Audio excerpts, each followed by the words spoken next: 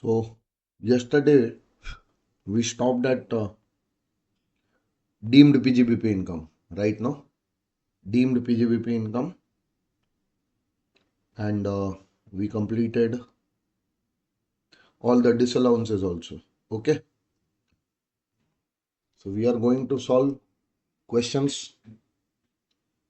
Ready to solve the questions, everyone? Ninth sum, ninth illustration.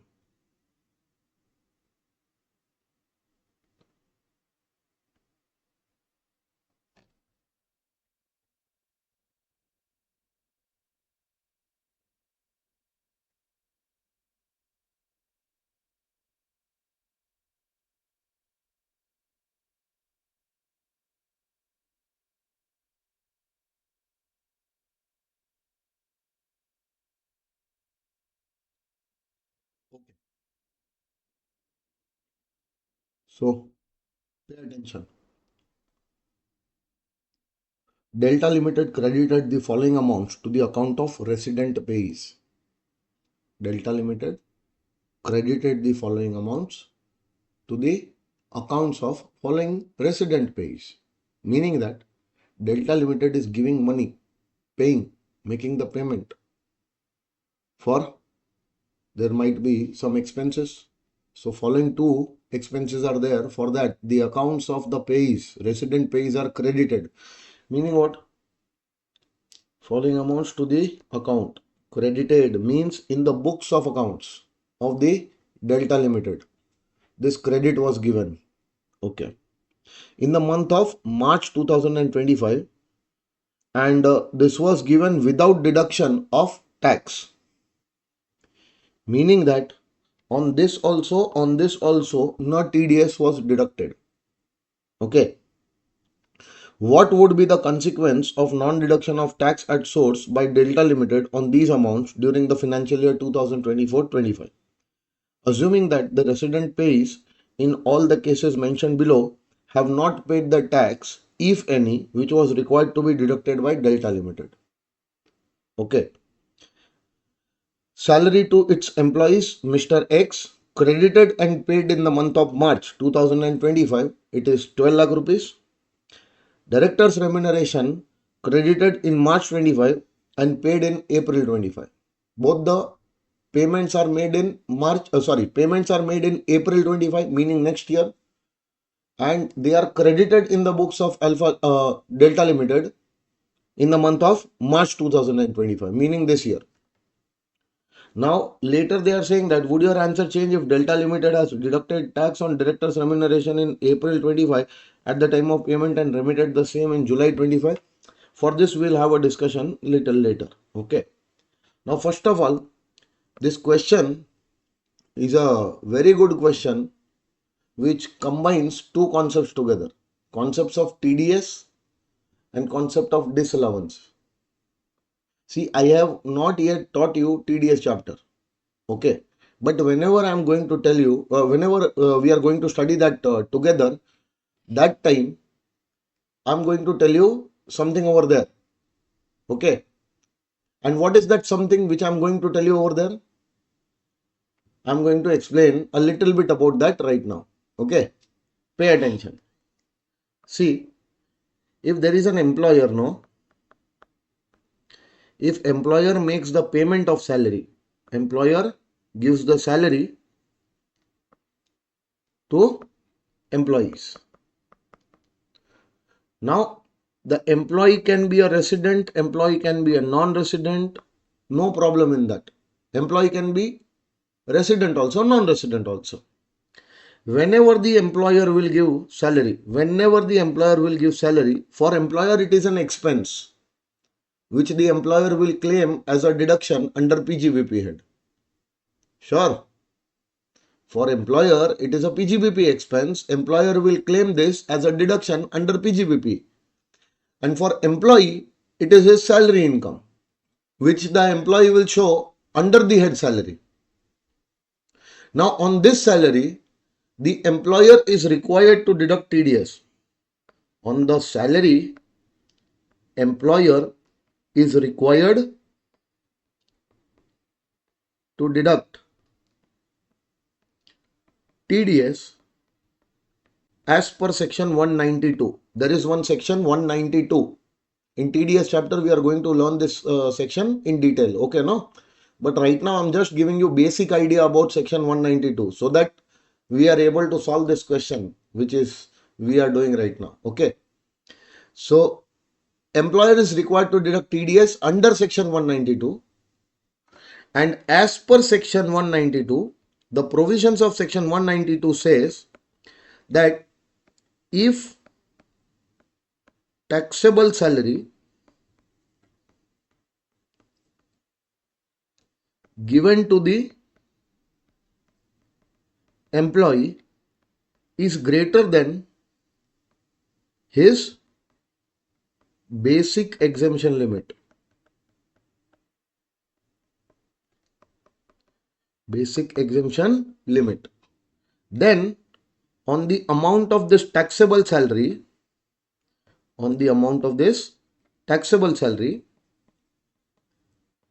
tax is to be deducted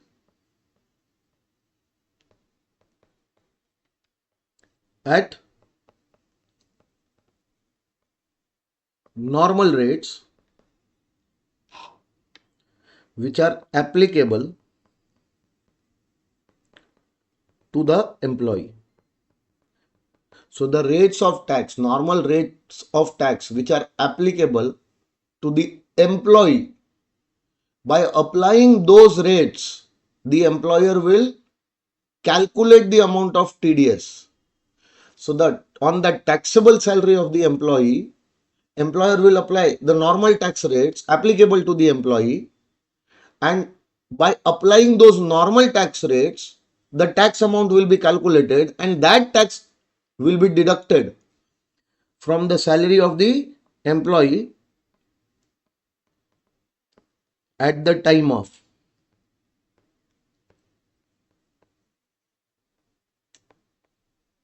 payment or credit,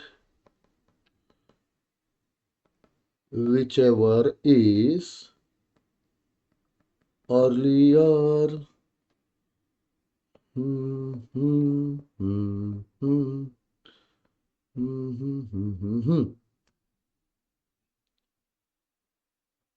For all the payments under TDS chapter, no, majority of the payments you will see that the TDS is to be deducted at the time of payment or credit, whichever happens earlier. At the time of payment or credit, whichever happens earlier. What did I say? At the time of payment or credit, whichever happens earlier. Meaning that in my books, whenever I will give the credit at that time, or when I will make the payment of that expense that time, whichever happens earlier, at that time I have to deduct TDS for all the payments which are given in TDS chapter. Okay, no? But for few payments there is an exception, and salary is one of those exceptions where it is said that under section 192, whatever TDS is to be deducted on the taxable salary of the employee at the rates, at normal rates applicable to the employee, will always be deducted at the time of payment of that salary. Hello, sir. Did you understand this much? So if I'm your employer, I'm giving you salary. Your taxable salary is what? Your taxable salary is more than your basic exemption limit.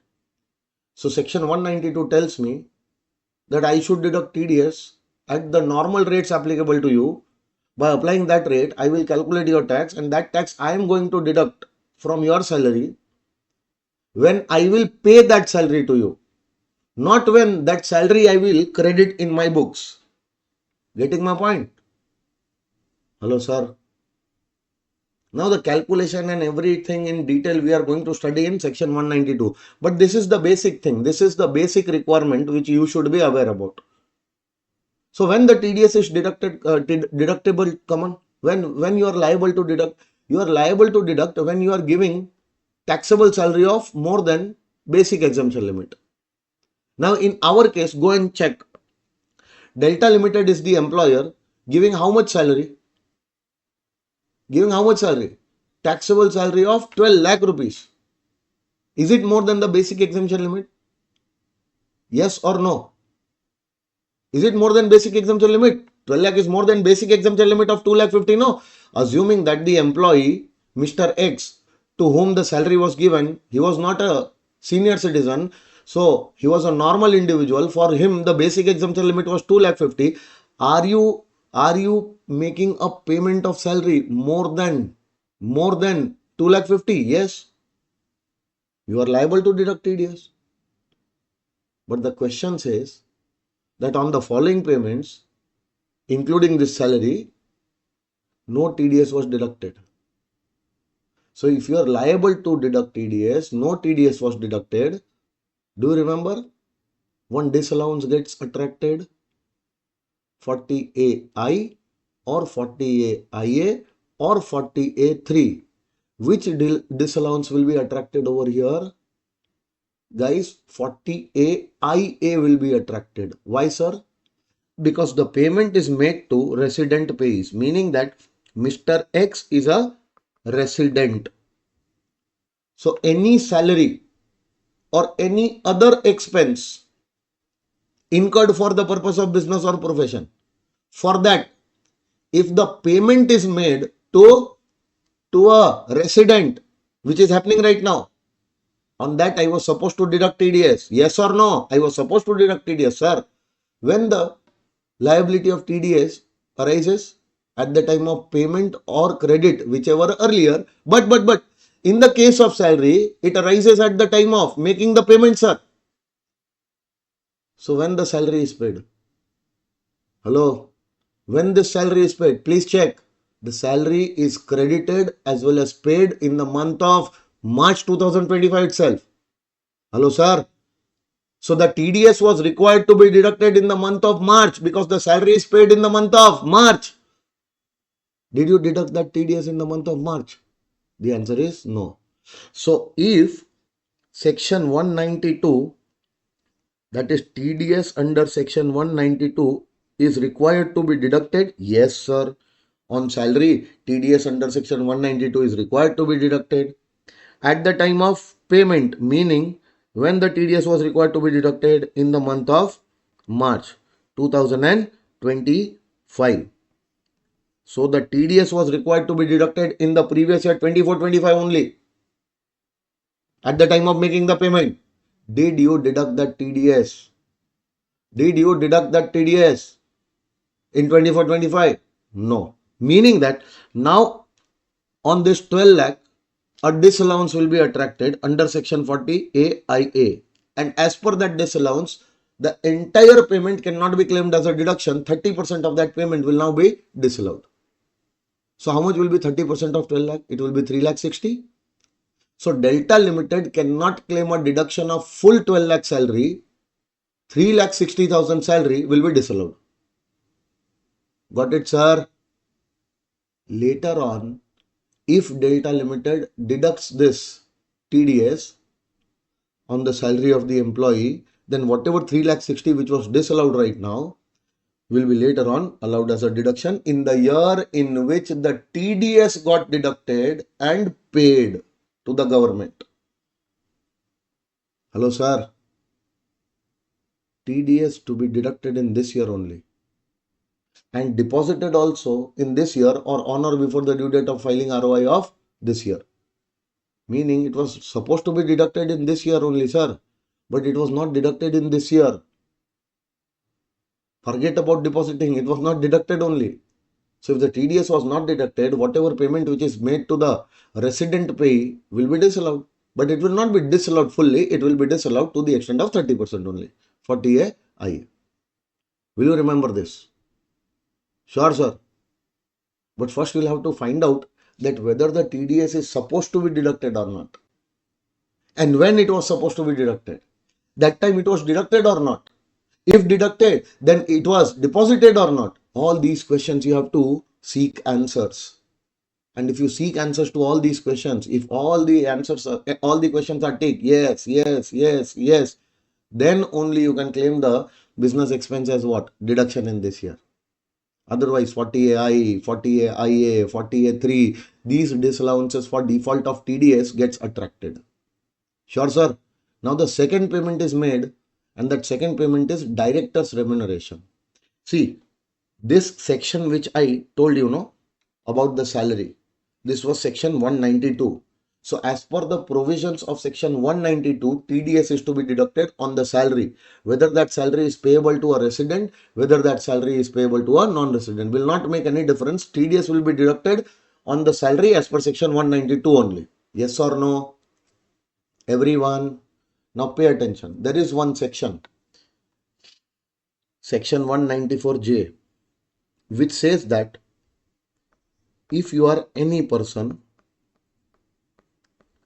any person means any person, okay? No, you can be individual, you can be HUF, you can be AOPBI, you can be any person.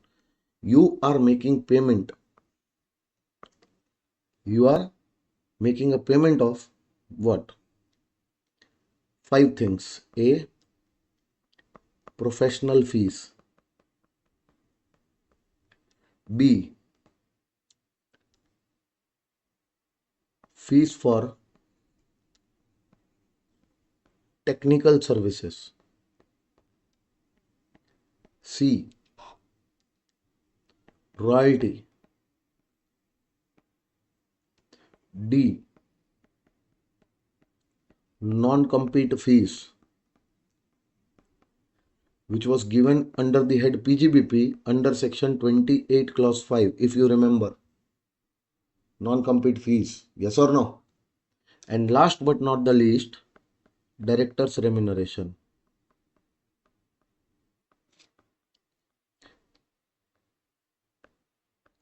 Now these are few amounts, these are few of the payments, and these payments are made to any resident person, Sir, what if these payments are made to a non-resident person? Then the TDS provisions are different. Whatever TDS provision which we are going to discuss right now, this TDS provision for this payment which we are going to discuss, if it is paid to a resident, so any person can make these payments to any resident person. So can I say this person is a payer, this person is a payer, and this person is a payee. So payer is making following payments. Number 1, which payment? Professional fees. Number 2, fees for technical services. Number 3, royalty. Number 4, non-compete fees. Okay, now pay attention now. 1, 2, 3, 4. Sir, 1, 2, 3, 4. Very good. Then 5 also, no? No, only 1, 2, 3, 4. 1, 2, 3, 4. If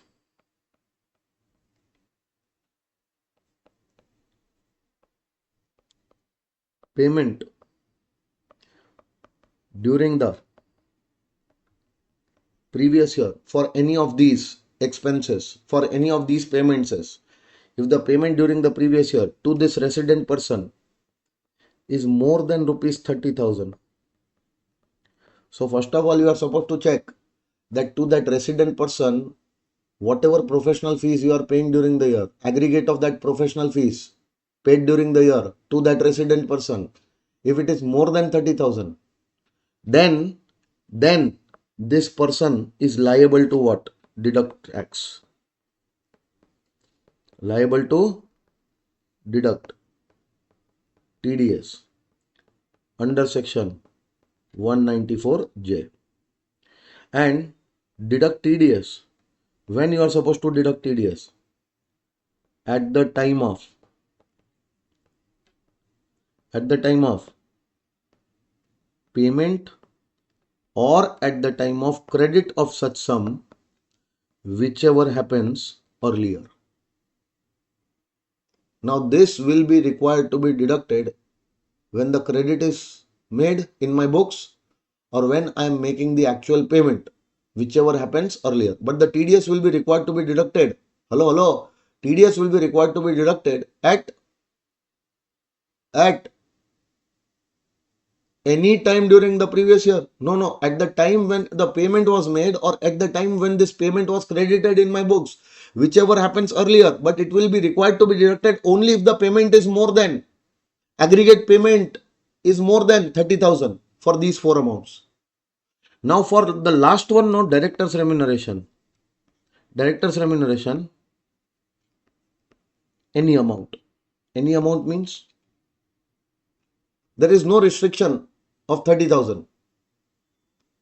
Even if the director remuneration paid is 5,000, TDS is to be deducted.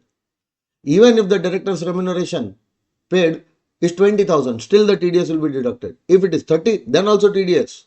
More than 30, then any amount of director's remuneration paid during the relevant previous year, on that amount, the TDS must be deducted at the time of payment or credit, whichever happens earlier. The rate of TDS and everything is prescribed in 194J, that we are not supposed to concentrate. Okay. Now tell me, which of these five amounts is given in the question? Come on. They're talking about director's remuneration. For that, was there any limit of 30,000? No. So whatever director remuneration paid in this year, 28,000, or credited in this year, paid or credited, whichever happens earlier. So the payment is made in the next year. See, April. And the credit in my books, the company has given the credit in its books in the month of March. So March or April, whichever happens earlier. So in the month of March only, at the time when this remuneration was credited in the books, at that time only the company should have deducted the TDS. Meaning, first question, is the provision of section 194J applicable? The answer is yes. Provision of 194J is applicable. As per 194J, the TDS needs to be deducted on this payment. Yes or no? Because payment is specified under section 194J and that payment is made to whom? Made to a resident. And the amount for this payment is not specified. So whatever amount of payment is made, I have to deduct TDS. So now I am confirmed that TDS was supposed to be deducted. But have you deducted the TDS? No. When that TDS was supposed to be deducted? March or April, whichever happens earlier. March credit, April payment. March credit, April payment. Whichever is earlier. March 25 only. So TDS was supposed to be deducted in this year only. Did you deduct the TDS in this year? The answer is no. Then whatever payment made on which the TDS was supposed to be deducted but not deducted, that entire payment will be disallowed. No. 30% of that payment will be disallowed because the payment is made to resident. Hello, sir. Hello, sir. So how much payment made? 28,000. On that, have you deducted TDS in the month of March? No. So this payment will be allowed. Yes, this will be allowed to the extent of 70%, but 30% of this payment, meaning 8,400, will not be allowed as a deduction in the previous year 24-25. Now, whenever you will deduct that TDS of 194J and you will deposit, at that time this 8,400 will be allowed in that year. In the year in which the TDS on this payment was deducted and deposited. Hello, sir. Will you remember? So, I have given you two sections, details which we are going to study in TDS provision. These details were required in order to understand whether the TDS was required to be deducted or not. So, first of all, first payment is what? Come on, tell me. First payment is salary to Mr. X, rupees 12 lakhs. Mr. X is a resident. So 12 lakh salary was payable to this resident. Okay. On this, TDS under section 192 must be deducted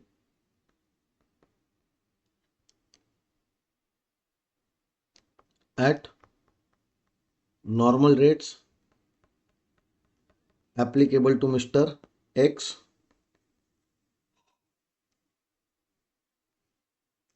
at normal rates applicable to Mr. X since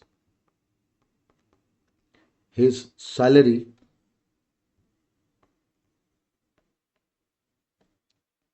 exceeds his basic exemption limit. Okay, no? TDS under section 192 was required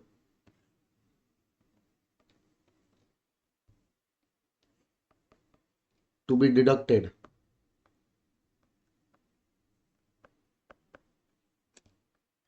at the time of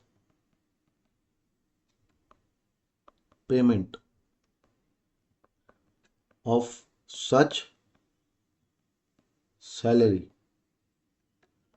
to the employee, that is in March 25. Okay, now since no TDS under section 192 was deducted by Delta Limited, therefore 12 lakh into 30% is equal to 3 lakh 60,000. This much amount is disallowed under section 40 IA in the previous year 24-25, because in that year only the TDS was required to be deducted. Will you remember this thing? Will you be able to write like this? Okay, no? 2 mark small question can come like this on the concept of TDS. Sure? So for the second payment, can you write down like this? Okay, second payment was director's remuneration. Write down.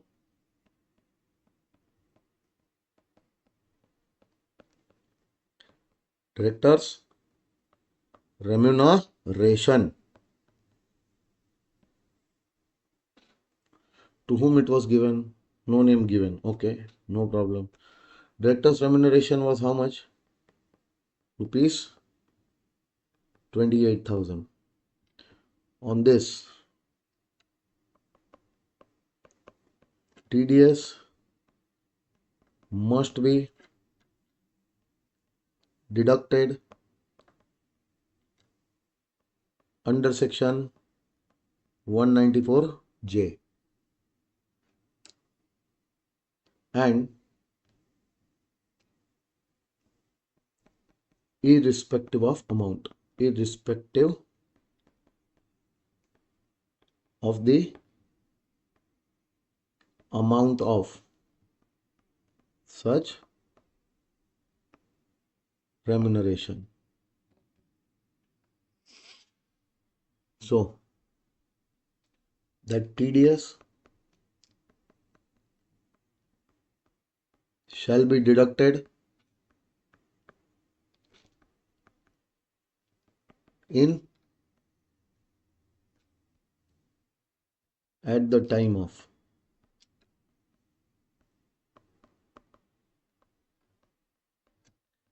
payment, meaning April 25, or credit, meaning March 25.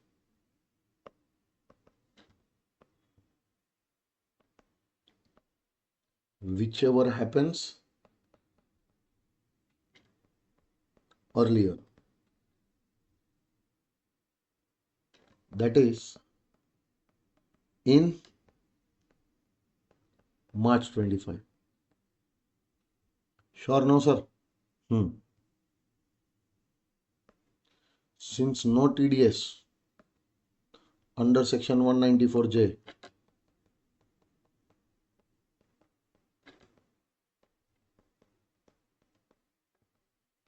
was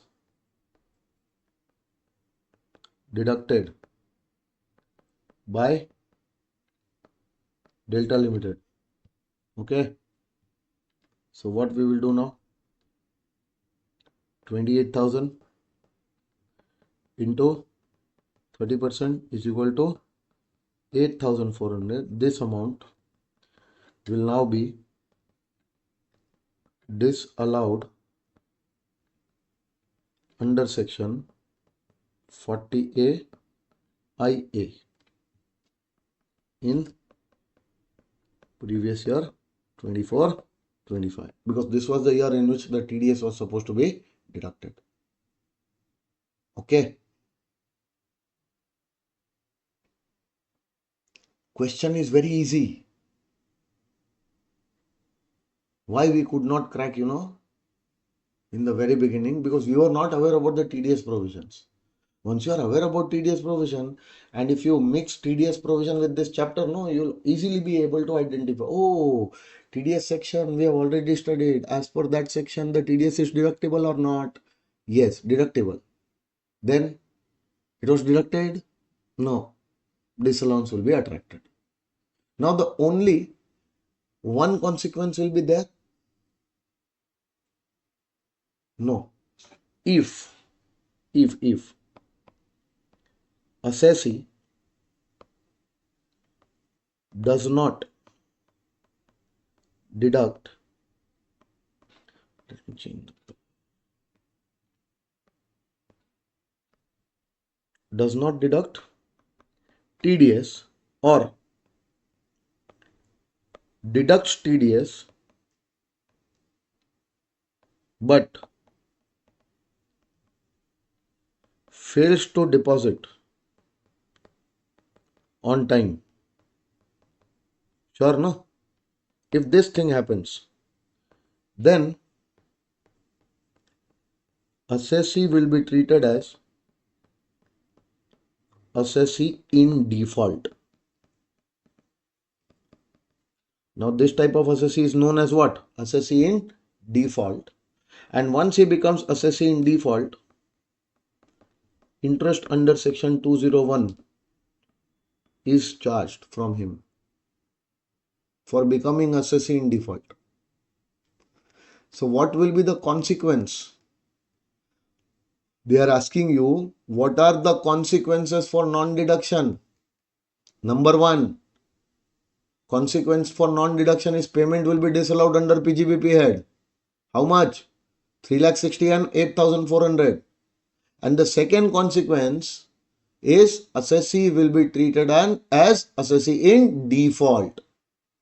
Because whenever he does not deduct, or if he deducts but does not deposit, that time he is treated as assessee in default, and from him an interest under section 201 is charged. So this will be the second consequence.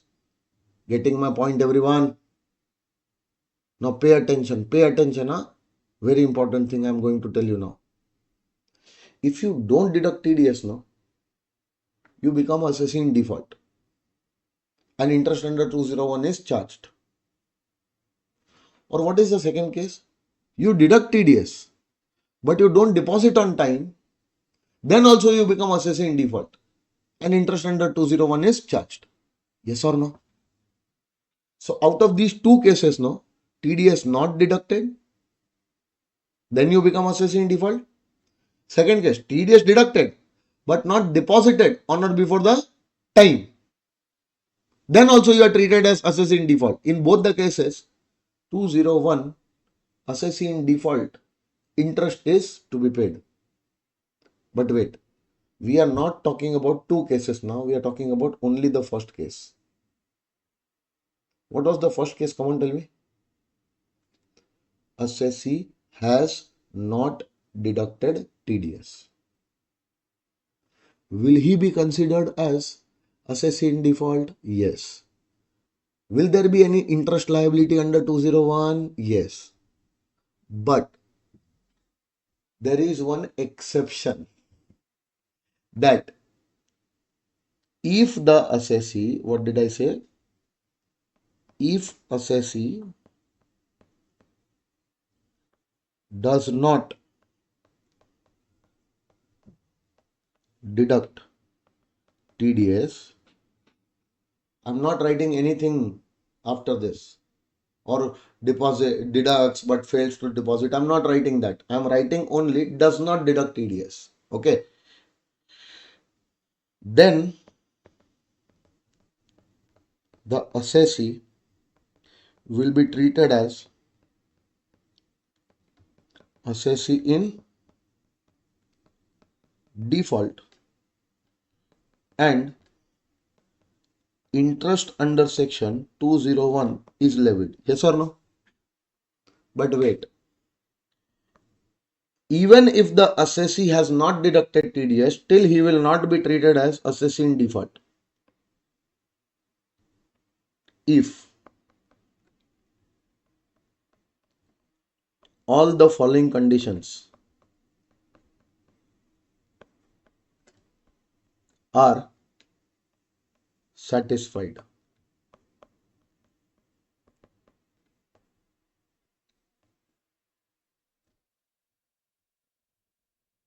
First one,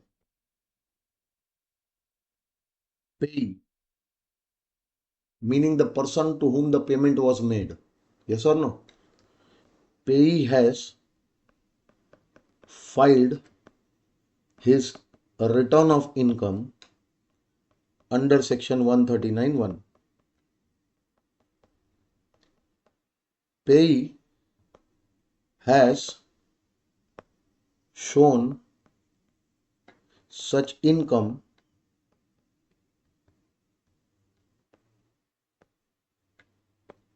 in such return, ROI file,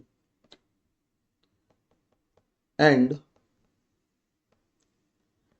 payee has paid the tax on the entire income shown in such ROI.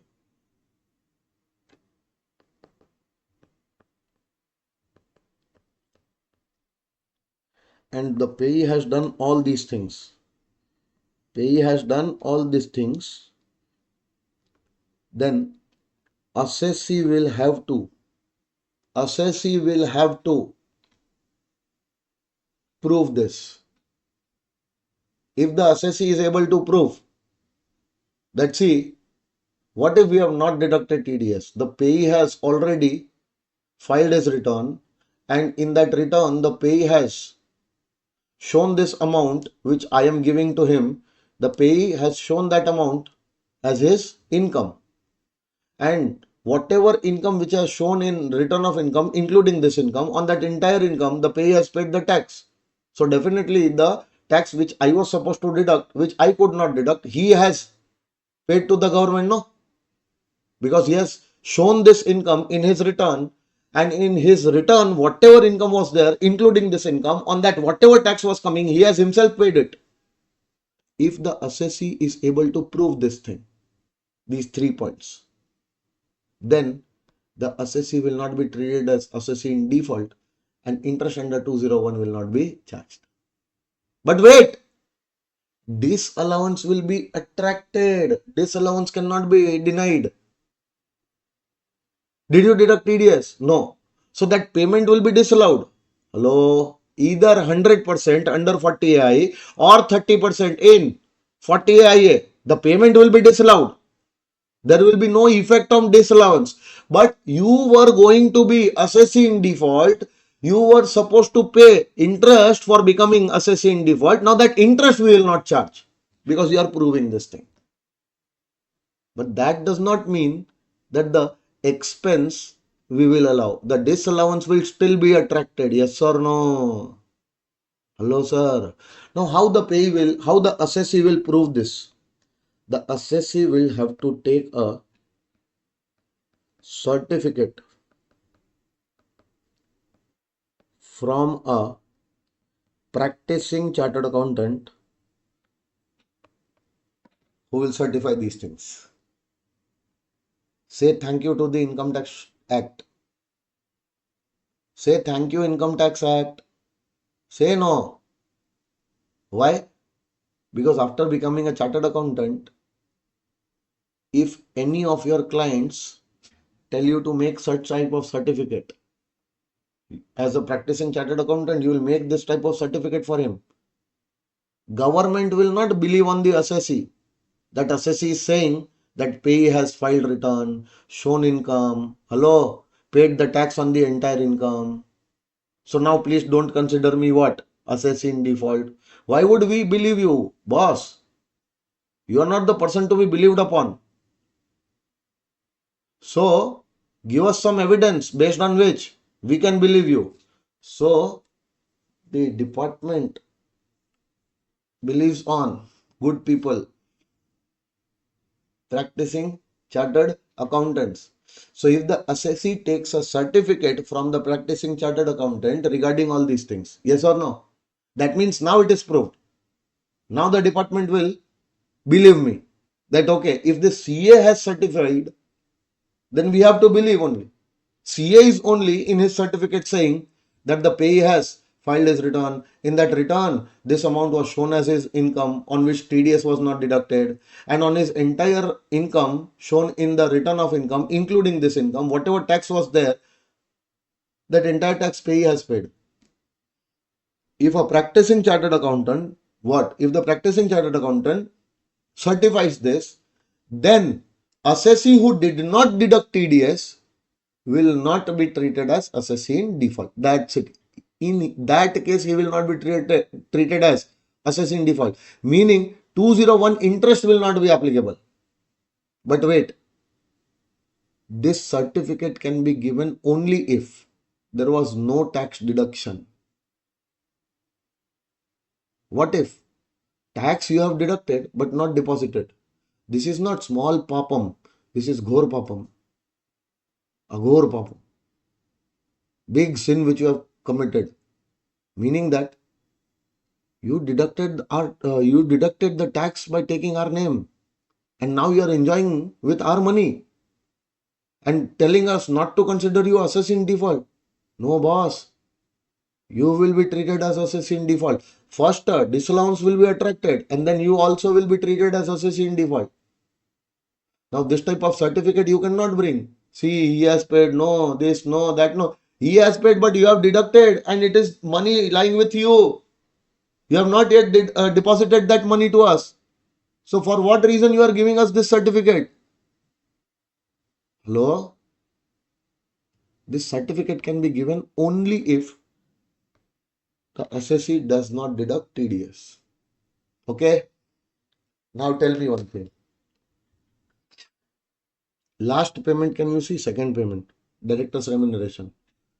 When the TDS was supposed to be deducted. March, no?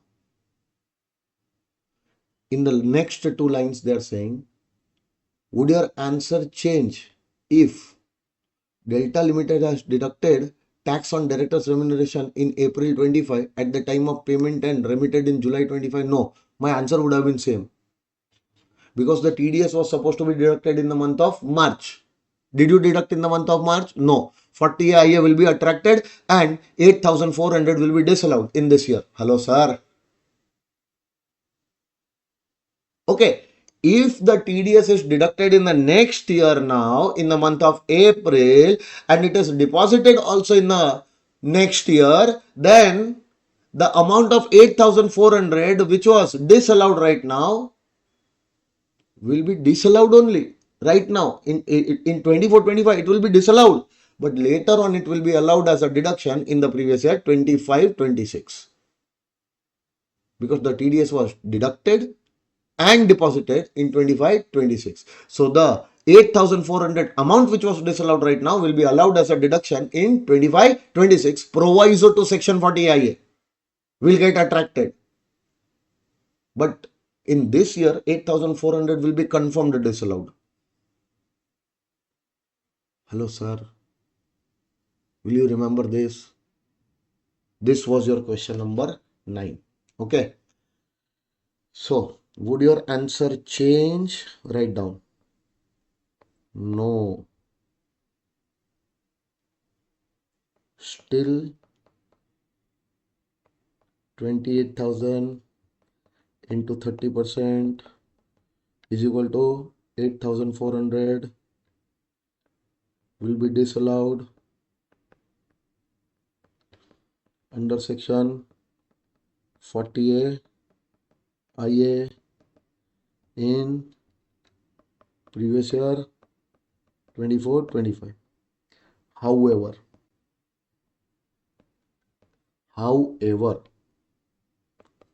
TDS was deducted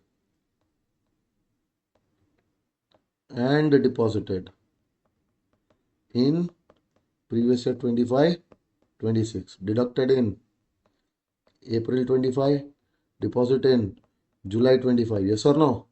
That is in previous year 25-26. Therefore, as per the proviso to section 40A IA, 8,400 will now be allowed in previous year 25-26. That is the year in which the TDS is deducted and deposited.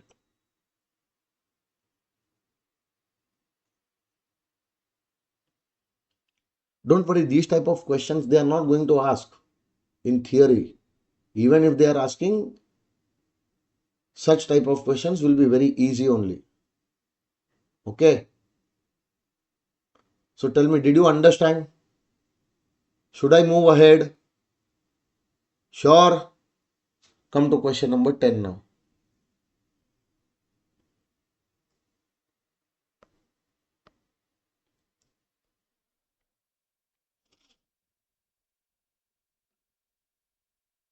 You start. Did you try this question at home? You tried it. Now wait. Before you start this, no, I will give you some basic idea, basic, detail of TDS provision, which will be helpful to solve this question. Sure, no? Wait. See, under the TDS provisions, no, if the payer is there, payer,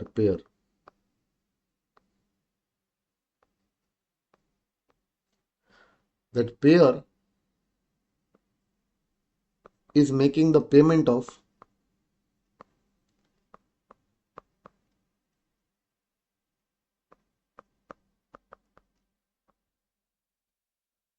under section 194A, interest other than interest on securities, 194A. Then 194C payment he is making, payment for contract fees. Then 194 DEFGH, commission and brokerage.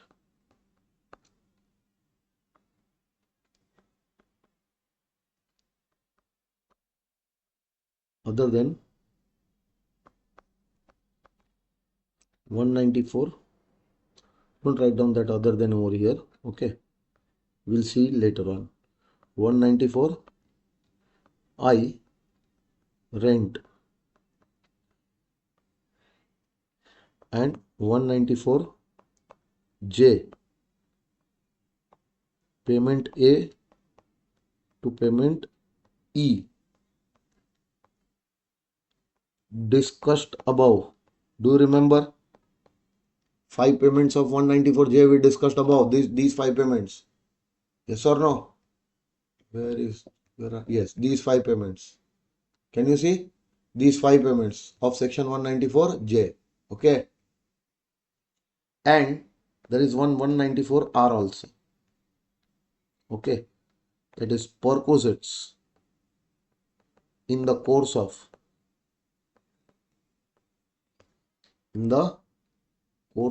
business or profession.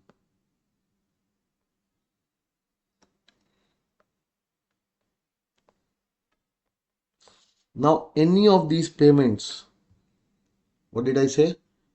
Any of these payments, again, any of these payments are made to any resident person.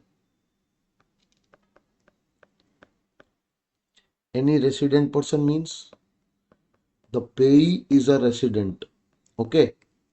Then under these sections, the TDS are supposed to be deducted. Okay. You are supposed to follow these provisions. You are supposed to follow the provisions of 194C to deduct TDS on contract fees. You are supposed to follow the provisions of 194I to deduct TDS on rent. Okay. So then these provisions will be applicable on you and you will be liable to deduct what? TDS as per these provisions. But wait, if the payer is an individual, if the payer is an individual or HUF whose last year, in the last previous year, his business turnover did not exceed 1 crore and his professional gross receipt or his professional gross receipt did not exceed 50 lakhs. I am talking about a payer. I am talking about a payer. Who is that payer, friends? That payer is either an individual or that payer is HUF. That payer is making these payments in this year. Hello, sir. This type of payer making these type of payments in this year to any resident pay. This year the payments are made. Who is making the payment? An individual or HUF whose last year business turnover was not more than 1 crore. Whose last year professional gross receipt was not more than 50 lakhs.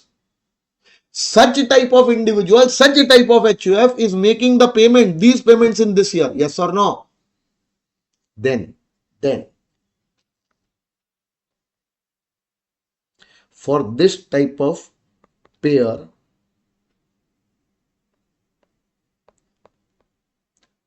above provisions for tax deduction are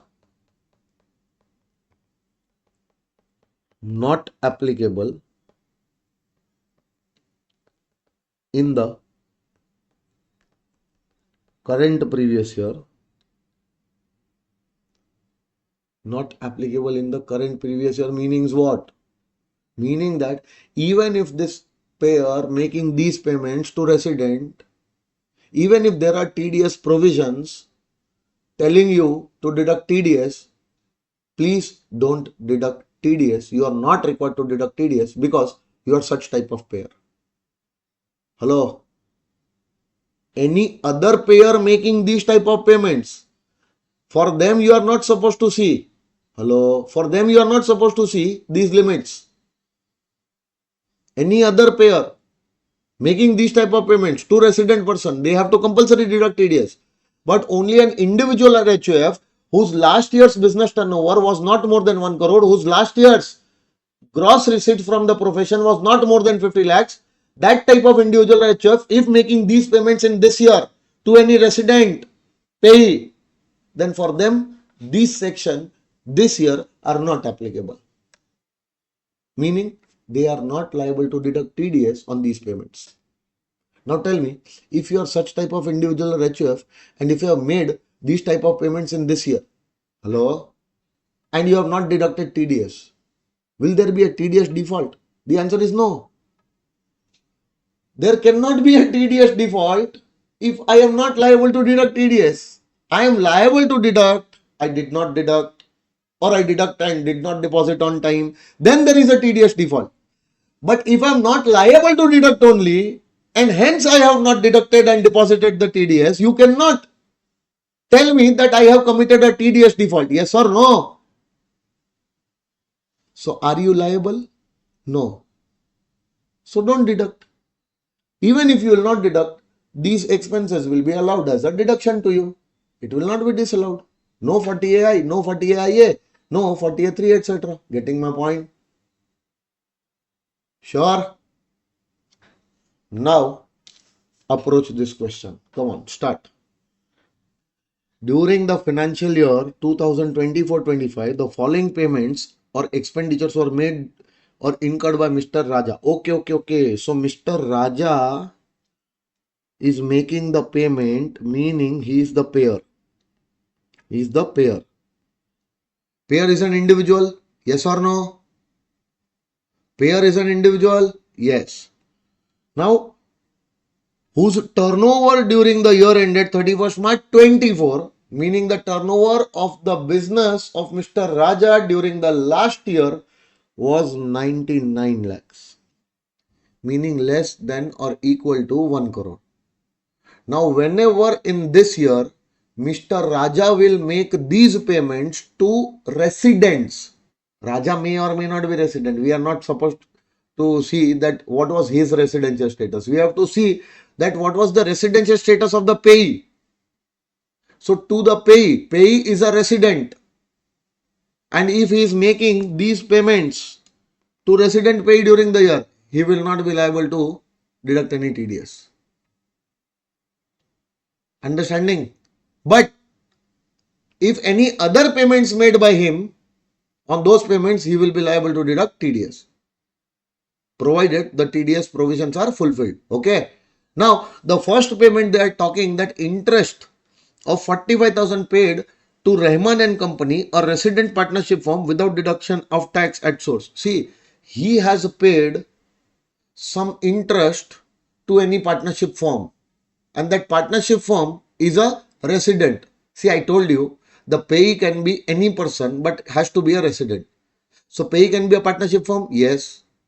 A resident? Yes. To that payee, to that partnership firm, he was paying an interest. This is not interest on securities. This is any other interest. Interest on securities means interest on debentures, interest on government securities, interest on bonds, etc. Other than interest on securities, whatever interests are there, they are covered in section 194A. And 194A says that if the payment of interest during the previous year in aggregate is more than 5,000, if payment of interest other than interest on securities during the previous year in aggregate, it is more than 5,000, then you have to deduct TDS from that interest, provided the payment is made to resident payee. Is this interest paid to resident payee? Yes. Is the aggregate amount of interest more than 5,000? Yes. See, in certain cases, there will be a limit of 40,000 and 50,000 also in 194A. So, I'm not getting you involved in those things. The basic limit is what? 5,000 only for that interest. So, is that interest more than 5,000? The answer is yes. TDS is required to be deducted? The answer is yes.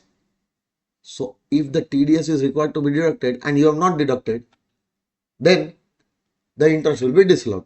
But sir, you are a payer who is an individual whose last year turnover does not exceed 1 crore. So even if you are making the payment of this interest, which is more than 5,000, you are not required to deduct any TDS. So 194A TDS provisions are not applicable on you, Mr. Raja. Hence, you have not deducted TDS. Have you done something wrong? Have you done something wrong? No. Have you committed a default of TDS provisions? No. So you are not treated as assessee in default also. And for you, the interest which was expense will be allowed as a deduction. Hello, sir. So this interest will be allowed in the hands of Raja. Did you understand? Sure? Okay. Now, coming to the second payment, Raja is making the payment of salary. Hello? To a resident individual. For that, please don't see what was the turnover during the last year, what was the gross receipt of the profession in the last year. To make the salary payment, you are not supposed to see such things. So, are you paying the salary to any resident or non-resident? Yes, sir. How much is that salary? Sir, 10 lakhs, sir. Is the amount more than the basic exemption limit of that person? Yes, sir.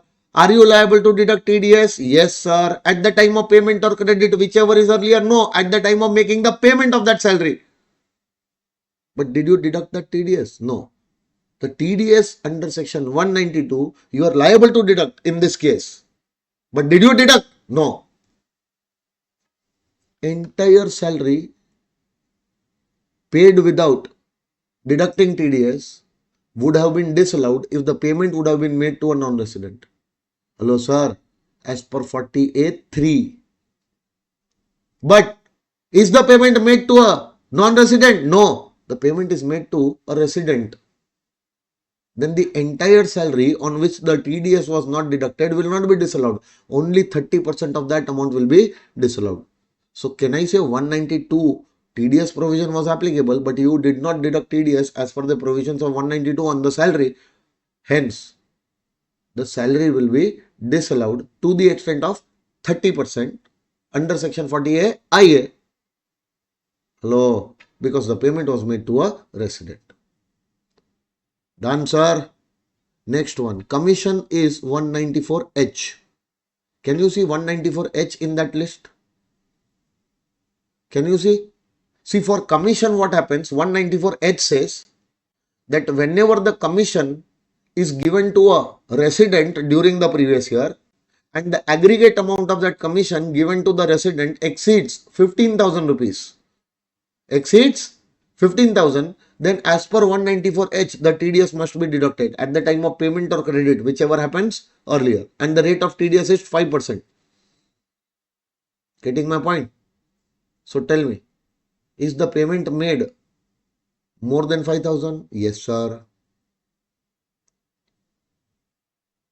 So were you liable to deduct TDS? No, sir. 194H not applicable on you because you are an individual whose last year's business turnover is not more than 1 CR. So this year, even if you are making the payment of commission more than 15,000, 194H provision not applicable on you. You are not liable to deduct any TDS on this amount. Hence, you have not deducted. So will that commission be your allowable expense? Yes, it will not be disallowed. It will be allowed as a deduction. And further, you are not treated as assessee in default also in this case. Briefly discuss whether any disallowance arises under the provisions. Assuming that the payee in all cases mentioned above has not paid the tax.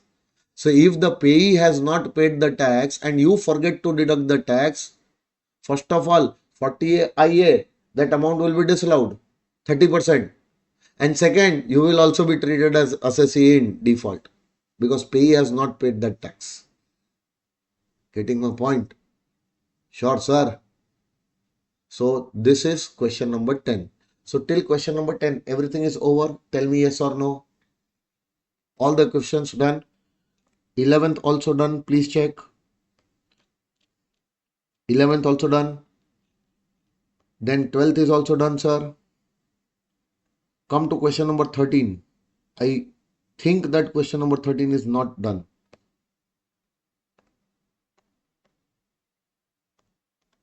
Illustration number 13. We have not done it, no? Okay.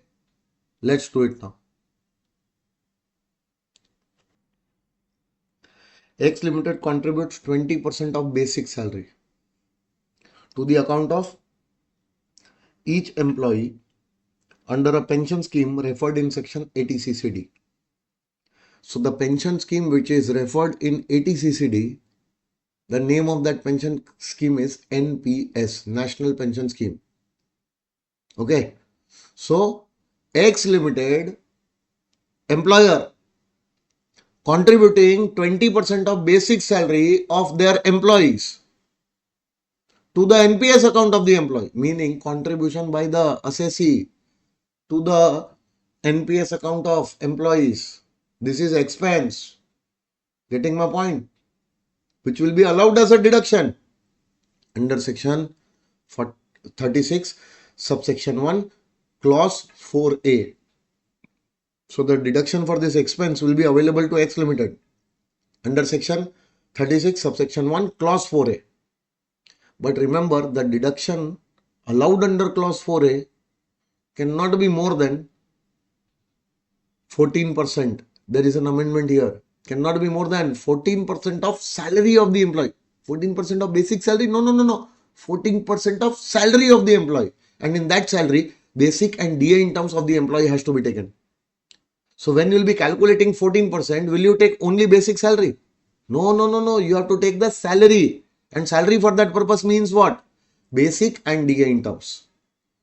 So, there they are saying dearness allowance is also given to the employees, which is 40% of their basic salary, and it forms part of the pay of the employee, meaning that the DA which is given to the employees is DA in terms. The DA which is given to the employees is what? DA in terms, which will be given 40% of the basic salary. Yes or no? Now, compute the amount of deduction allowable under section 36(1)(4)(a). If the basic salary of employees aggregate to 10 lakh, would disallowance under section 40(a)(9) be attracted? If so, to what extent? Pay attention.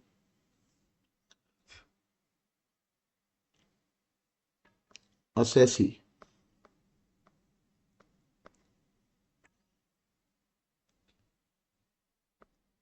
Assessees, meaning employers, contribution to NPS account of his employees. How much is contributing? 20% of basic.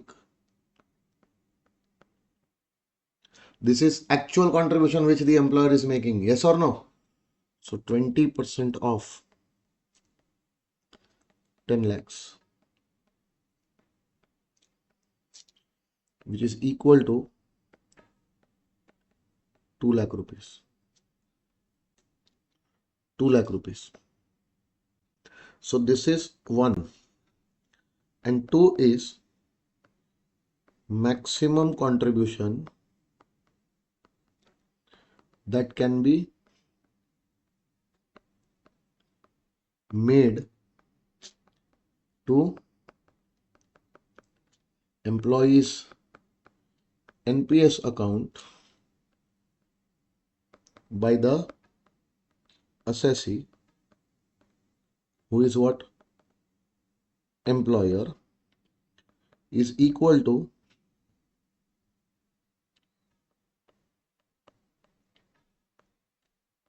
there is an amendment over here. So it is not 10%, it is 14% from now onwards. 14% of what? Salary. And sir, the salary will be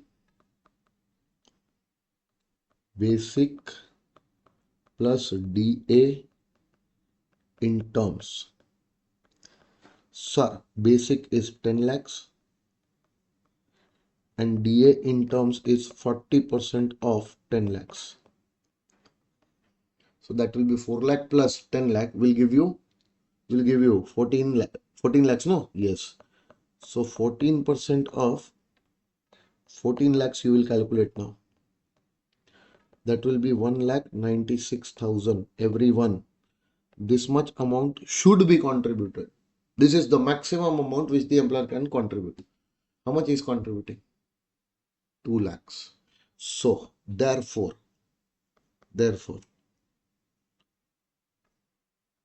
contribution up to rupees 1,96,000 and contribution in excess of 1,96,000, that is rupees 4,000. Okay, so contribution of 1,96,000, what should I do? This will be allowed, and in excess of 1,96,000, 4,000 will be disallowed. Will you remember this? This is allowed under section 36 subsection 1 clause 4a, and this is disallowed under section 40a subsection 9. Sure, sir? Should we move ahead? So question number 13 also done. Let's go to the next question. Question number 14, please check. Have we done question number 14? We have done it? No. So we are going to do this question also. Very good question. Don't mark it important. This is a good question. This will test you on 43B. Remember yesterday we were doing section 43B. Last 3 important points I discussed with you.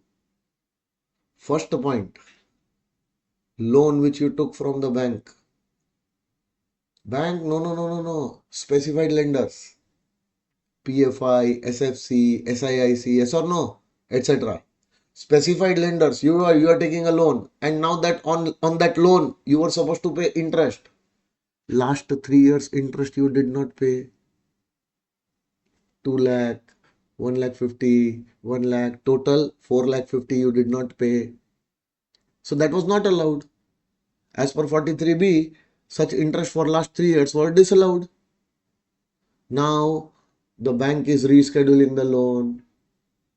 Your loan tenure increased, your loan rate, reduced, and bank is asking you what to do about this 4 lakh 50 interest which is remaining. You told convert it into loan, and now you are saying, oh, on conversion of this loan of the last 3 years it is paid, and you are trying to claim the deduction. Will you get it? No. Conversion of interest payable which was already disallowed, that conversion of that interest into loan will not be treated as actual payment. So in the year of conversion it cannot be claimed as deduction. Do you remember? Now this loan interest which was converted into loan, the year in which this loan will be paid, no. In that year this loan is nothing but interest paid.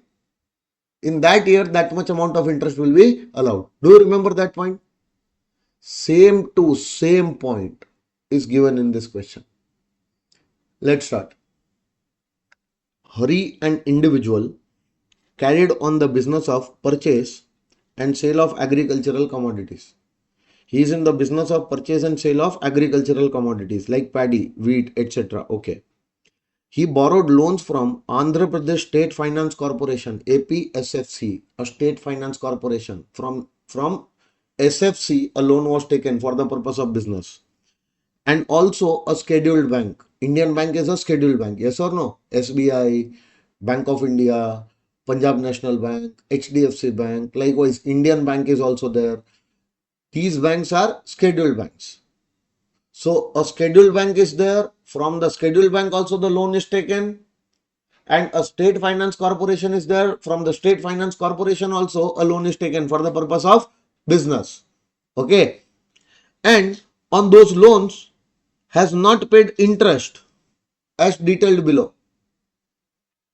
So this much interest was supposed to be paid, but it is not yet paid. To Andhra Pradesh State Finance Corporation, last year and this year interest 15 lakhs not paid. To Indian Bank, this year interest 3 lakh rupees, 30 lakh rupees not paid. See, last year's interest shall be paid in last year. or on or before the due date of filing ROI of last year, which was not paid. And this year's interest also should be paid in this year or on or before the due date of filing ROI of this year. It has to be paid, which is not paid only. Understanding? So last year as well as this year's interest of a state finance corporation is not paid, and this year's interest of the scheduled bank is not paid. Now what you are doing? Both APSFC and Indian Bank, while restructuring the loan facilities of Hari during the year 24-25, converted the above interest payable by him to them as a loan, repayable in 60 equal annual installments. Meaning both the lenders, specified lenders, in this year converted, converted converted that interest into loan. So can you say last year's interest paid in this year? Why? Because it is converted into loan. Can you say this year's interest paid in this year? Why? Because it is converted into loan. You cannot say. So converting these loans in this year into another loan is not a payment of these interest. Hello sir, check. Hari paid 5 installment of State Finance Corporation and 3 installments of Indian Bank. The loans were repayable in 60 equal installments. Meaning this was converted into a 15 lakh rupees loan to be repaid in 60 installments. So 15 lakhs divided by 60 will give you 25,000. And that 25,000 multiplied by 5 installments paid in this year. Getting my point? First of all, entire 15 lakhs converted. Entire 30 lakhs converted in this year. Will it be treated as payment of interest? No. So that 15 lakhs or 30 lakhs will not be allowed as a deduction in this year because it is not paid yet. Now out of that 15 lakhs, you are paying 5 installments. This 15 lakhs was payable in 60 equal annual installments. 60 equal installments. Out of 60 installments, 5 installments are paid in this year. So to the extent of that 5 installment, whatever interest is there is paid in this year, no? Claim it as a deduction in this year. And 3 installments out of this 30 lakhs is paid in this year. So 30 lakhs divided by 60 will give you 50,000 per month. And likewise, 3 installments of 50,000 is paid in this year to Indian Bank. So 3 into 50 will give you 1,50,000. So this and this. Wait.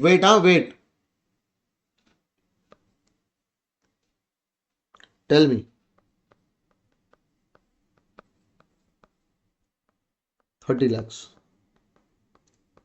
This is Indian Bank interest. And this is Andhra Pradesh State Finance Corporation. Sure, sir. This is also interest. This is also interest.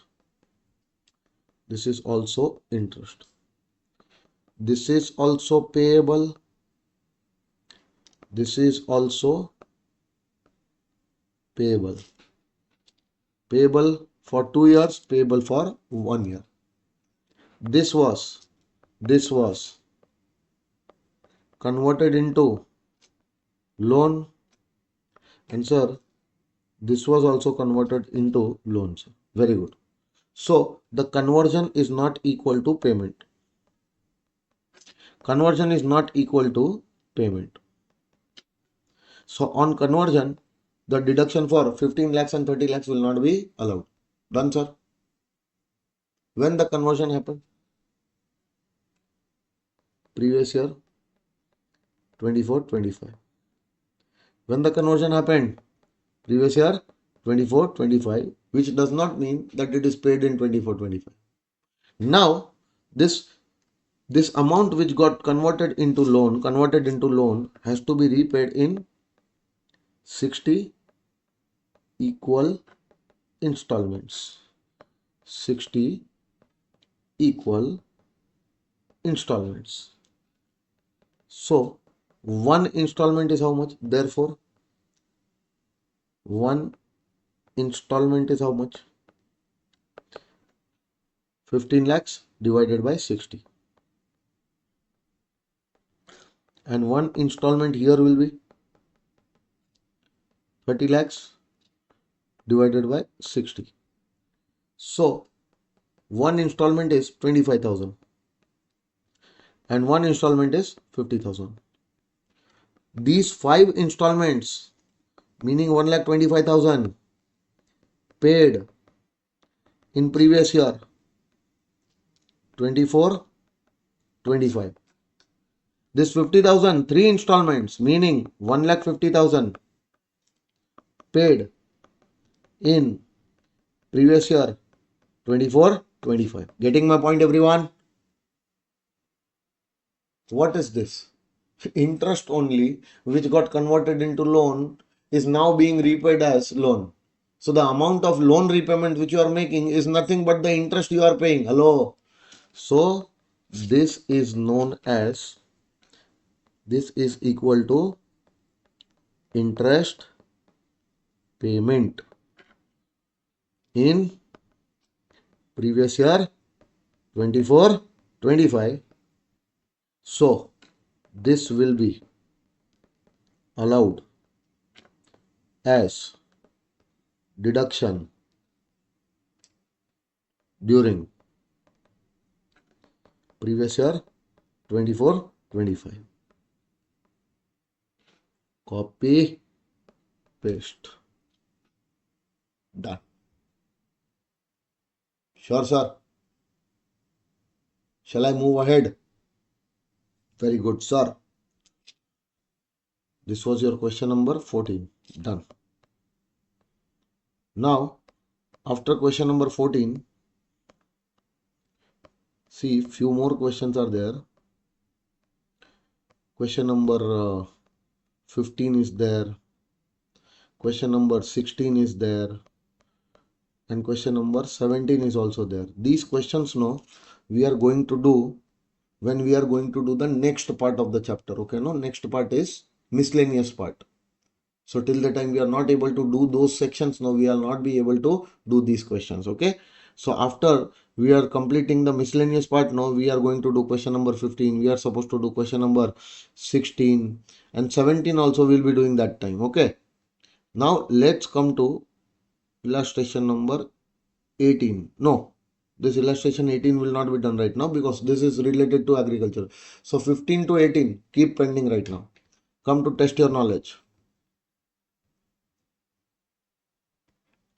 Test your knowledge. First question done.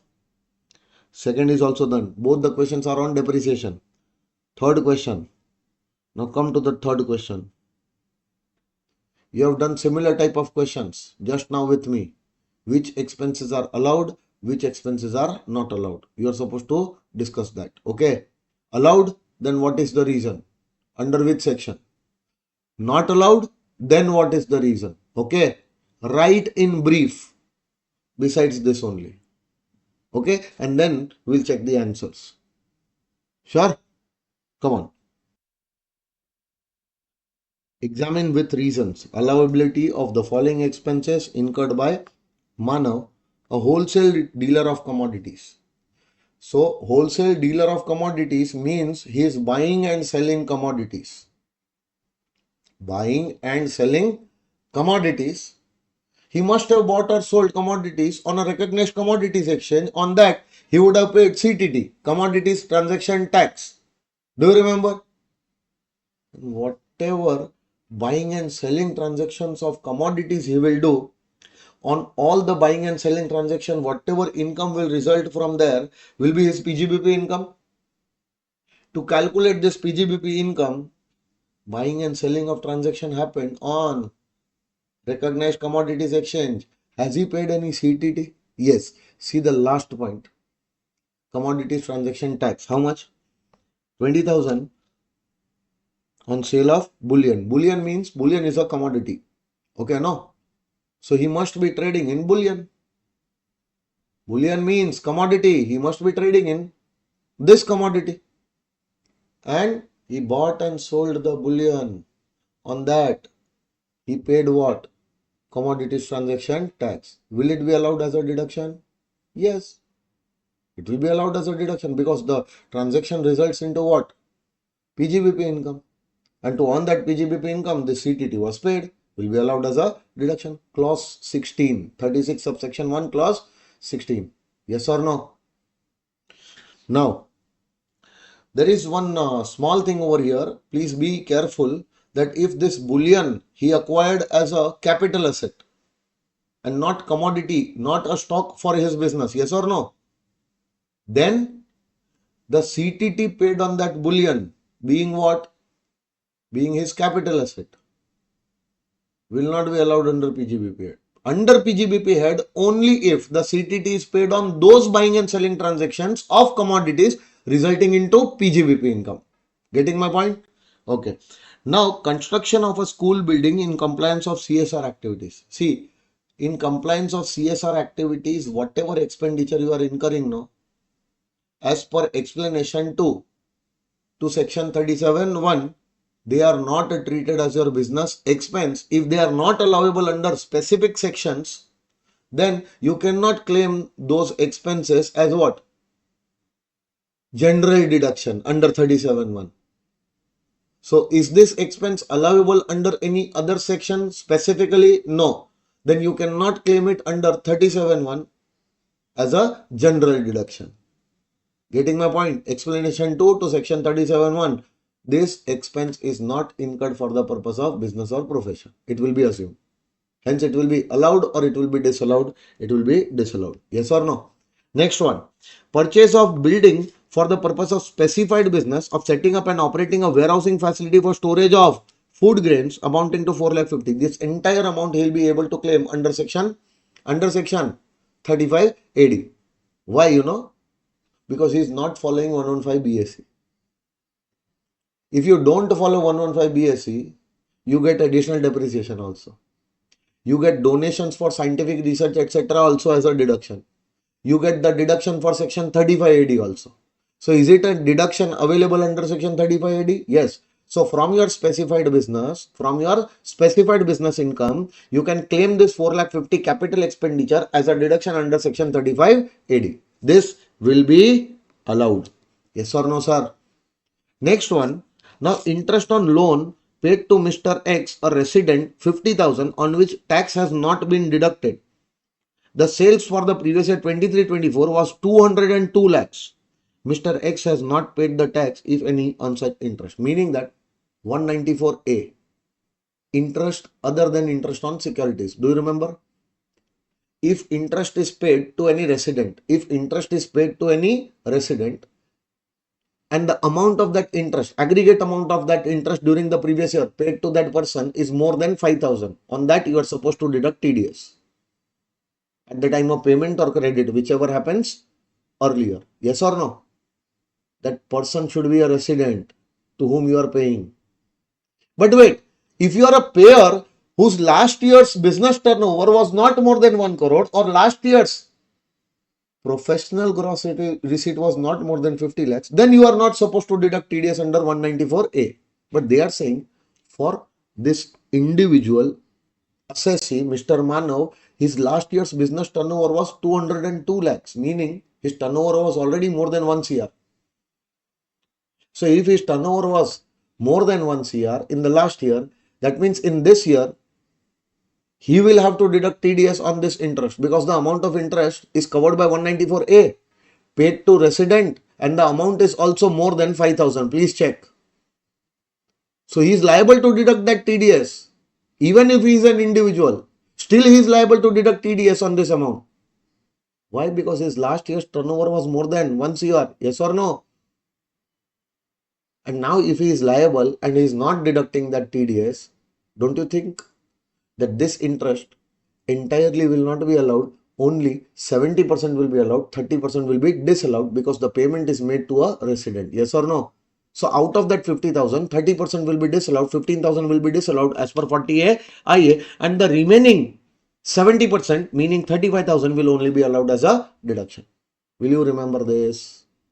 Next one, CTT we have already discussed. Okay. Now coming to the next question. Question number 4. In question number 4, no, you are supposed to examine with reasons for the following subdivisions whether the following statements are true or false. You are supposed to say that the statement given is true. Then what is the reason for that? If the statement given is false, what is the reason for that? Okay, no. So one by one, please check. For a dealer in shares and securities, you are a dealer. Dealer in shares and securities means for you the shares and securities are stock in trade. Okay. Securities transaction tax paid in a recognized stock exchange is permissible business expenditure. Meaning it is an allowable business expenditure. Is it true or false? True. For a dealer in shares and securities, buying and selling of shares and securities on a recognized stock exchange, this transaction will result in his PGBP income. So any STT paid on those buying and selling transaction as per 36 subsection 1 clause 15 will be allowed as a deduction. So the statement is true. Yes or no?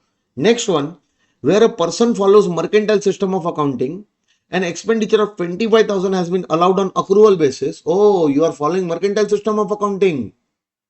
There was some expenditure of 25,000 which was allowed on what basis? Due basis. Okay. And in the later year, in respect of the said expenditure, assessee makes a payment of 25,000, payment of more than 10,000. The expenditure was 25,000, meaning more than 10,000. That entire expenditure was allowed. Now that entire expenditure of 25,000, which is an amount which is more than 10,000, later on it was paid by a mode which is not a specified mode. Cross check is not a specified mode. Then the amount of expenditure which was allowed earlier, out of that, whatever payment which is made right now, that entire payment is made right now. Okay. If that payment is more than 10,000, then it has to be by way of prescribed modes only. If you make the payment by way of any mode other than prescribed mode, then the entire payment will be treated as a deemed PGBP income as per 40A3A. Yes or no? So this 25,000 which was allowed earlier on due basis, they are saying that this 25,000 is paid later on by way of cross check, which is not a mode specified. Hello? Then 25,000 can be treated as PGBP under section 40A3A in the year of payment. Is the statement true? The answer is yes. The statement is absolutely true. Correct? No? Next one. Is it mandatory to provide for depreciation under section 32? Sorry, it is mandatory to provide for depreciation under section 32 while computing the income under PGBP. This is also absolutely true. You remember? I told you, ask someone that whether they know this logic or not. Why the depreciation claim is mandatory? Any asset purchased for the purpose of business or profession. Hello, its entire cost will be allowed as a deduction out of that business income for which the asset is used. No. From there only it should be allowed. You don't have any other option to claim this cost under anywhere else. This is mandatory to be claimed from the business income only. Did I tell you this? So this statement is true or false? This statement is true. Because as per an explanation to section 32, explanation 5 to section 32, claiming of depreciation from business income is mandatory. Getting my point? Claiming the cost of the asset, claiming the capital expenditure incurred on the asset used for the purpose of business or profession by way of depreciation is mandatory. The statement is true. Next one. Mediclaim insurance premium paid to General Insurance Corporation by Mr. Lomesh for his employees by an account paycheck during this previous year is a deductible expenditure under section 36. Yes, under section 36 subsection 1 clause 1b, any medical insurance premium of the employees, any group insurance premium of the employees, any personal accident policy premium of the employees is allowable as a deduction under section 36 subsection 1 clause 1b. But mediclaim of the employee must be paid by way of a mode other than cash. Only then it will be allowed. So see, Lomesh is paying the mediclaim. This mediclaim is allowable under section 36. It is paid by cross check. It is paid by account pay check. Even if it was paid through cross check, no, still it was allowable. Why, sir? Why? Because the payment is made for the employee's mediclaim. Mediclaim premium paid by way of any mode other than cash will be allowed. Sure, no? So it is any mode other than cash.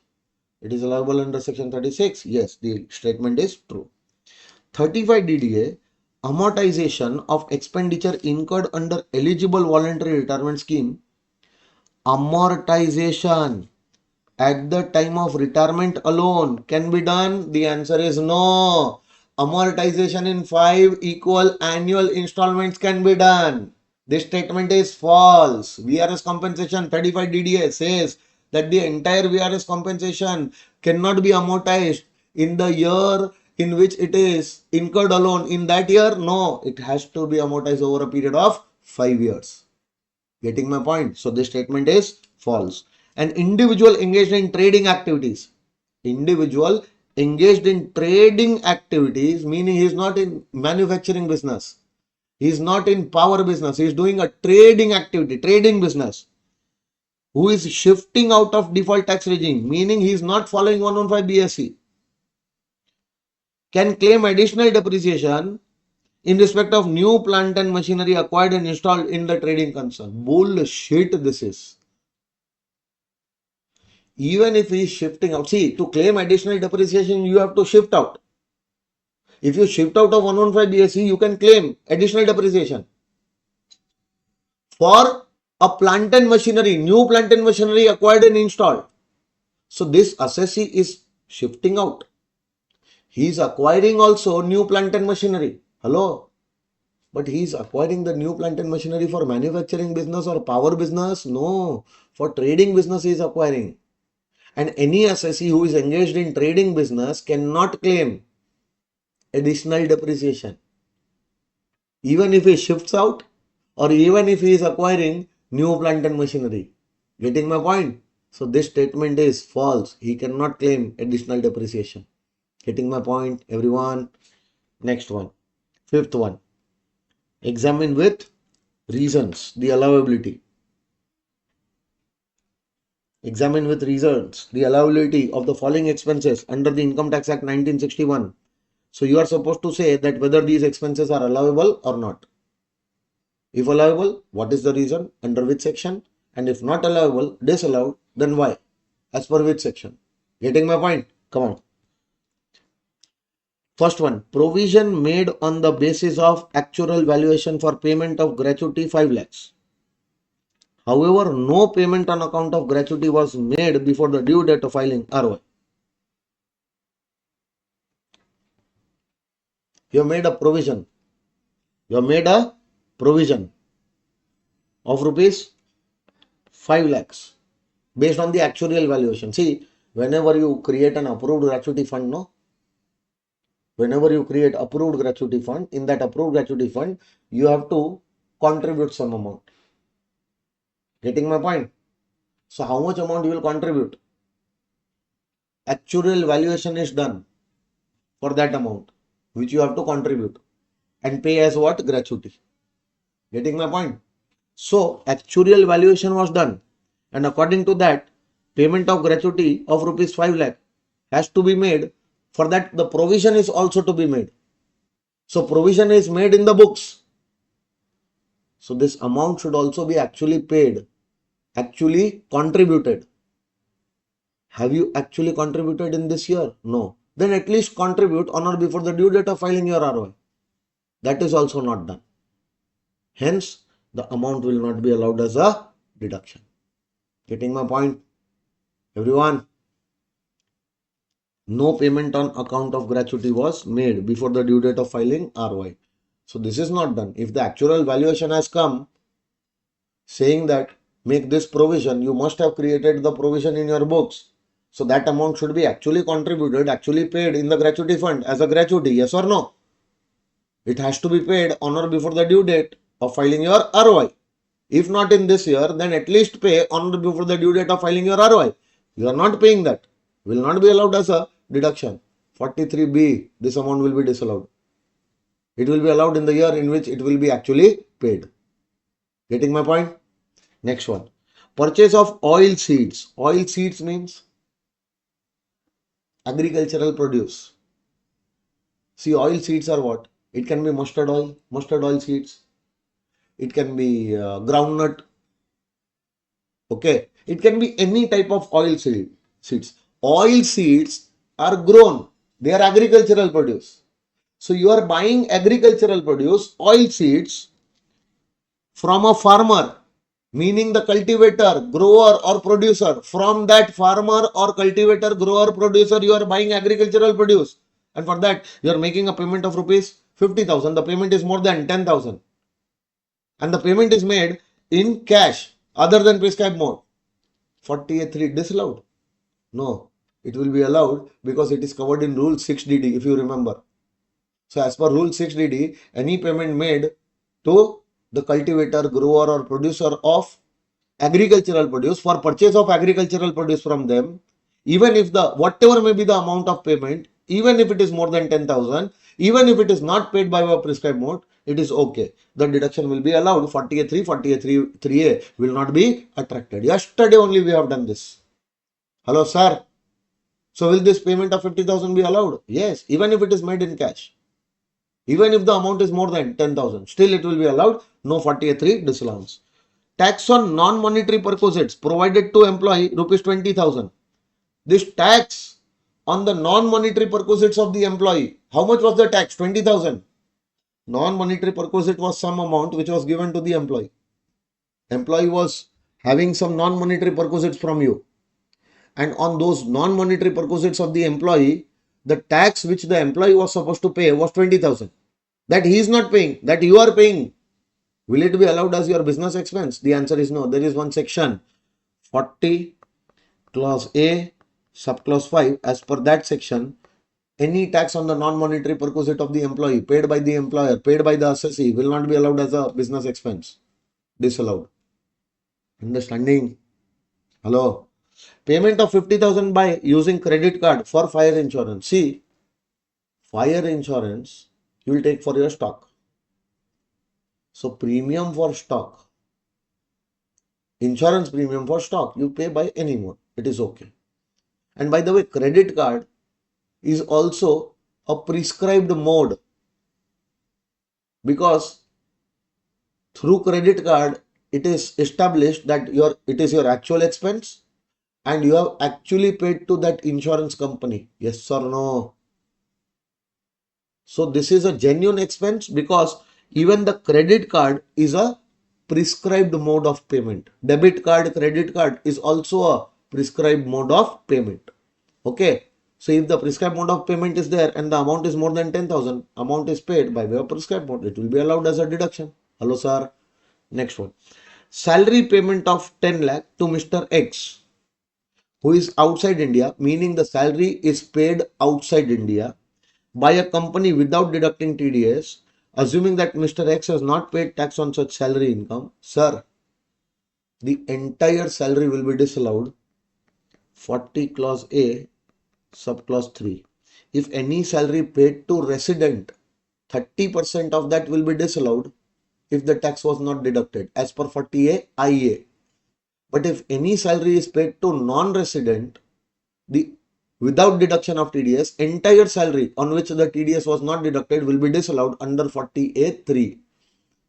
And later on, even if the TDS is deducted, then also the amount disallowed cannot be allowed. Remember, no? Next one. Payment made in cash, 30,000 to a transporter in a day for carriage of goods. Do you remember for transporters, the limit was 35,000? So any payment up to 35,000 by any mode is allowed. So will it be disallowed or it will be allowed? It will be allowed.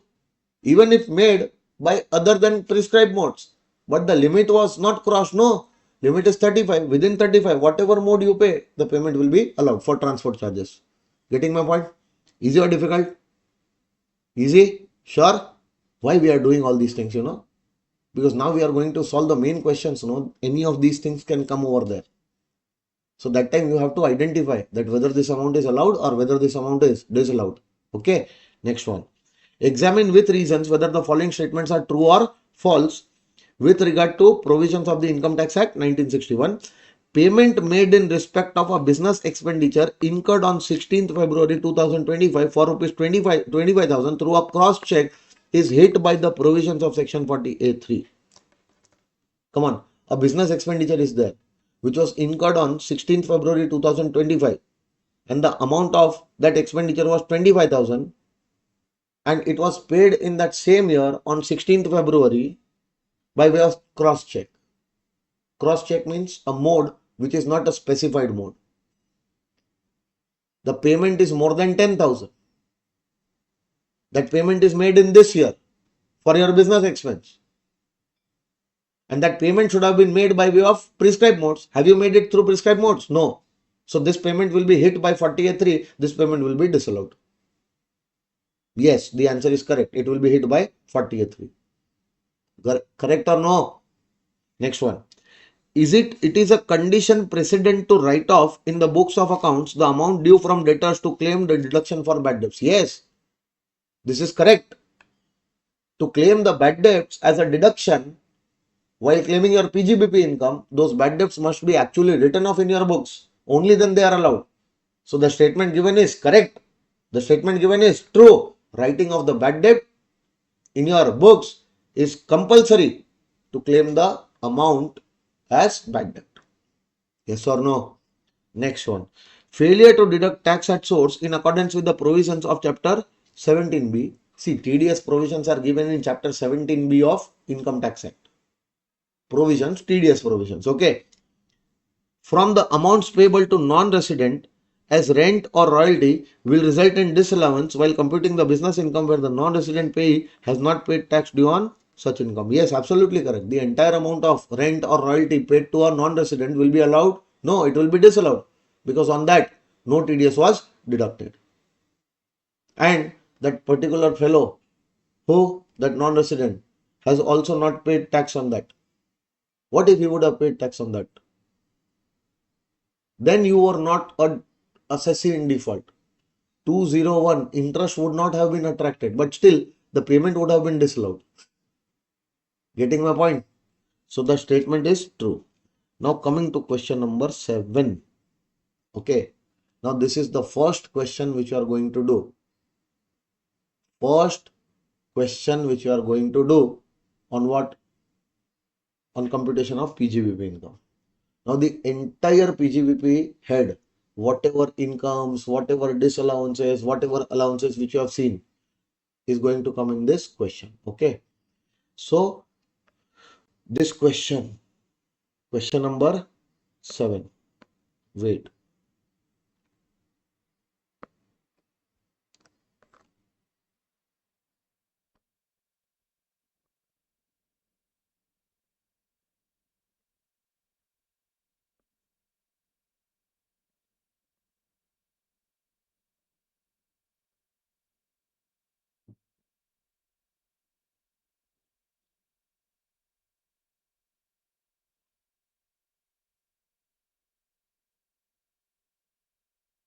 Mr. Shivam, meaning the assessee is an individual.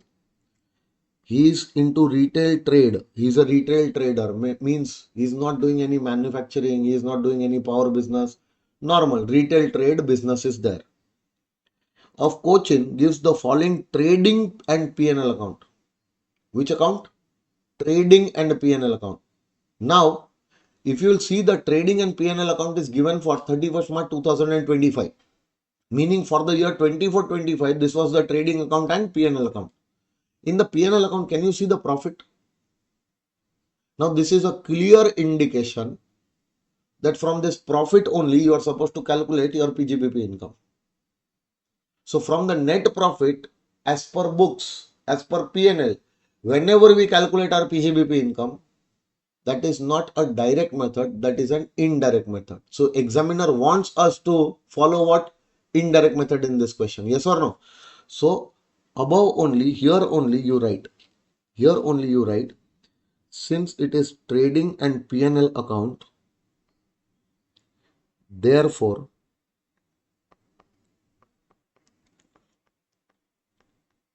PGBP income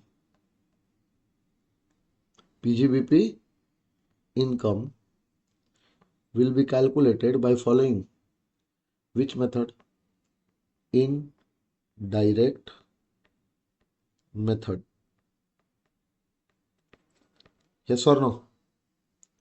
Now, whenever we read such questions, see, first question will come in your examination. First question will come. 15 mark compulsory question. In that question, believe it or not, PGBP will be there. And this type of the format it will be given. But in that question, PGBP as per this method, other heads will also be given. So you are supposed to calculate PGBP also, other heads income, which is given there, plus 224 deductions, chapter 6 deductions will be given. Few adjustments regarding clubbing and set-off provisions will be given. You will be told to calculate total income. But to calculate that total income, you will have to calculate all heads including PGBP. This question, same question can be framed, same question can be given in the exam, and they will tell you calculate the total income. So that time how to read the question, first read the information given above the table. Then forget the table, read the information given below the table. Then in the end, you are going to read this table. Hello. So how to read the question is also very important. What you are going to do? Information.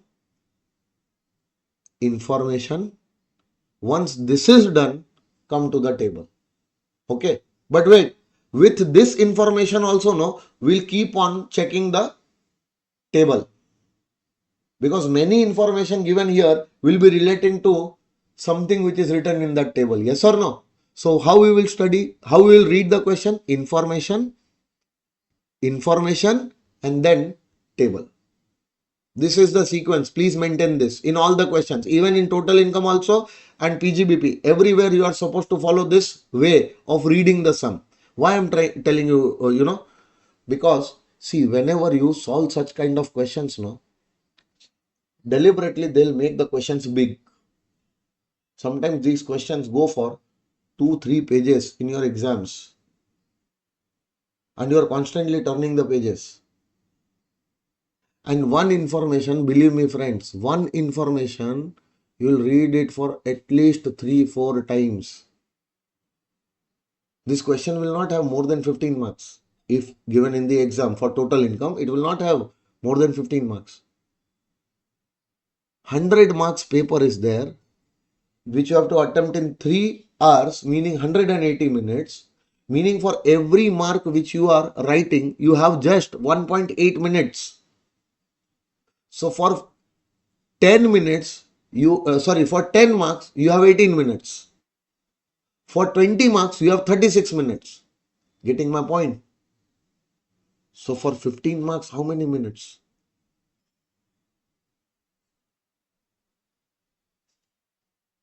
Approximately 25 to 27 minutes. So within 25 to 27 minutes, the question has to be read properly. And your presentation, your answer should also be written within those 25 to 27 minutes. And you won't believe if I tell you, in such type of questions, students usually spend at least 35 to 50 minutes on an average. Just imagine, will you ever be able to attempt the entire question? The things which you will be knowing, no? For those things, there will be no time remaining to attempt those questions. So you have to be very precise in your planning. And if you are taking more time in such questions, these questions are deliberately framed to eat your time. Put a timer that this is 15 marks question. I will not allocate a single minute beyond the time required. I will leave it. I will do other things. Then again I will come to this. But if you will, if you will run behind this. No, I have to solve. I will crack this question. Trust me, the question will be easy only. You'll be knowing everything. But sometimes you'll be confused. And that will take your time reading the question again and again, reading the things again and again. Okay. So the manner in which we are solving this question, no, if you apply the same process, trust me, one information you will be reading only once. And with so much of confidence, you'll be solving the question that every damn single thing which you have done is correct. You just have to make the calculations on your calculator. Your final amount will be there. You just have to present it now. Sure, we'll see it today. So first information, then leave the table. Come to information number 1, additional information. What they are saying? It was found that some stocks were omitted to be included. Some stocks were omitted to be included in both the opening and closing stock. Meaning that whatever opening stock appearing here, no, and closing stock appearing here, no, they are undervalued. They are undervalued. Means in the opening stock, 9,000 less recorded. Debit side, expense side. And on the right hand side, closing stock, right hand side means income side, 18,000 less recorded. So can I say your business profit, first business profit, gross profit, which you have brought down here, which will ultimately result into your net profit. From that gross profit only the net profit will be derived, no? So can I say your net profit is higher by 9,000 and it is lower by 18,000? Closing stock 18,000 not recorded. So gross profit was less by 18,000. Accordingly, the net profit is less by 18,000. Opening stock 9,000 not recorded. Accordingly, your gross profit is 9,000 higher and your net profit is 9,000 higher. Yes or no? This is wrong, no? Your net profit should not be higher by 9,000 because of undervaluation of opening stock. Your net profit should not be 18,000 lower, hello, because of undervaluation of closing stock. So what you'll have to do? You'll have to adjust this undervaluation of opening and closing stock in your net profit only, no? No need to adjust in gross profit. Because if you're adjusting in net profit, automatically the effect will be given. Yes or no? So tell me. Now one simple question I am telling you. Simple question. Opening stock debit side item, credit side item. Debit side item. Debit side 9,000 not recorded. Means debit side 9,000 business expense not recorded. Meaning the profit is higher by 9,000. What should I do? I will have to reduce the profit by 9,000. Business related expense not recorded. Profit is higher. So I will have to reduce the profit, no? Hello, sir. Unrecorded business expense. UBE 9,000. Did you understand the thing which I told you? This 9,000 is UBE. This is an expenditure which should have been debited to P&L but was not debited to P&L. Because of that, the profit is higher by 9,000. I will reduce the profit by 9,000 by considering this as an expense related to business which was not recorded. So I will now reduce. Then the effect will be rectified. Yes or no? Same logic for closing stock. Closing stock 18,000 recorded less. So the net profit is also less by 18,000. So now I will increase the profit by 18,000 by considering this amount. This is an income side item. Income side 18,000 is less. So profit is 18,000 less. So I have to increase by profit. So this will be my unrecorded business side item, business income. income side item. Yes or no?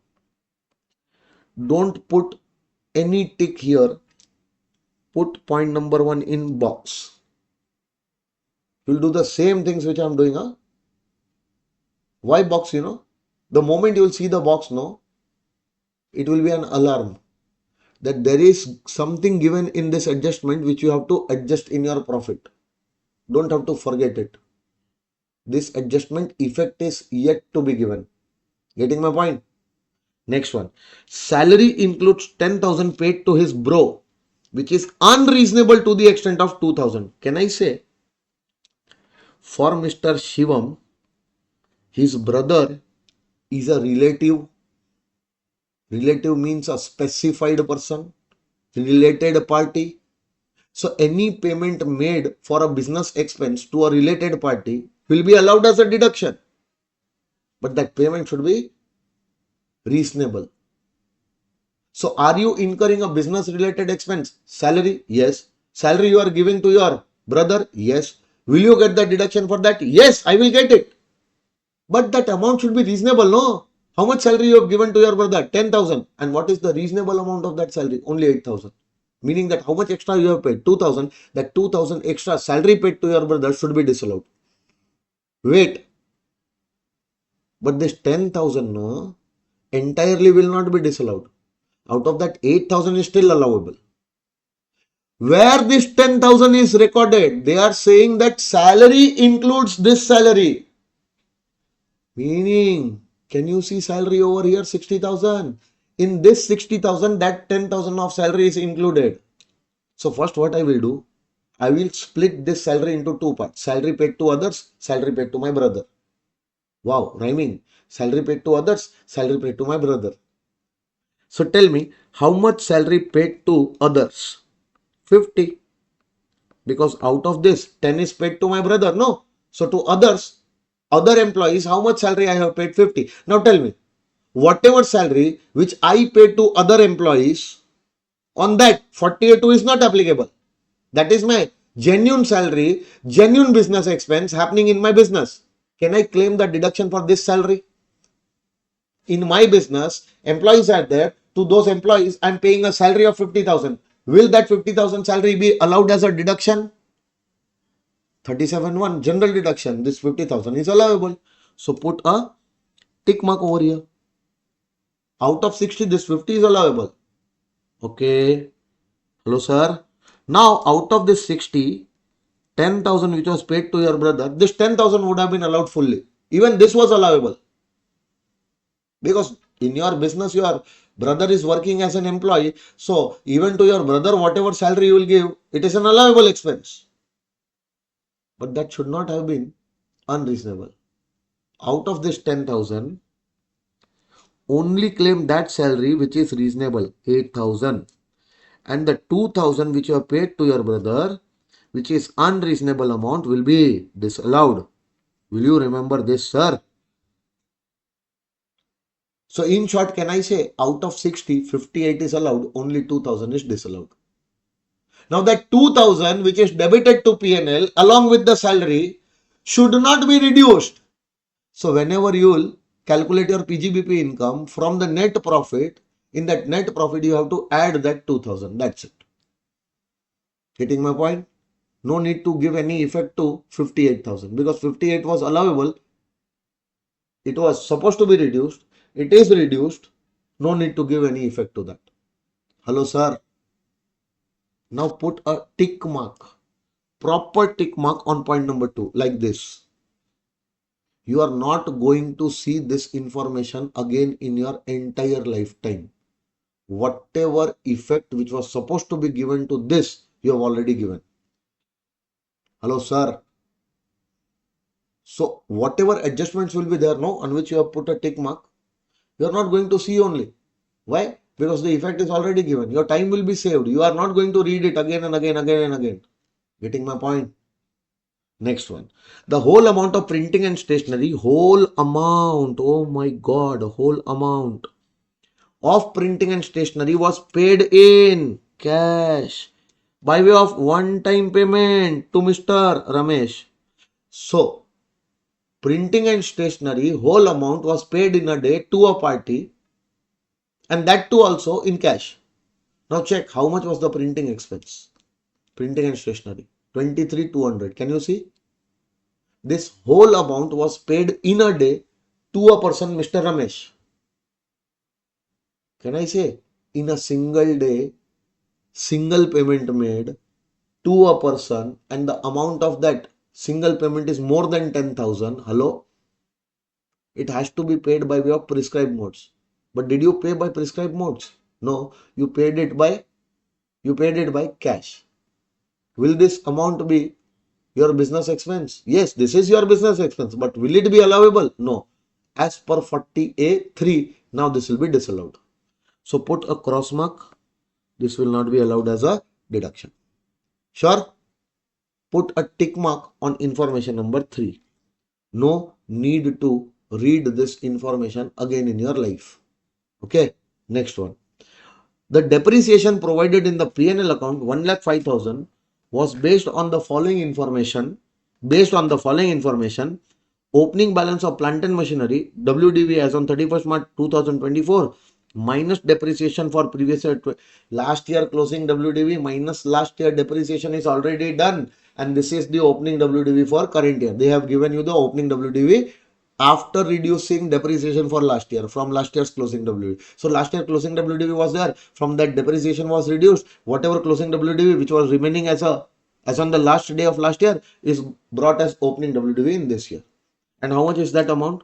4,20,000. So can I say this is the opening WDV 4,20,000 of the plant and machinery block? Now in this block, a new plant falling under the same block was bought on what date? 1st July 24 for 70,000. Is it purchased before my birthday?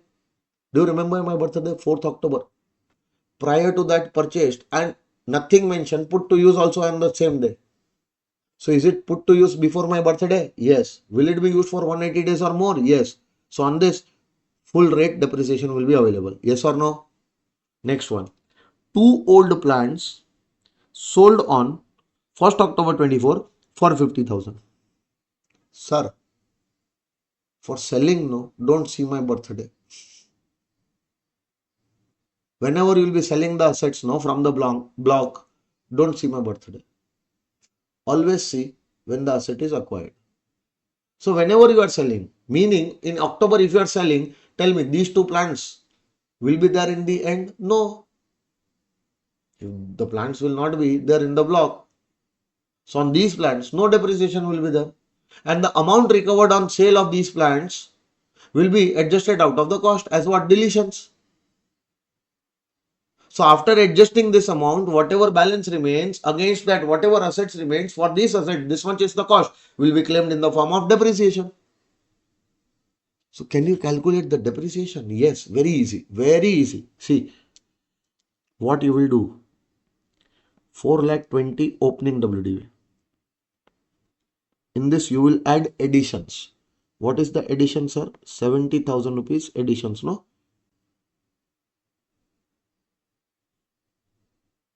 70,000. And this is greater than equal to 180 days addition. Less than 180 days, any addition? No addition.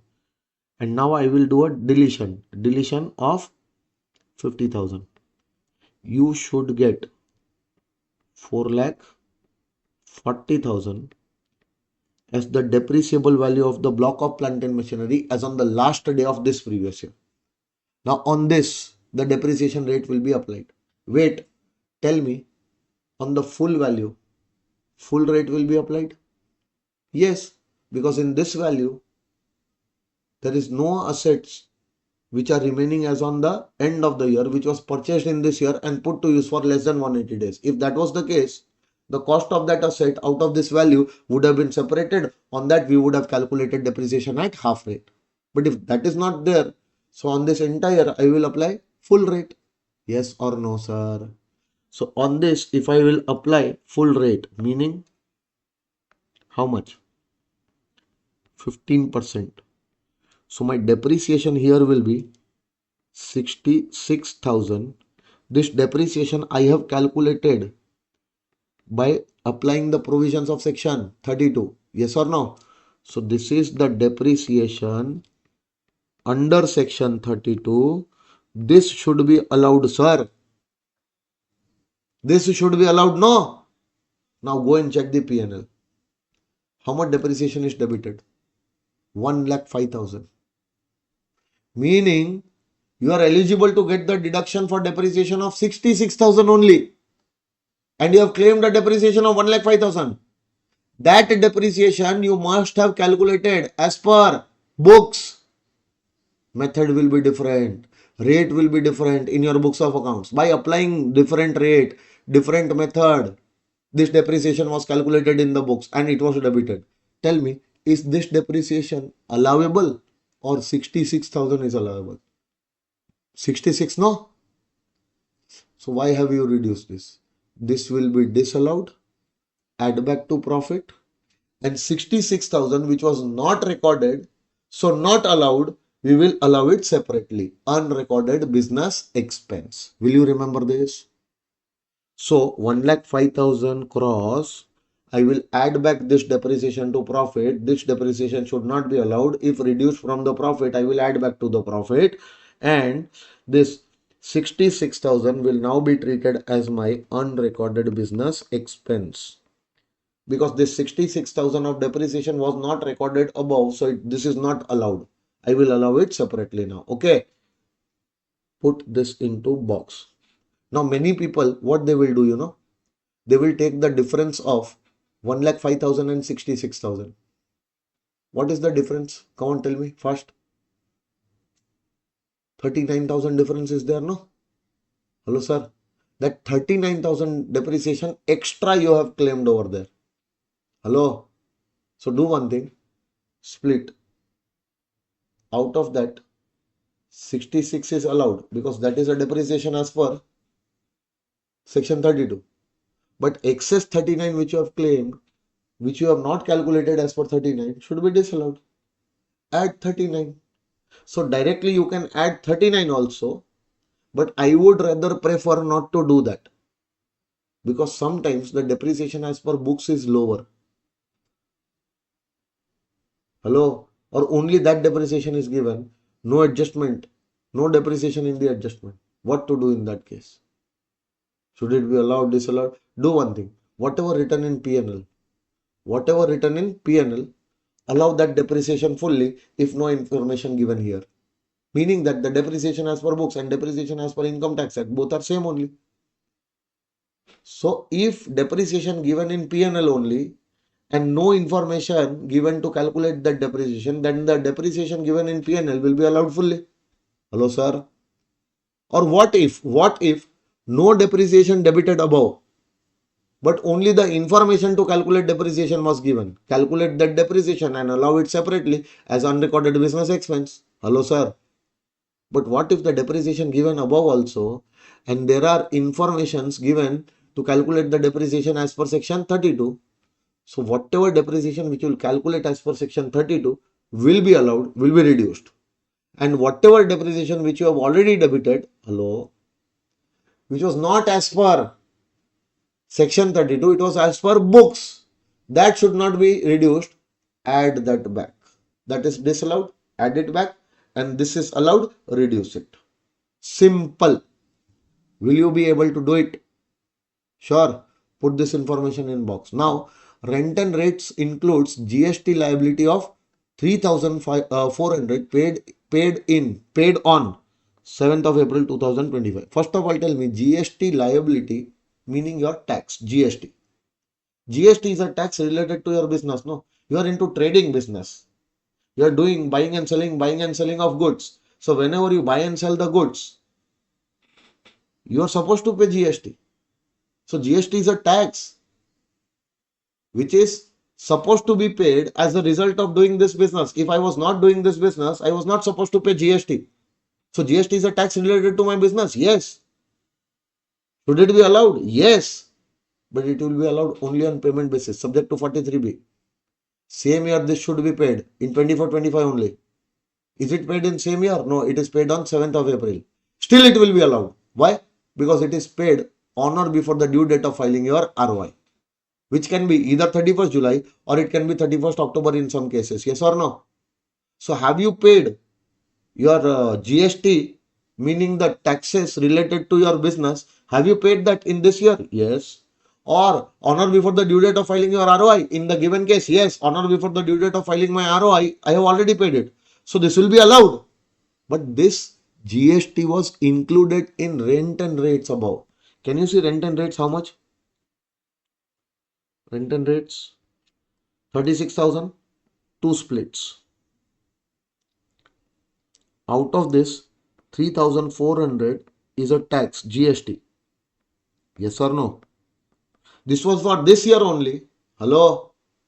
And paid in this year? No. Next year, but on or before the due date of filing ROI. So this is also allowable. So this is allowable. And what about the balance? Balance rent and rates amounting to how much? 32,600. If nothing is mentioned, then this is also business related rent and rates paid in this year only. Will be allowed in this year. Understanding? If it is a rent for the building, will be allowed under section 30. Rates of the building allowed under section 30. Getting my point? And GST is also allowed. Balance amount is also allowed. Next one. Put this information a tick mark. Other general expenses include 2,000 paid as donation to a public charitable trust. Wait, if this donation would have been made to approved scientific research association, etc., then it was an allowable expenditure under PGBP head, provided you are not following 115 BSc. Hello, sir. But is it a donation made for scientific research, etc.? No, the donation is made to public charitable institution, sir. Public charitable institution, donations made are not the expenses related to your business. And by the way, for this donation, you will get the deduction under 80G from your GTI. So if this donation itself is not related to your business, why to allow this? And this amount was included in your general expense. So can you see general expenses? In that 2,000 rupees donated to public charitable trust is also included. Will this 2,000 be allowed as your business expense? The answer is no. Under the PGBP, this will not be allowed. But from GTI, you can take this amount as a deduction under 80G. Understanding? And what about the balance? 5060. Can I say this will be the real general expenses of my business? So general expenses of my business will be allowed as 37.1, no? So this will be allowed as a general deduction, 37.1. Sure. Now all the informations you have done. Wait, read further. You are required to compute the profits and gains. Profits and gains under presumptive taxation under 44 AD, and you are also required to compute profits and gain as per the regular provisions of the Act, assuming that he has exercised the option of shifting out. Shifting out means 115 BAC not followed. Wait.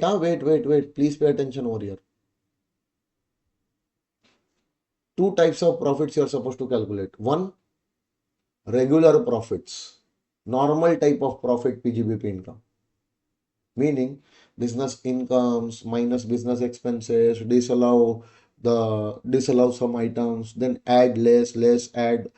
Normal type of PGBP income calculation will be done normally. You will take all the incomes which are taxable under the PGBP head. You will take all the deductions available under PGBP head. You will not take the deduction for those items which are disallowed. Getting my point? This is normally PGBP calculated. One section is there, 44 AD, which we are going to do after solving these questions under the miscellaneous part. Yes or no? So miscellaneous provisions are still remaining. So there you will come to know about 44 AD. So 44 AD will also give you a method to calculate your PGBP income on a presumptive basis. So you follow that method, calculate the profit as per 44 AD method, That is your presumptive. That profit will be presumed that it is your business profit. So for Shivam's business, you are supposed to calculate both the profits. One, profits regularly calculate as per the normal provisions. And two, calculate the profits of the same business by applying 44AD provisions. In this question, no, right now, we will be calculating the profits regularly by following indirect method. Hello, sir. And when I will teach you 44AD, no, then again we will come to this question. And for Shivam, for the same business, we will be calculating profits as per 44AD also. Getting my point, sir? Right now, our focus will be only to calculate regular PGBP income regularly for Mr. Shivam. Later on 44AD we will learn, then we'll again come to this question. Sure, sir? Everyone? Now, assume that, underline this part, assume that whole of the amount of turnover received by account pay check or use of electronic clearing system through bank account during the previous year. Okay, no? Please write down. This information will be relevant while determining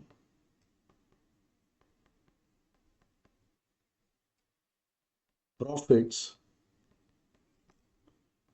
under section 44AD. That time this information will be relevant to us. Okay. Right now we don't have to consider this. Now see, information done? Yes, sir. Information done? Yes, sir. And with this information, we were seeing the table also. But still, few items in the table are remaining. Now, finally, we are going to read the table. Yes or no? First item, opening stock is given, purchases is given, gross profit is given, then sales is given and closing stock. Whatever is written in the trading account, no, are direct incomes of the business, direct expenses of the business. Your business will give you the first income in the form of gross profit. So whenever you earn gross profit, no, that gross profit is the first and the direct profit of your business, which will then enter into what? P&L. And then it will become dirty. This is not purest. Now that gross profit will be converted into net profit. And that net profit we are cleaning and we are determining what? PGBP income.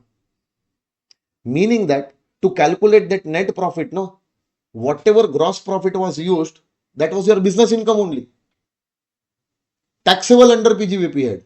So if gross profit has to be taxable under PGBP head, meaning to calculate that gross profit, whatever amounts were credited to trading account, whatever amounts were debited to trading account will be fully allowed. So what you will do? In the trading account, whatever items you are seeing, no, allowed. Meaning the gross profit is your PGBP income. Understanding, everyone? So, sir, this is allowed.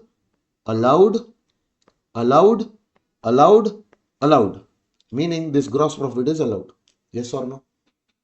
This gross profit is your business income. Will be taxable under the head PGBP. So to calculate the gross profit as your business income, you have to allow all the things credited in the trading account and all the things debited to trading account. Hello, sir.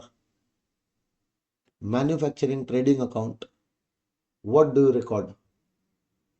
All the direct expenses and direct incomes in the business, in the manufacturing, in the trading activity, whatever direct expenses and direct incomes you are receiving from your main business activities, no, those are recorded. So main business activity recorded, all the incomes, all the expenses of this main business activity recorded over there has to be allowed under PGBP head. Sure, no? So trading account, nothing will be disallowed. Okay. Now wait. Purchases is there. Purchases. Can you see purchases? For that, they will give you an adjustment. Out of the purchases, 50,000 rupees of purchase was made in cash, paid in a day to a single party. Then the entire purchase will not be allowed. Then out of that purchase, 50,000 paid by way of prescribed modes, other than prescribed modes, will be disallowed as per 48.3. But that does not mean that the purchase is not your business related expense. It is your business related expense. Getting my point? Now they will tell you, in the purchases, transportation charges were also included, amounting to 34,000 paid in cash. Transportation charges up to 35,000 can be paid by any mode. So 34,000 paid in cash, allowed? Yes, allowed. So in the purchase, whatever transportation charges, 34,000, that is also allowed. Balance charges also allowed. They can give some adjustments for those trading items also. That time you have to be a little bit careful, okay, no? But no need to be careful, because by that time you would have already completed this thing. So effect would have been already given over there. Getting my point? Now whatever is remaining, no, everything allowed, allowed, allowed. Sure? Come to P&L now. P&L credit side. Can you see gross profit? P&L credit side. Can you see gross profit, sir? So the gross profit is the first profit of your business. That is your business income. Tick mark, meaning business income. Now, go to income from UTI. You are getting income from UTI, meaning that Unit Trust of India. You might have invested in Unit Trust of India, UTI. And you would have got units of UTI. And on those units, you are getting income in the form of dividend. See, you buy the shares of the company, no? When you buy the shares of the company, you become a shareholder. So company will give you income on your shares in the form of what? Dividend. So likewise, when you invest in mutual fund, when you invest in UTI, that mutual fund or UTI will give you shares, but those shares will not be known as shares. Those shares will be known as units. On those units, you are not going to get dividend. You are going to get income. That income is as good as dividend only. Yes or no? Hello, sir. So, is it your business? Is it your business to earn this type of income? Or your business is to trade? Trading? Retail trade? No. So, in your retail trade, is it your business income? No, this is not your business income. Cross mark. Then, sir, which income is this? This is your income from other sources, and there it will be T for taxable. Under the head IFRS you will take, but there also you will be taxing it. Okay, next one. Credit side is over. Now come to debit side. Salary already done. Rent and rates already done. Now check interest on loan. Are they saying that this is a personal loan? This is a housing loan? Anything about that loan? No. If nothing is given, I will assume that it is my business loan. Interest on business loan. 36(1)(3) allowed. If not mentioned that it was payable to specified lenders, not paid in the current year, not paid on or before the due date of filing ROI, then I would have attracted 43B, I would have disallowed. Yes or no? If no such informations are given, meaning that the interest for this year was paid in this year, that's it. Is it my business related loan? Yes. For that loan, interest is given? Yes. That interest is my allowable expense. I will claim it as a deduction. 36(1)(3). Depreciation done, printing and machinery done. Then postage and telegram. In your business, sometimes you have to send couriers, sometimes you have to send letters. So your postage and telegram expenses are happening. That is also your general expense in the business. General deduction 37(1). Yes or no? Next one. Loss on sale of shares. Ayyo. Your business is not to buy and sell the shares. If buying and selling of shares was your business, then this loss would have been your PGBP, business loss. We would have allowed. But definitely, if you are in a retail trade, you would have bought these shares as your investment, as your capital asset. And by selling the capital asset, in the short term, you incurred a loss. So that is your short-term capital loss will be considered under capital gain head. This is not the loss happening in the course of your retail trade. This is not the loss incurred in the course of your business or profession. So if this is not a loss which is incurred in the course of your business or profession, should this loss be allowed while calculating profits of your business? No, this will be disallowed. Cross mark. We will consider this under the head capital gains. This is a capital loss to be adjusted out of capital gains income, not to be adjusted while calculating business income. Why you have reduced? Add it back. Hitting my point. And other general expenses we have already seen. Now on your calculator, you are supposed to take 50,000. You will be having your calculator in your hands. But before that, I must warn you, you will be pressing only those buttons which I am telling you to press on your calculator. No other button you will press. If you will do it, I'll directly jump out of your screen. Take the calculator from your hand, keep it on the ground, and I will stand on that calculator. Don't press any other button. But before that, do you remember indirect method how to calculate? Net profit. Please remember the format. Net profit, add, less, add. Expense, income, expense debited but disallowed. Add. Incomes, credited but not taxable. Less. Expenses, not debited but allowable. UBE, less. Yes or no? Then incomes, not credited but taxable as PGBP. Add them back. Add, less, add. Everything should happen in the profit only, no? So take this profit on your calculator. 50,000 on your calculator, everyone. Now go to the debit side. Can you see debit side? Debit side, whatever expenses are cross, meaning disallowed, should not be reduced. You have reduced them, no? We have to add them back. So first you will add 2,000 salary paid to brother. Add in your 50,000, add 2,000 of salary. Then add depreciation 1,05,000. Then add printing and stationery 23,200. Then add loss on sale of shares 8,100. Then you will add other general expense of 2,000. Everything which was debited and disallowed to be added to the profit, you have already added. Now, something which is credited but not taxable under PGBP, you have added it, you now have to reduce it. Yes or no?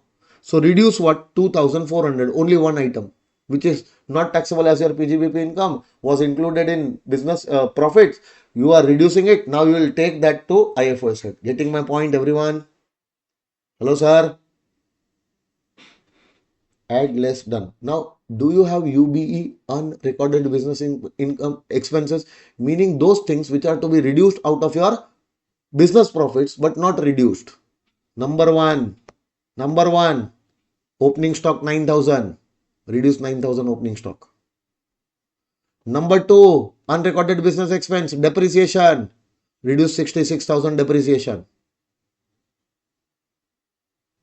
All the UBE done.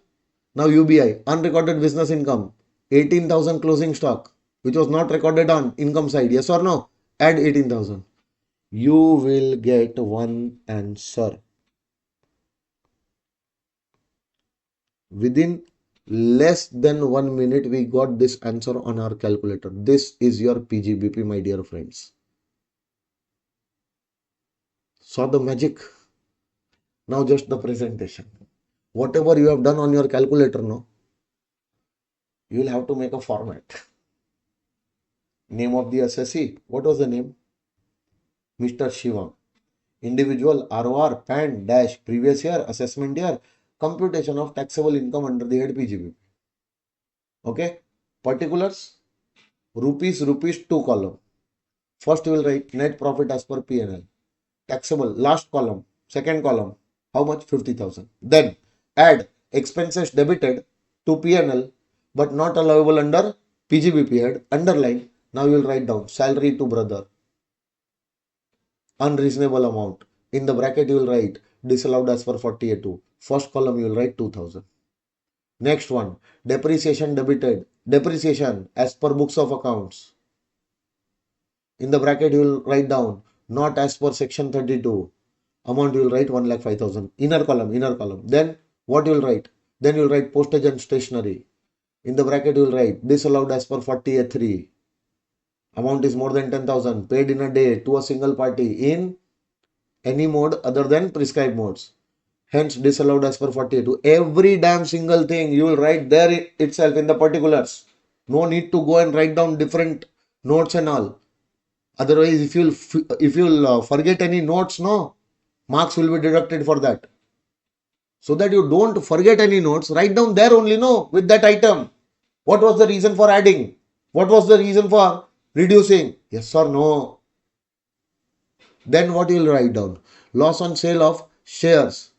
In the bracket you will write down not a loss incurred in the course of business or profession. It is a capital loss to be considered under capital gains. Bracket close. First column you will write 8,100. Then what you will write? You will write donation to public charitable trust included in general expenses. In the bracket, you will write down not a business related expense eligible for deduction under 80G subject to certain conditions. Bracket close. You will write down 2000. Now, first column, whatever amounts you have written, no, add. Total you bring in the final amount. So, 50,000 plus this amount, you will get a total. Now, in this total, you are supposed to reduce less. Less what? Less items credited to P&L but not taxable under PGBP head. Underline. In that, one item will only come. Only one item. That is income from units of UTI. Directly outer column. How much? 2,400. If other items would have been there, I would have written in the first column. I would have done the total, and the total I would have reduced in the last column. Yes or no? But this was the only item which is to be reduced. So directly outer column 2,400. What you will write in the bracket? This is an income taxable under the head income from other sources. Hence we are reducing from the profit. Yes or no? Then you will get a total. Now from that total, what you will do? Undervaluation of stock. Reduce the items to be reduced out of the profit but not debited in P&L. Underline. Next, you will write undervaluation of opening stock. First column 9,000. Then what you will write? Depreciation calculated as per section 32. Depreciation under section 32. Underline. Calculate the depreciation in the same way. There only. You will get the amount of 66,000. Write down that amount of 66,000 in first column. 66,000 plus 9,000 total will go to the second column. Reduce that. You'll get again one amount. Getting my point? Then what you will do? Then you will take UBI. UBI, don't write these UB and UBI over there. This is just for the sake of reference. In our question, in our solutions, we are writing this. What you will write? Items not credited to P&L but taxable under the head PGBP, or items to be considered as your business income but not credited in P&L. Whatever you are comfortable, write down. Underline. In that you will write undervaluation of closing stock. Directly outer column 18,000. Now last column total final amount should be 1,30,900. Sure? See how easy this head is. Process will remain same. But now in some question, details will be twisted. Because there are many things in PGBP you have studied, no? So those all things cannot be covered in one question. Now different questions will be there covering different aspects of PGBP head. So the more questions you will solve, the more different aspect of PGBP head will be covered. In few things you will have super comfort. In few things you will have a little bit of problem, but you will be able to manage it. In few things you will commit mistake.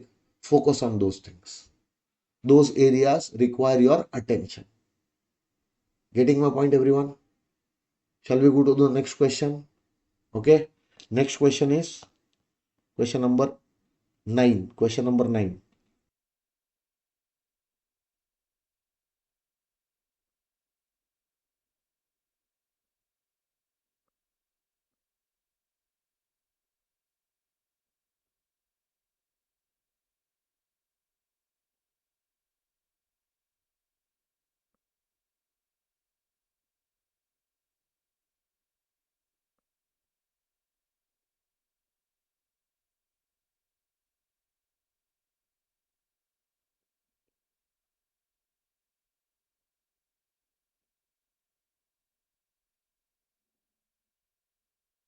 Okay. We will start now. Ready? Mr. Raju. Question number 9. Mr. Raju. First of all, he is an individual. He is a manufacturer at Chennai. Manufacturer means what? There must be some new plant and machinery. On that depreciation he can claim. But wait, if it is given in the question that he is not following 115 BSc, only then.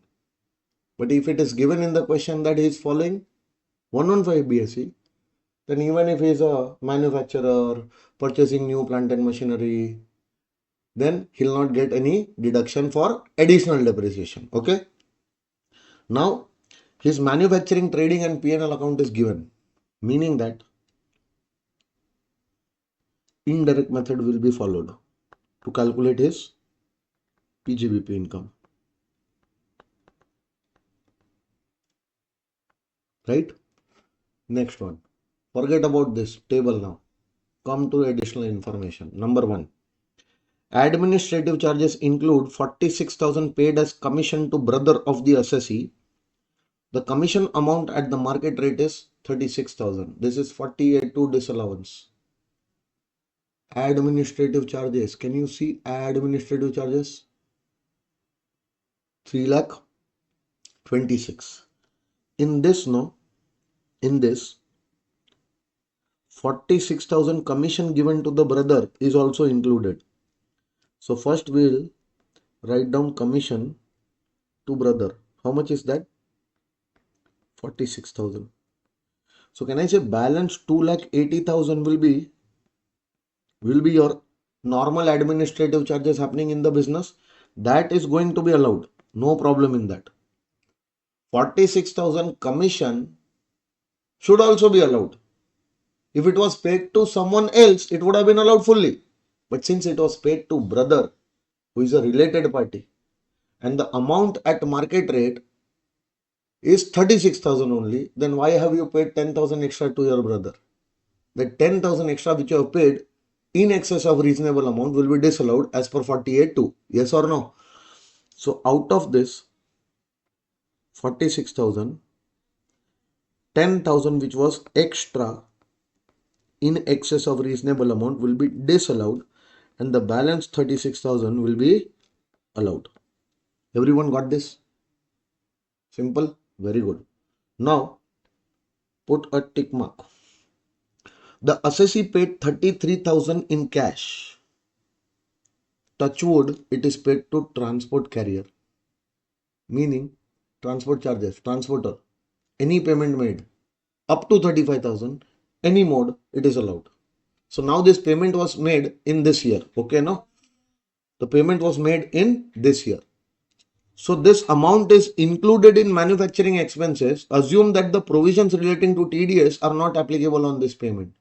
Thank God TDS provisions are not applicable. Otherwise, there would have been more complications here. So assume that TDS provisions not applicable. So TDS not deducted. In your manufacturing wages and expenses, manufacturing, here no, that 33,000 was included. Now tell me that 33,000 is paid to the transporter, no? Even if it is paid in cash, will not be disallowed as per 48(3), since it is a transport charges. Up to 35,000 paid by any mode, it is allowed. So this will be allowed. And what about the balance? 5,37,000. That is your normal manufacturing wages and expenses. Even that will be allowed as a deduction. Got it? So put a tick mark on the adjustment number 2.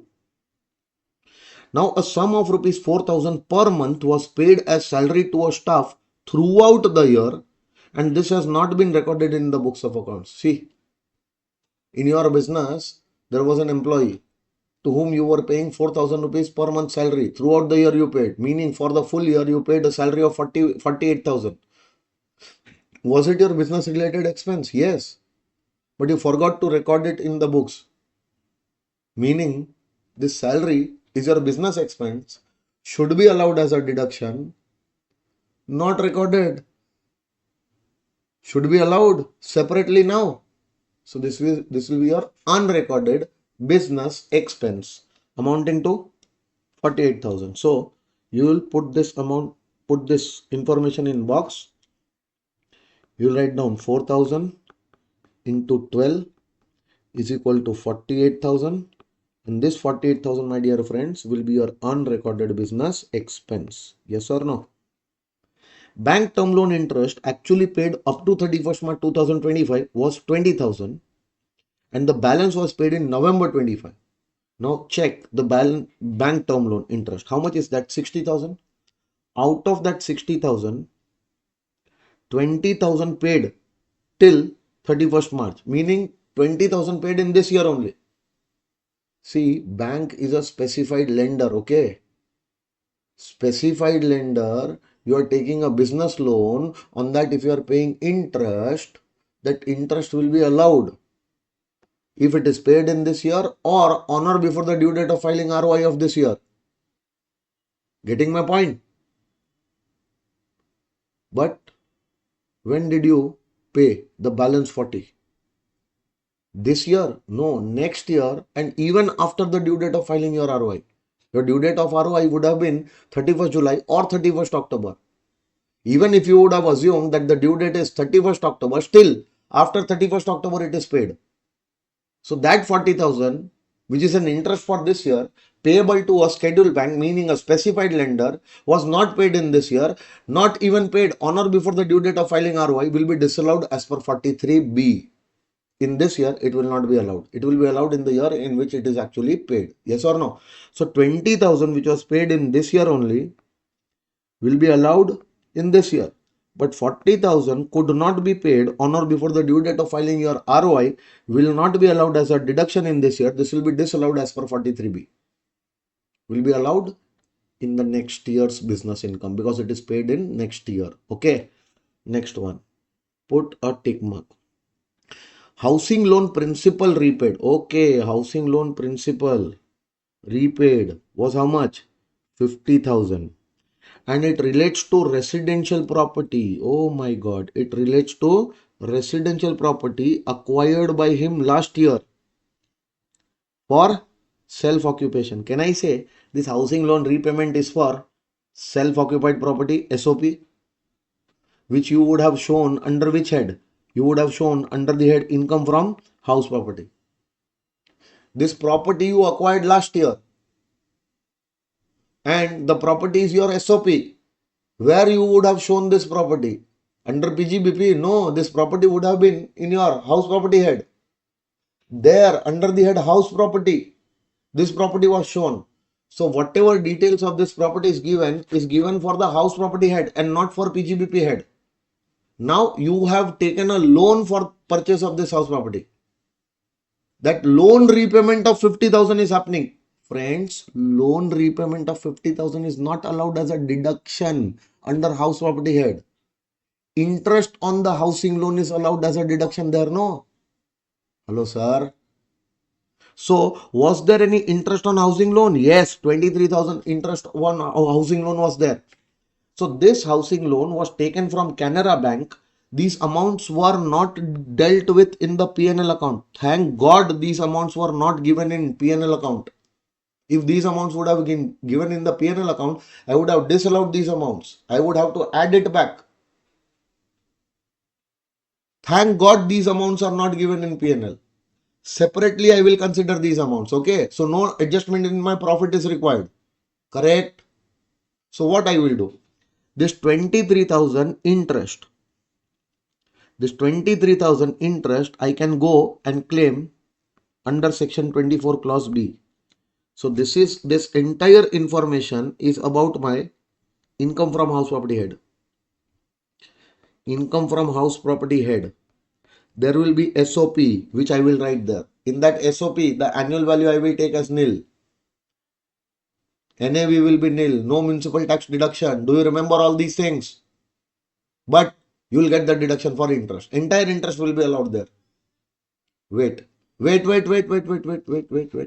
24B, interest deduction for SOP.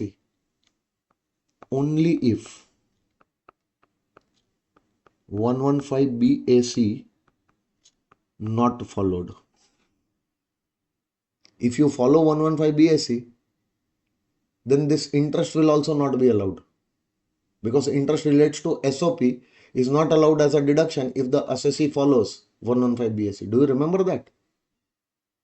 15,000 years ago when dinosaurs were alive, that time we did that chapter. Sure? Very good. Now see, wait. This interest we have already dealt.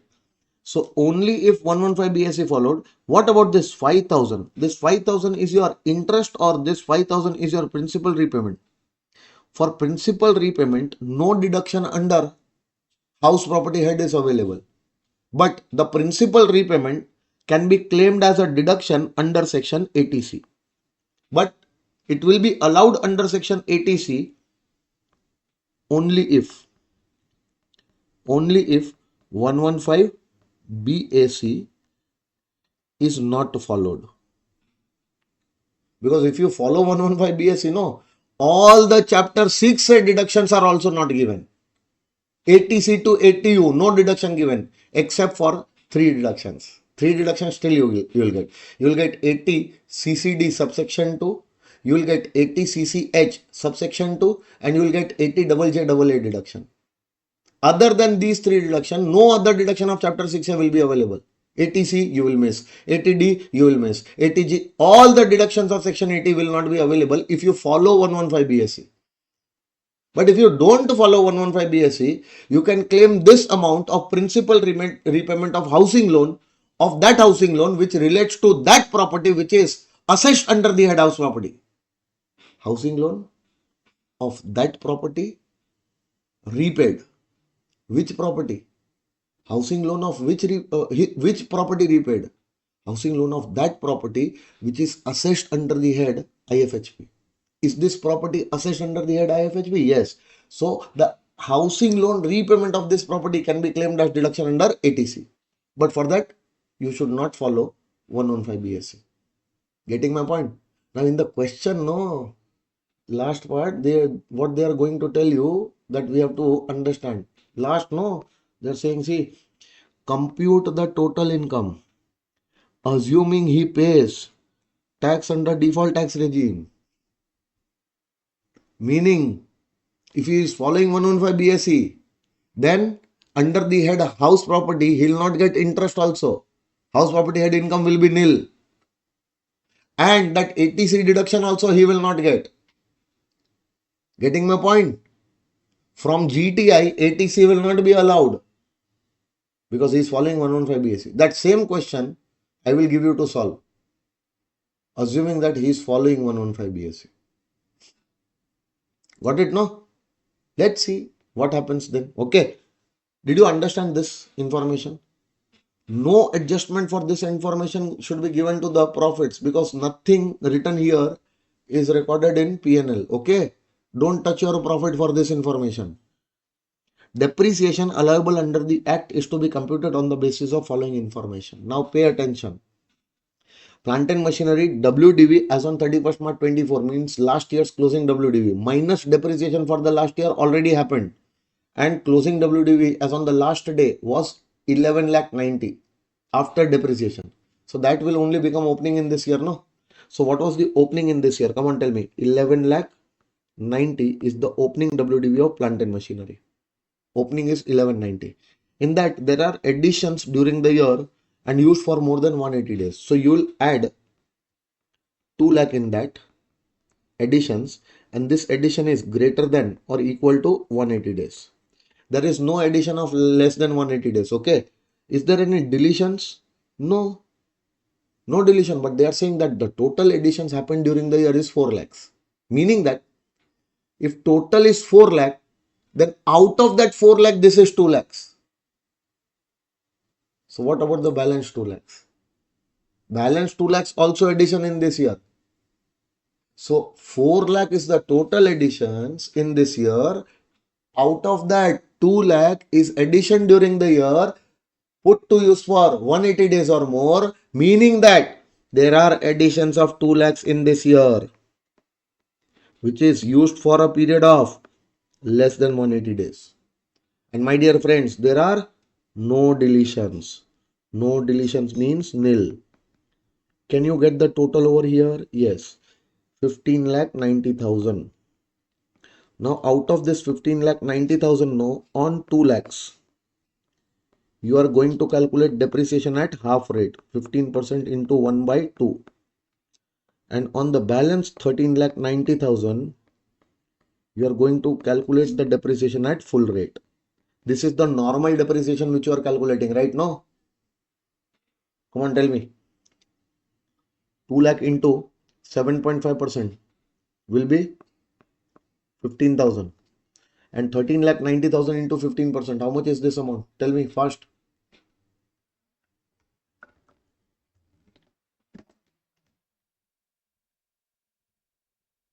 2,08,500. Okay. 2,08,500. Wait, add both of them. So 2,23,500. This 2,23,500 is your normal depreciation. Normal amount of depreciation. And sir, additional depreciation also would come if assessee does not follow 115 BSE. So if in the same question they would have given that assessee is not following 115 BSE, assessee is not following 115 BSE, then we would have calculated the additional depreciation also. Hello sir. We will calculate, but we will not claim. Because the assessee is following 115 BSE, no? But let's calculate, no? How much is the amount? Additional depreciation is allowed at the rate of 20% on the actual cost of that new plant and machinery purchased and installed in this year. Yes or no? So how much new plant and machinery purchased? 4 lakhs. On that entire 4 lakhs, you are going to get additional depreciation. But on that entire 4 lakh, you are not going to get full 20% because out of that, 2 lakh is the plant and machinery acquired during this year and put to use for less than 180 days. On that, the additional depreciation cannot be 20%. It has to be at half rate. So what you will do? Additional depreciation on 2 lakhs at full 20% you will calculate. That will be 40,000. And on another 2 lakhs, you will calculate 20% at half rate. That will be 20,000. So your additional depreciation total will be 60,000. This you would have claimed along with normal depreciation if you were following. No, if you were not following 115 BSE, but you are following 115 BSE, so this will now not be allowed. Only this will be allowed. Getting my point? Are you following 115 BSE? Yes. So this interest will also not be allowed. This ATC deduction is also not allowed. Without taking all these deductions, you are supposed to calculate your total income. Without taking these benefits, you are supposed to calculate your total income. Getting my point, everyone? Now see, we have completed all the adjustments. Okay. Note, ignore application of section 14A for disallowance of expenditure in respect of any exempt income. Okay, no problem. Next one. Can you see your manufacturing trading account? In your manufacturing trading account, whatever is written, everything is what? Allowed. Everything is allowed means your gross profit is your first business profit. Yes or no? So gross profit is your business income. Done. Administrative charges we have already done. Next one, dividend from domestic company. Come on, tell me, is it your business income?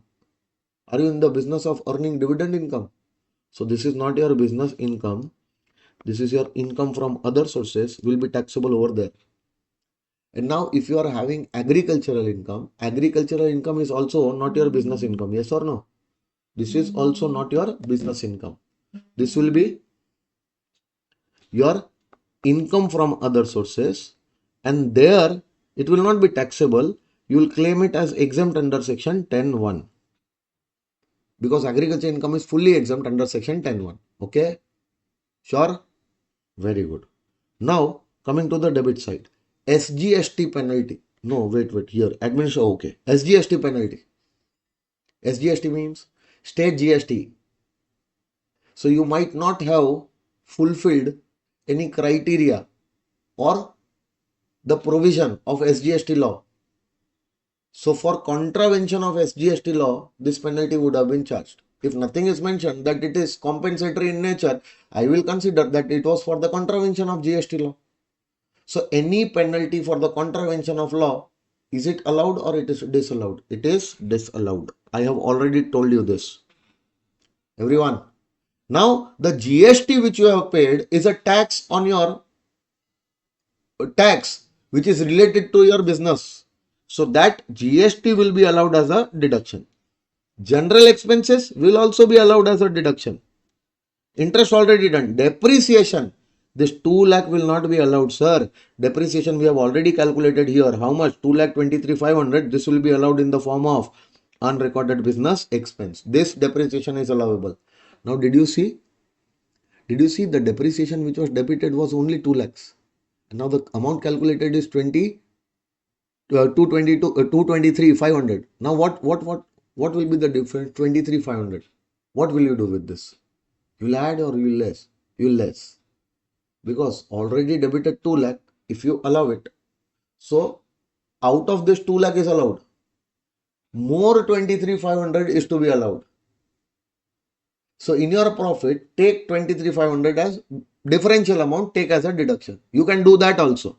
But people usually get confused. Do one thing, no. Whatever debited, is that allowed? No. Add it back. Whatever is calculated, is that allowed? Yes. But is it reduced? No. Reduce it. That's it. Keep the things simple, please. Okay. And whenever you will solve the questions, no, from ICI module and all, you will be given such kind of net effects only. So if you look at the question solution and then you will try to solve, no, you will never get correct answers. Never. Because there are some ways which are different, which we don't do. Getting my point? But I'm trying to give you the, give you the feeling of that also. This can also be done. Sir, you said that 223,500 should be reduced. They have reduced only 23,500. Bloody, that means they have not added 2 lakhs. They have not added 2 lakhs. They just have reduced the balance, differential amount of depreciation. If they would have added 2 lakhs, no, they would have to reduce 223,500. That means that 2 lakh out of this is allowed and 23,500 extra allowed. Got it? How we will do? How we will do? 2 lakh allowed, not allowed, add back. 223,500 allowed, yes, reduce, because it was not reduced. Reduce this. Sure. Now pay attention. We have completed everything. Okay. On your calculator, which amount you will take? Any other amount if you are going to take, you are gone. Only take 5 lakhs. Done? Wait, we are calculating PGBP. Directly, no sir, this kind of question we always calculate PGBP. But the examiner is not telling you to calculate PGBP, he is telling you to compute total income, assuming that tax is payable under default tax regime, meaning 115 BSE followed. Okay. Now, if you will directly calculate PGBP, you are gone. Do you know how to calculate total income? Yes, sir. Salary, house property, PGBP, capital gain, IFOS, total, GTI, chapter 6 deduction, total income. Yes, you have to apply the same process over here. So first what you will calculate? Salary. Tell me, Raju is a manufacturer. Is he earning any salary income? If the details were there, we would have actually read those details. So in the question, there is no detail given about that Raju is earning any salary income. So under 5 heads, Raju will not show any income under salary head because he is not earning any salary income. So salary income for Raju will be nil. Salary income for Raju will be nil. Nil is what? First head income. Now tell me, what will be Raju's house property income? Raju has only one SOP. Annual value exempt. Hello. GAV nil. Municipal taxes paid. Even if municipal taxes paid, not allowed as a deduction. In this question, municipal taxes are not given. If I would have been your examiner, no, if I would have framed this question, I would have given those details also. Full details to calculate your house property income. The maximum confusions I will do, no, the more you will be afraid of the question. There is nothing. See, whatever we have studied, no, from those things only the question is framed. There is nothing new which we are doing, but still we get afraid of these type of questions. Why? We don't know how to read the question. And even after reading what we are doing, we get lost. Go very systematically in the same manner in which I am solving the question with you, because I need all of you to be this much precise and follow the same process. If you will solve first question, no, it will take much time, too much time. Second question you will solve, no, it will take comparatively less time. Third question you will solve, it will take more less time.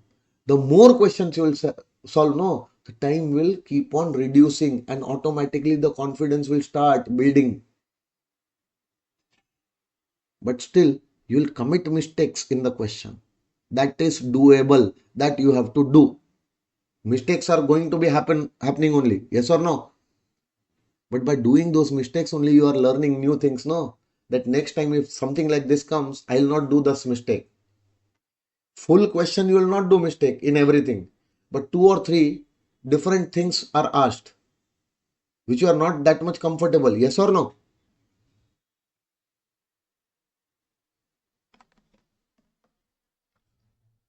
So only those things are to be taken care of. Done? So pay attention.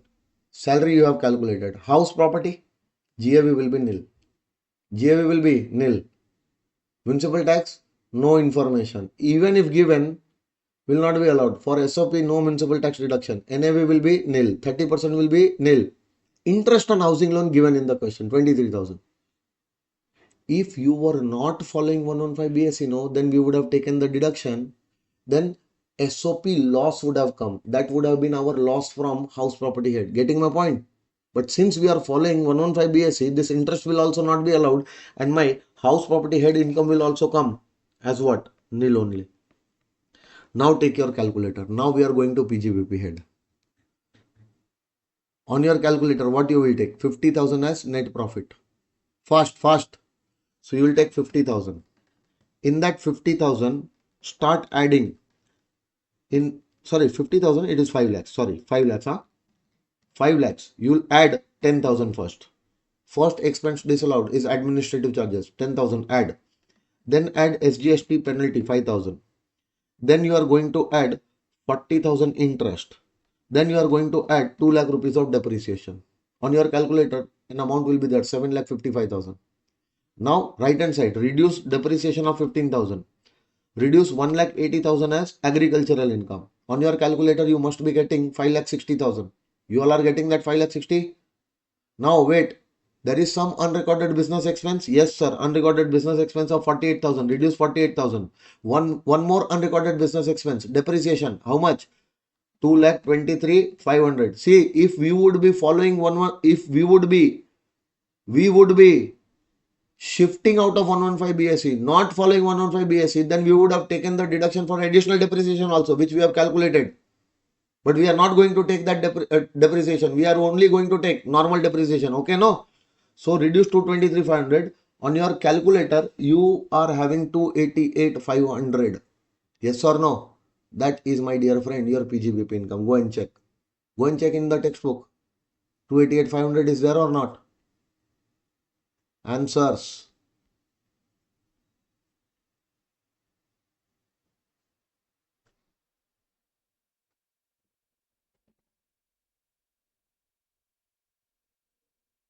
This is question number 9, no?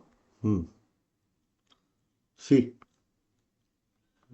Can you see 288,500? This is your PGBP profit. Now, I have got my PGBP income and you know how to present it now. Sure? In question number 1 only I have explained in detail that how you will present. Okay, no?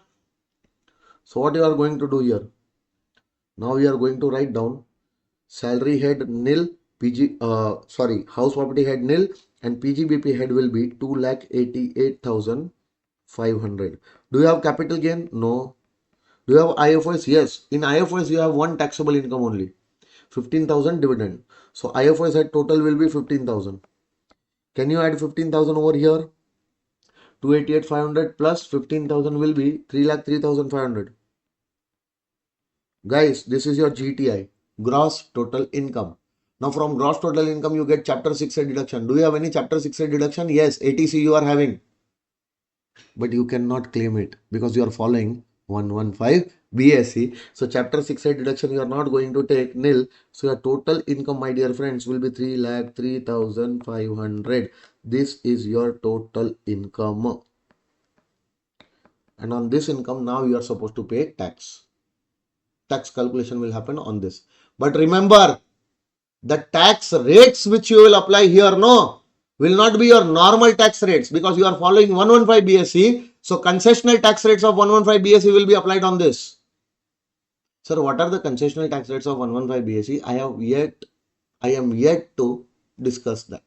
But I'll give you one idea. Up to 3 lakh, no tax. 3 lakh to 7 lakh, 5%. 7 lakh to 10 lakh, 10%. 10 lakh to 12 lakh, it is 15%. 12 lakh to 15 lakhs, it is 20%. And above 15 lakhs, it is 30%. So those tax rates you are going to apply on this income. And to calculate tax by applying those tax rates, your total income should be calculated in this way without taking certain deductions and exemptions.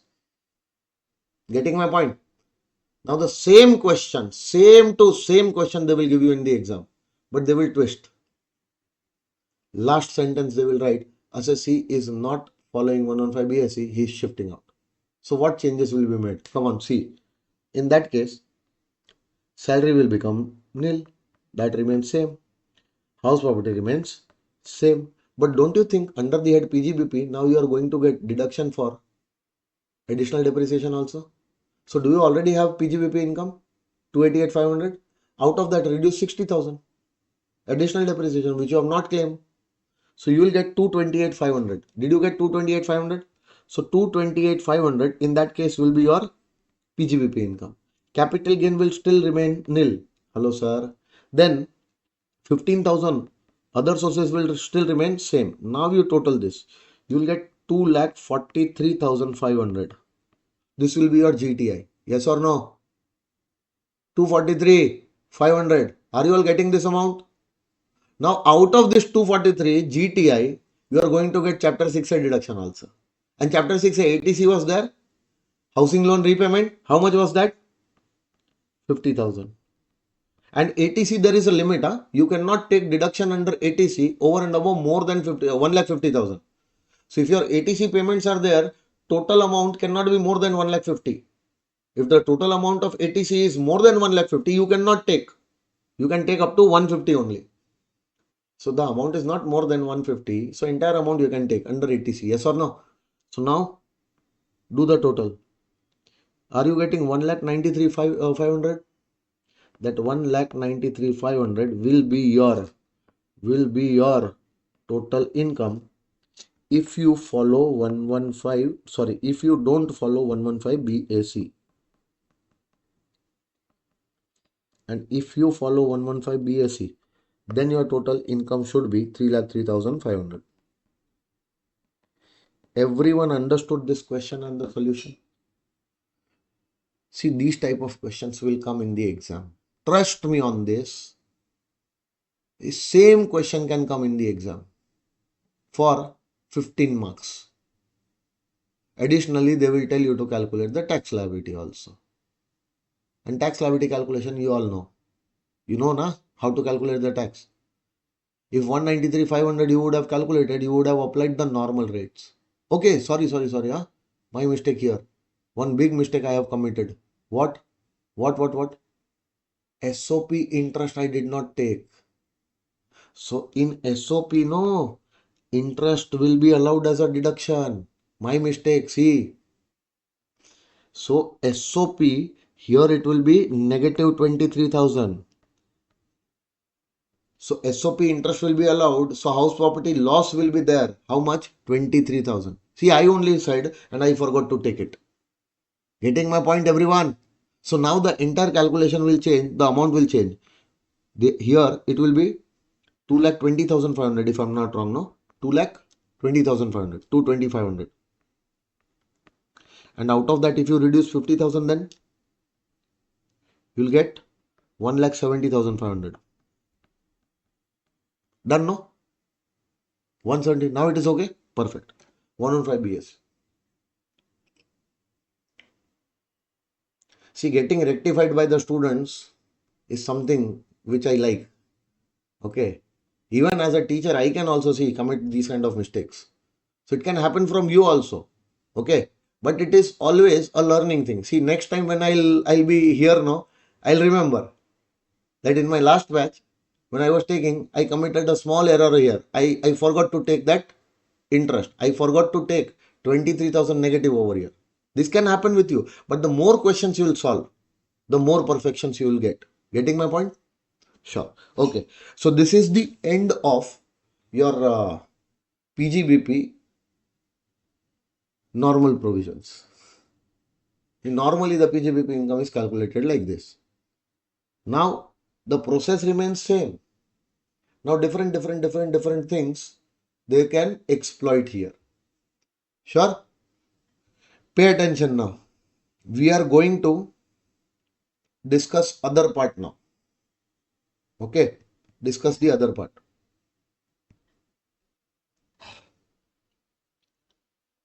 The last part of the chapter is miscellaneous provisions. Sir, under the miscellaneous provisions, what provisions we are supposed to study? 43A is there, 43CA is there, 44AA is there, 44AB is there, 44AD is there, 44ADA is there, and 44AE is there. These miscellaneous provisions done, the chapter will be over. Very easy and very scoring also. But students don't pay attention on these sections.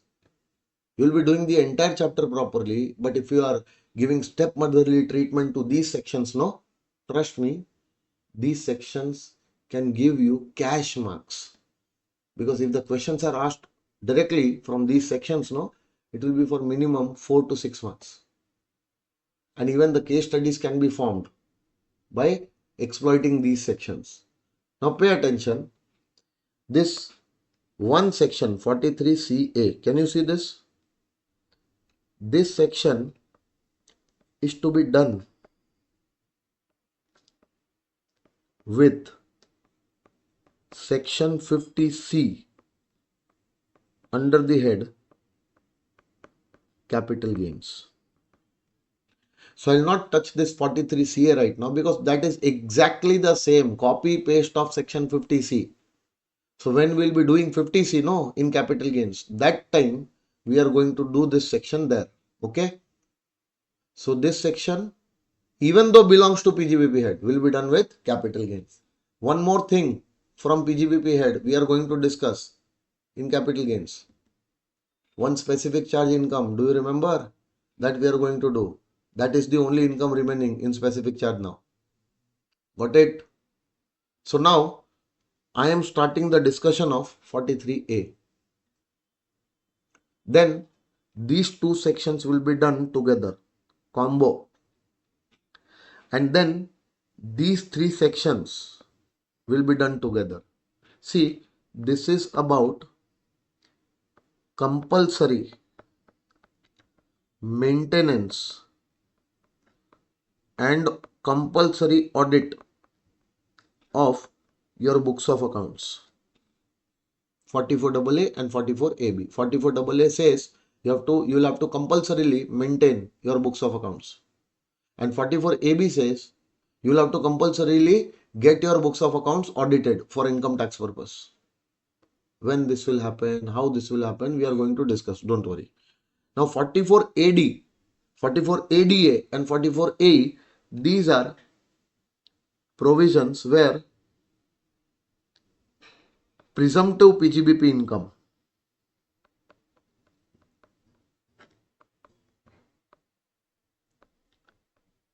How to calculate the PGBP income on a presumption, on an assumption that they are giving.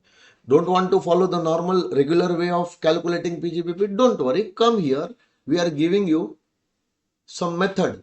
Apply that method and income will become. That income we will assume that it is your PGBP income. Presumptive basis your PGBP income will be calculated. Okay. There are other presumptive provisions also, but those you are going to study in final CA. Yes or no? See, entire PGBP head we have not studied. There are many things in PGBP head which are there in your final CA syllabus. But for CA intermediate, whatever syllabus is there now, we have covered it entirely.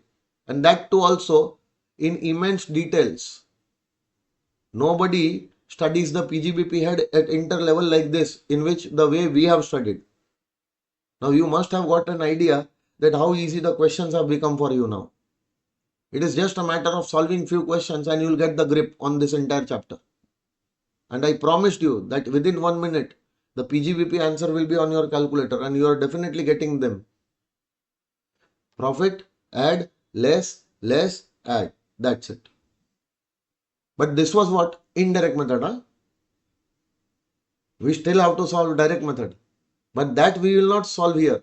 When we will be solving the total income questions, in total income questions, there are 2-3 good questions involving direct method calculation of PGBP. That time we will be solving direct method also. Direct method is more easier.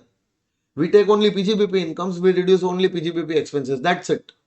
Plus minus only those things which are tick mark. No need to focus on cross mark. Bloody we don't put a cross marks also. Understanding?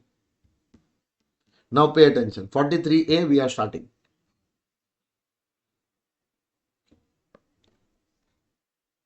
Wait, huh?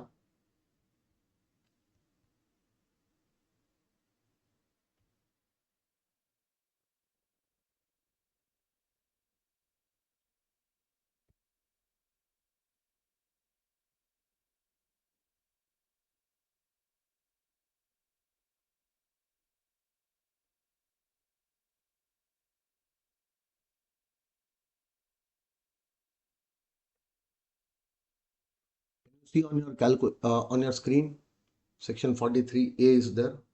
Read what is given.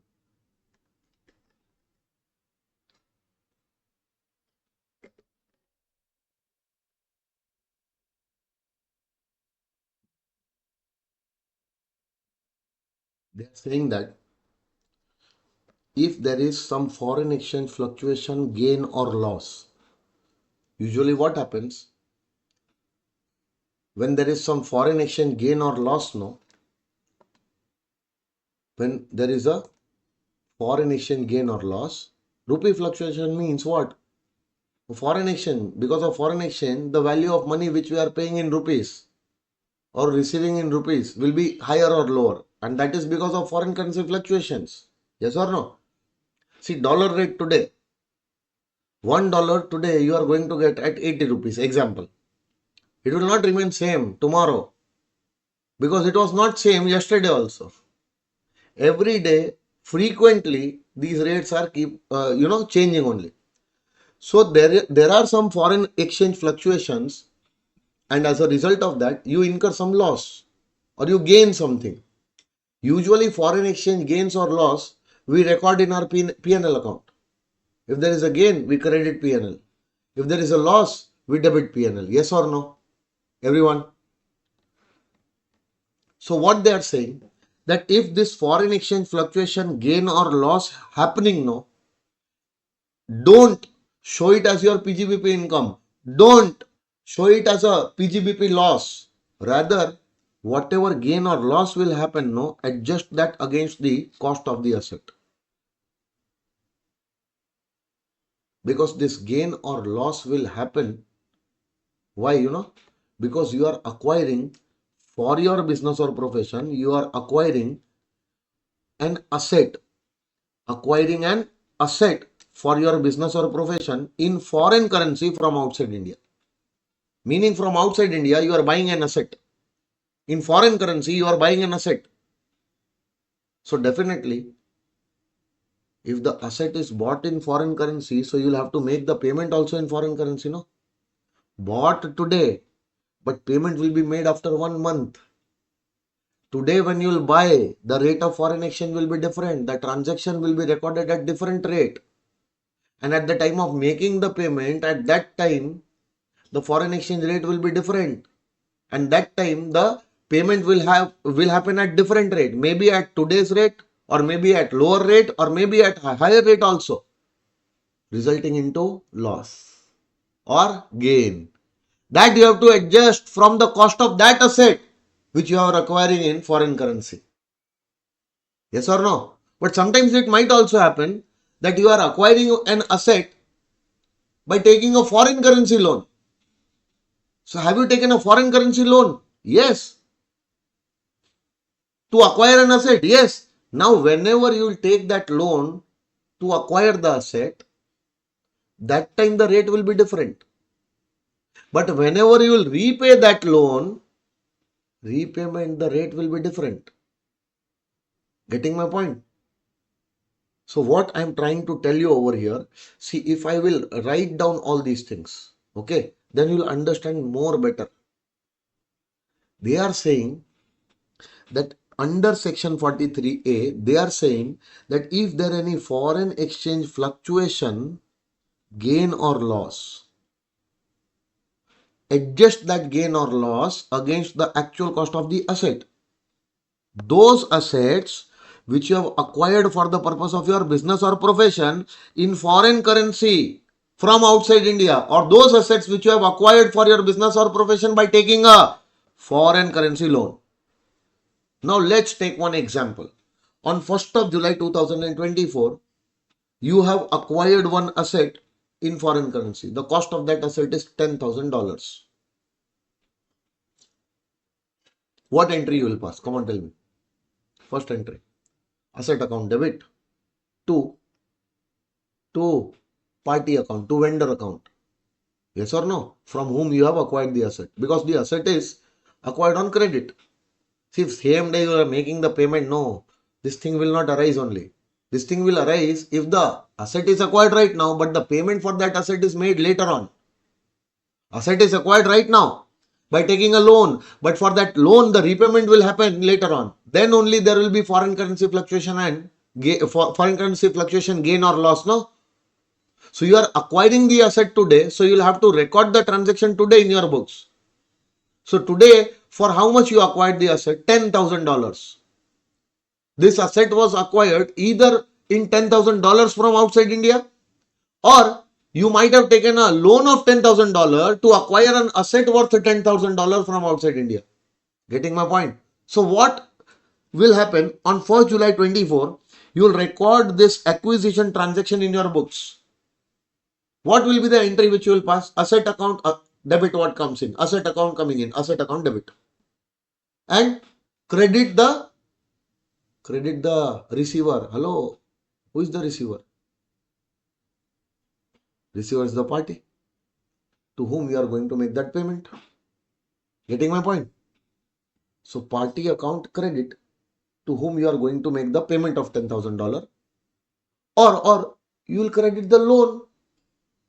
So asset account debit to loan, or asset account debit to party. Because you are not making the actual payment right now. You cannot credit cash right now. Cash you will credit later on when you will make the payment of loan. Cash you will credit later on when you will repay the loan or you will make the payment to this party. But till that time, you will have to record the asset. So today, on 1st July, the asset was worth $10,000. And today the rate was $1 is equal to 75. Possible or not possible? Come on, tell me. What is the rate? 75. 10, if $1 is equal to 75 today, how much will be $10,000? 7,50,000. So what entry you have passed on 1st July? Asset account debit to party account or to loan account. How much? $1,000, $10,000 into 75. 7 lakh 50. So at what cost you have recorded the asset in the books? 7 lakh 50 rupees now. $10,000 multiplied by the foreign currency rate for today, and in INR 7 lakh 50 rupees you have recorded the asset, and against that you have created a liability of rupees 7 lakh 50. Party account credit 7 lakh 50. Loan account credit 7 lakh 50. Now this is appearing in your books right now. Your books are saying that asset is coming, cost of the asset is 750. Against that, there is a liability of 7 lakh 50. Sure? Now this liability is not to be paid today, not to be paid right now. For example, the payment is happening after 1 month. Meaning, 1st July you are buying. Hello? And payment is supposed to be happening. This $10,000 you have to pay to that party after 1 month. Or the loan which you have taken, $10,000 loan which you have taken, that loan you are repaying after a month. So for example, can I say on 31st July 2024, can I say 31st July 2024, I am making the payment to party or I am repaying the loan? Yes or no?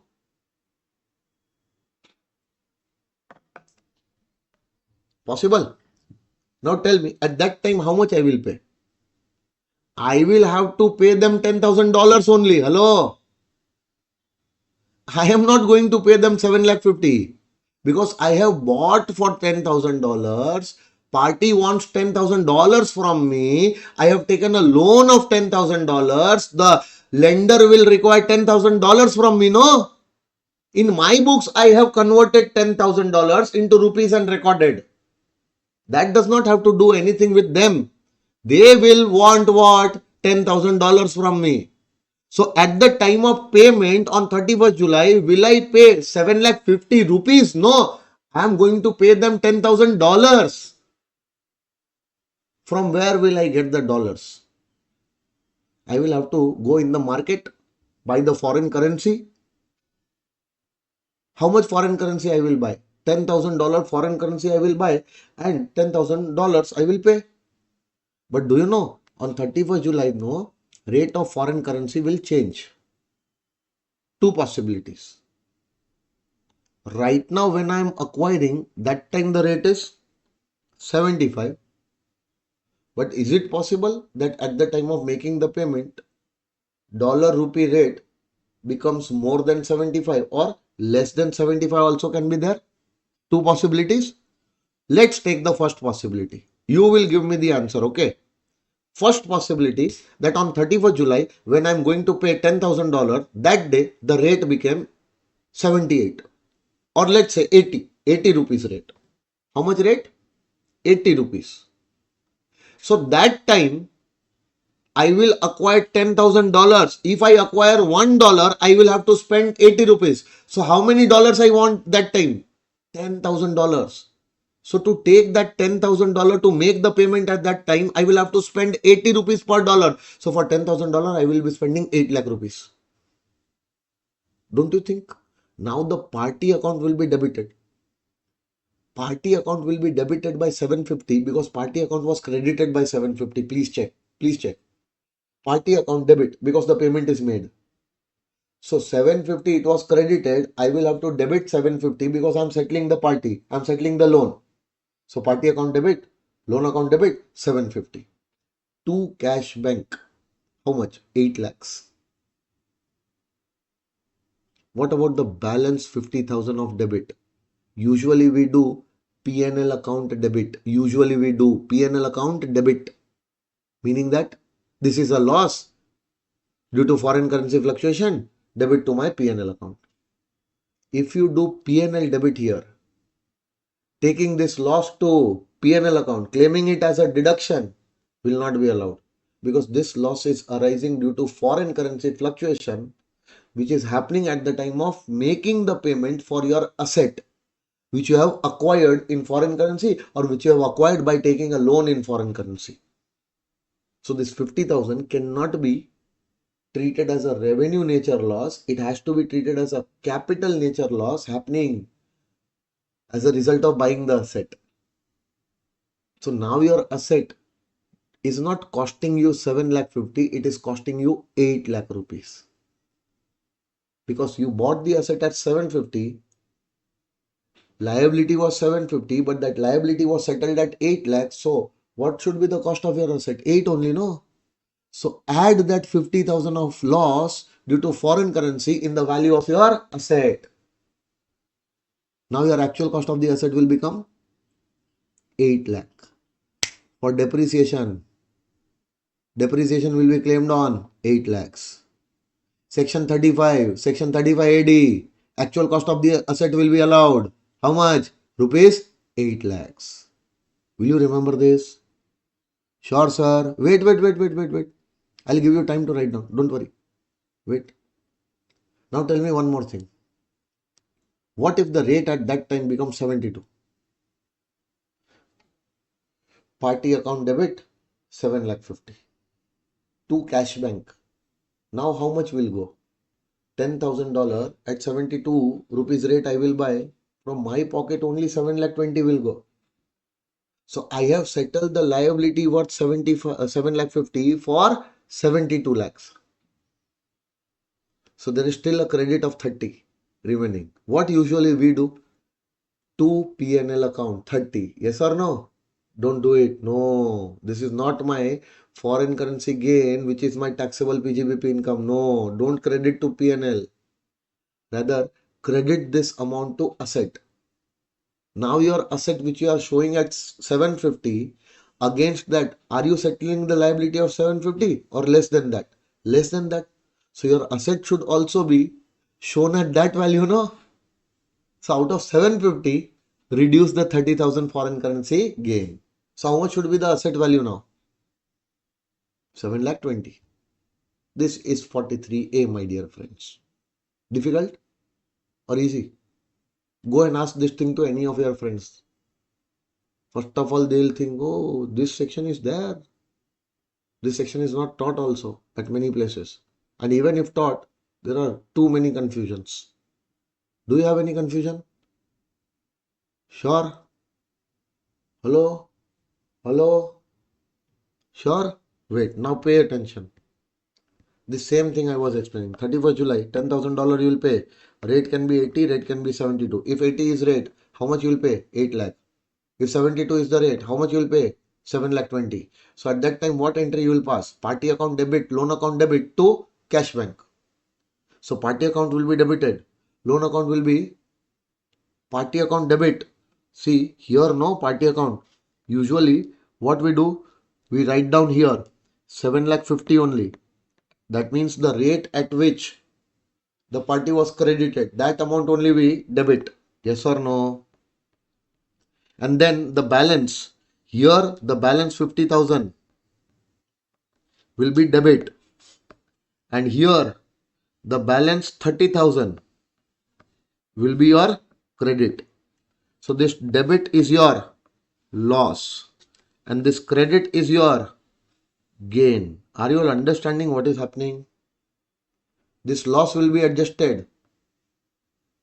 8 lakh you have paid, 7 lakh 20 you have paid against 750 of liability, resulting into 50,000 gain, 30,000 loss.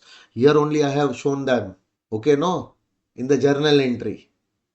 Then 50,000 difference, foreign exchange loss. 30,000 difference, foreign exchange fluctuation gain. So this is a loss, this is a gain. Out of 750, you will reduce 30 here, and in 750 you will add 50 here. So the cost of your asset for PGBP purpose will become 8 lakh and 7 lakh 20. Getting my point? Sure, everyone? So what will be the actual cost? 8 lakh and 720. Such loss or gain shall not be PGBP income or PGBP loss. It will has to be adjusted out of the actual cost. So now the final actual cost of your asset will not be 750, it will be 8 lakhs. It will not be 750, it will be 7 lakh 20. And this 7 lakh 20, this final cost will be treated as actual cost for depreciation purpose or 35 AD, etc. Everywhere the assets actual cost will be taken like this only.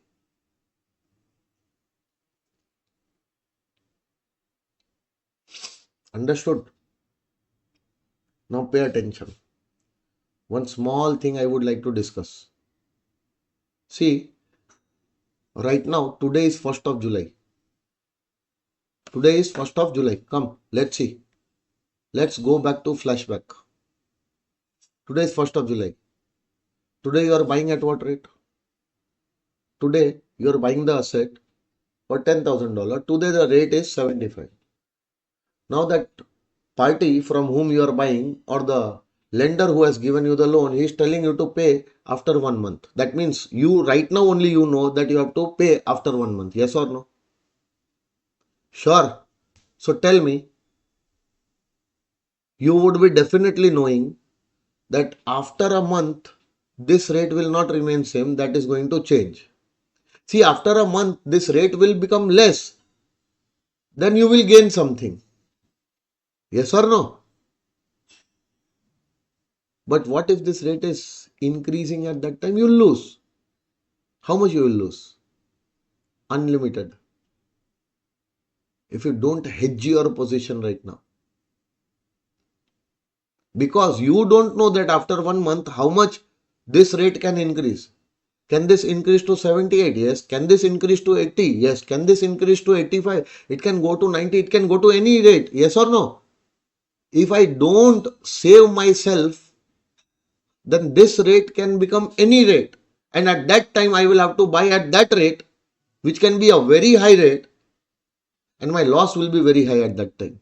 Yes or no? So do you want to safeguard yourself? Do you want to put a upper limit on your loss that beyond that, the loss cannot happen to you? Do one thing, go to your bank. Today itself, after buying, no, go to your bank. Tell your bank that I want to buy $10,000 from you. Not today, in future. On 31st July, I will come to you to buy dollars from you. $10,000 I will come to buy. This you are telling to whom? This you are telling to your bank. I will come after 1 month. I will come on 31st July to take $10,000 from you. Okay, bank? Will you sell me? Bank is saying, yes, we will sell you. What rate you are going to offer me that time? Fix it right now only. I don't want to, survive in that trauma for 1 month. Bloody, I have to make the payment after 1 month. What if the rate goes up? Every now and then I am checking the market. Foreign currency market, rate are going up, heartbeats are going up. Rate is coming down, I'm calming down. I don't want to see that. Because see, if assets etc. are bought from outside India, no, just a small amount I have written $10,000. It will be in millions. And the foreign currency fluctuation losses or gains will be in lakhs, it will be in crores. Because if some asset is imported from India, imported from outside India, bought from outside India, its value will not be a very small value. Its value will be huge. Getting my point? Very costly. And at that time, I would have to pay more amount as a foreign currency, resulting into more loss. So that loss can be unlimited. So to restrict that loss at a certain level, I am going and telling the bank that bank, I will come to you. Today I am going to the bank. Today. Today I am going to the bank on 1st July itself. After doing this transaction, I am telling the bank that bank, after 1 month I will come to you to buy $10,000 from you. Because I have to make the payment to my supplier. I have to make the payment to my lender from whom I have acquired this asset. Yes or no? So at what rate you are going to sell me that time? Fix that rate right now only. Okay. So bank is offering me a rate. Right, okay. After 1 month you will come, no. So after 1 month, let us calculate. We'll get back to you. 2 minutes. Bank calculated and they told you that whatever may be the rate prevailing in the market, if you will come to buy from us, no, we are going to offer you $1 at 77 rupees. How much? 77 is still higher than 75. But what if That time the rate is 80, that time the rate is 90 in the open market. It is better than that rate, no? Getting my point? So bank will say, will you take from me at 77? If you agree, then there will be a contract made between you and the bank. And that contract is known as forward contract. Contract made right now to purchase foreign currency in the future, and in that contract what will be the rate at which the foreign currency will be offered in future, that rate is also fixed right now. Okay, so tell me, forward contract you have entered, in that contract what is the rate written? 77. Whatever may be the rate in the market at that time, the bank is going to give you at 77. Just think, bank is taking a huge risk. So whenever you will enter into this forward contract with the bank, no, right now, bank will charge a small amount of forward premium from you. And that forward premium is your allowable expense. Yes or no? That will be allowed as a deduction. Don't worry. This is just to safeguard your business. No, that losses might be, unlimited in your business if you don't safeguard yourself or your business, like entering into these type of agreements. So you are spending that forward premium just to safeguard your business, and any such expense which is there to safeguard your business or business profits is your business related expense, will be allowed as a deduction. So now you are just paying, and that forward premium will be a very small amount, not that big, small amount. So now by paying this small forward premium, you have safeguarded, you have restricted your loss to a certain extent. Now you will be very happy that whatever may be the rate after future, I know I have made peace with a thing that my loss cannot be more than this amount. And if the rate in future is 85, example, or 80, will you go in the market to buy foreign currency? Or you have entered into a forward agreement? This forward agreement gives you an option to buy from the bank. It is not compulsory to buy from the bank. If you are getting better rates elsewhere outside the market, you can buy from there also. Then the forward agreement will be cancelled. Hello. After 1 month, you have to decide that the date which is fixed, on that date, whether you want to exercise the option given in the forward contract to buy from the bank, or you want to buy from outside. You don't want to buy from the bank, forward contract option given, no, I don't want to exercise this option. So both the things can happen. Now on 31st July, the forward contract, last day of forward contract, that day you checked the market. That day, the rate in the market was 80. Definitely you are going to go to the bank now. You will exercise the forward agreement and tell the bank to give you what? $1 at 77. It is better to buy $1 at 77 from the bank rather than buying $1 at 80 from outside market. Yes or no? So now how much amount you will spend? 7 lakh 70. 7 lakh 70, no? And you will settle your creditor at 770. Creditor at 750, settled at 770 at forward rate. What is your loss? 20. That 20 will be added to the cost. So your cost of the asset will now be 770. Got it, sir? What if 31st July, the rate in the market becomes 72? Will you still go to the bank? No, now you will tell the bank, forward agreement cancelled. My loss is what? That premium which I have paid you. That's it. But if I'm getting a better rate as compared to your forward rate in the market, because the dollar rate has come down in the open market itself, why would I come and buy from you at 77 if I'm getting at lower rate? So now at what rate you will buy? 72. How much amount you will pay? 7 lakh 20. Tell me yes or no. Then your asset should also be 720, no? 30,000 gain, adjust from the value of asset. Got it, sir? Sure, this is 43A. Please pay attention. See here. See, now you are entering into a bank forward agreement with the bank. But to enter into this agreement, you will have to pay forward premium to the bank. Some amount you will pay. That premium is your allowable business expense. 37(1) general deduction. Okay.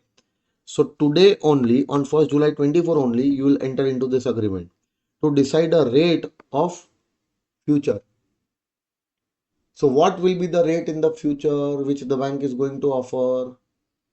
That rate is decided in this agreement. And that rate was decided how much? $1 is equal to 77. I was giving the same example. And now this rate bank will offer dollars at this rate on 31st July. But this rate is fixed today itself. Now on 31st July, spot rate means the actual market rate at that time was 80. Will you go and buy from the market? No. So you will exercise the forward rate. That time your real loss will not be 50. That time your real loss will be only 30. Sorry, only 20. So adjust that 20 only from the cost.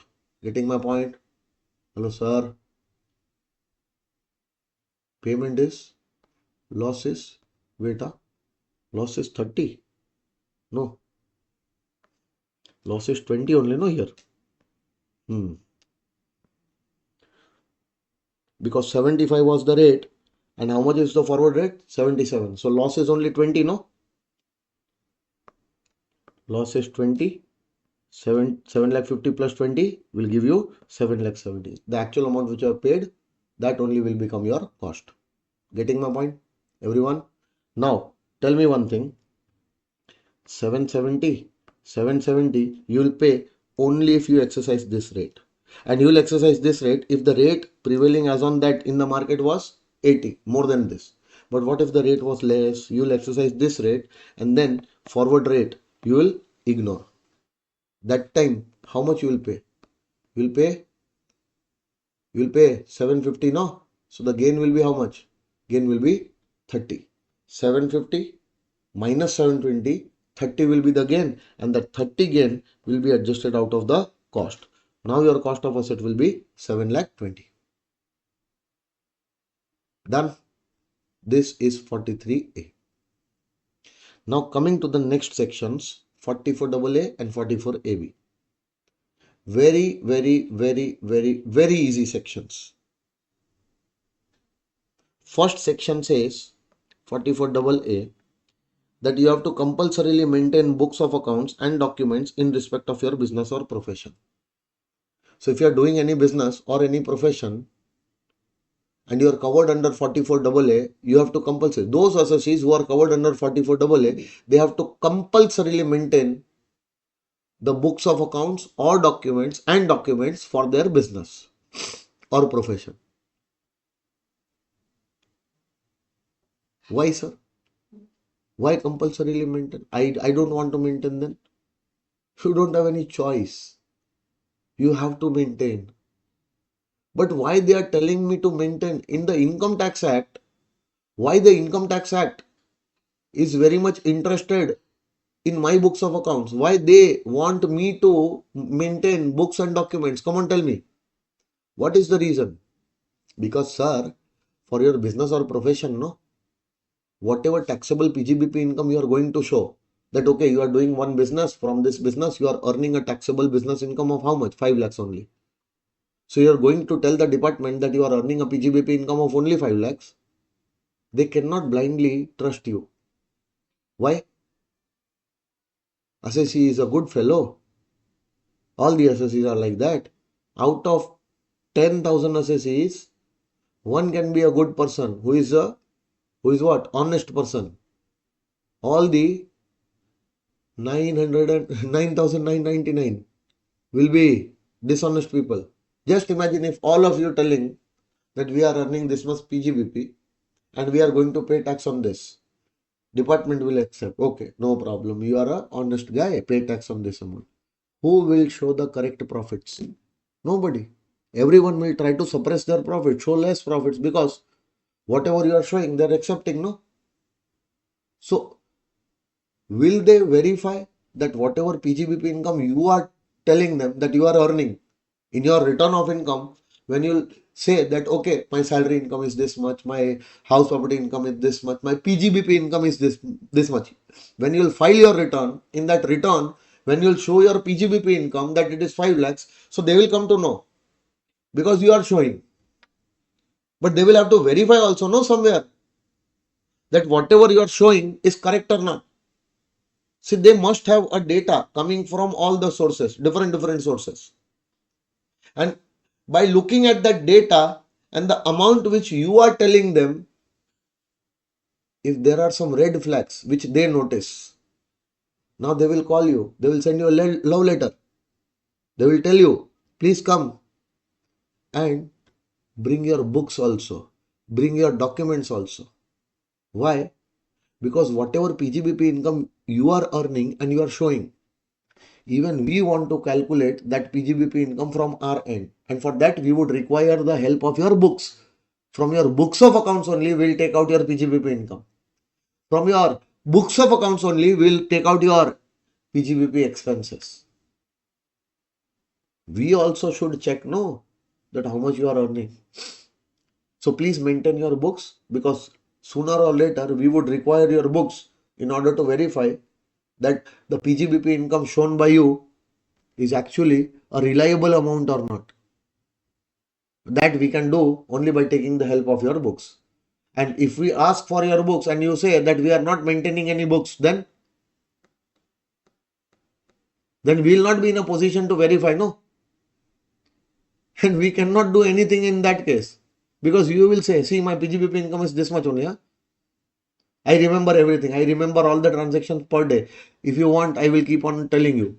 No, don't tell us. You must remember. You remember. But whatever you remember, put them in the books. No. Show these books to us. We will calculate on our own. Okay. Who will maintain the books and documents? You only will maintain.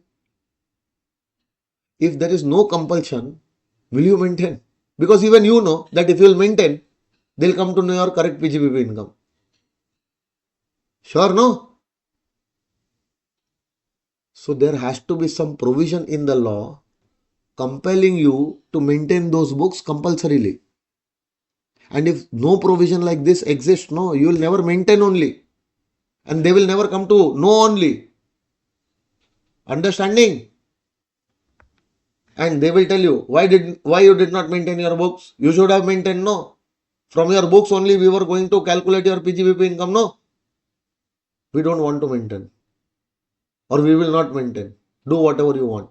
He cannot penalize also. He cannot take any legal actions, because the law is silent that whether you have to maintain books or not. Now, if the law will speak, no, he can take actions against you. You can be penalized. If you don't follow the provisions of 44AA, friends, if you don't follow the provisions of 44AA, there is a contravention. If you don't maintain your books, if you don't maintain the prescribed books, etc., there is a penalty under 271A. And that penalty is flat 25,000 rupees. So this penalty, if you don't want to pay, then maintain the books. And you are not supposed to maintain if you are not covered here. But if you are covered in 44AA, 100% compulsory you are supposed to maintain your books. Because we can ask for those books anytime. And from those books, we will be able to find out your PGBP income. Yes or no? Now, Kaushik, tell me, who will maintain the books? You only will maintain, no? Now, if it is made compulsory to you to maintain your books, and you know that the department is going to compute the income from these books only, don't you think that you will manipulate the books in such a way that even if the department is taking these books, even they should get the same amount which you are showing them? Because you will record only those transactions, record only those incomes and expenses which will result him also to calculate the same PGBP income, meaning that you have manipulated your books. We are telling you to compulsorily maintain, but if you will compulsorily maintain, those books should be reliable, no? Those will be reliable only if you get those books audited. from some respectable person. Got it? Say thank you to the Income Tax Act. Say thank you, Income Tax Act. Why? Because as a chartered accountant, you are getting another work for your clients which you can do. Understanding? And for this, you charge good amount from your clients. Sometimes 25,000 from a client for one audit.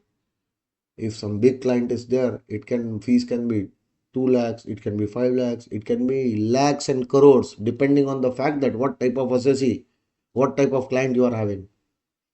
Just imagine the tax auditor of Reliance, how much they would be getting to do this audit of their Reliance's books.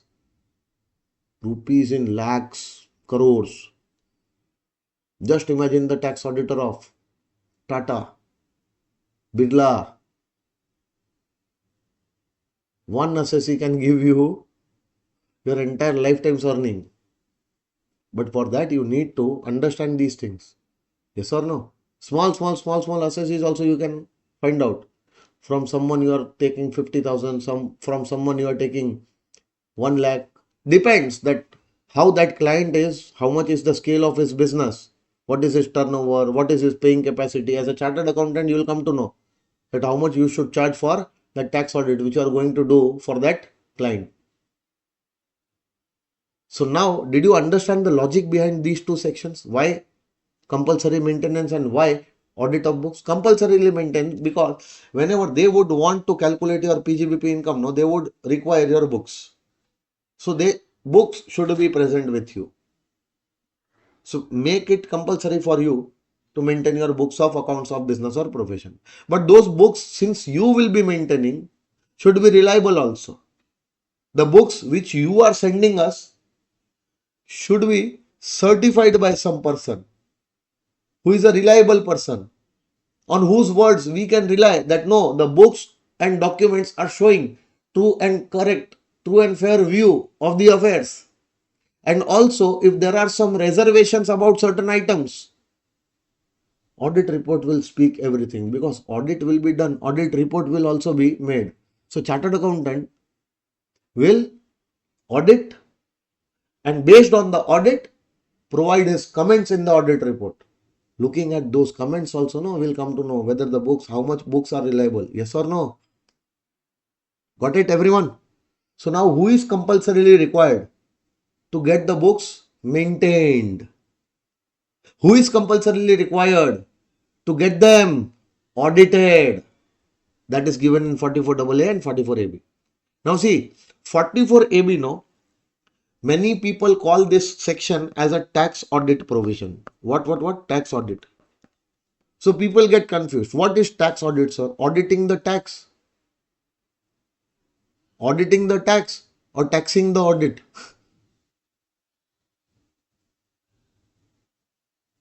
What is the meaning? Tax audit means for the income tax purpose, no, get your books audited as per 44AB. So this section is sweetly known as tax audit provision. Tax audit provision means audit of books of accounts for income tax purpose. Getting my point? So now, who is compulsorily required to get the books audited? We are into 44AA now.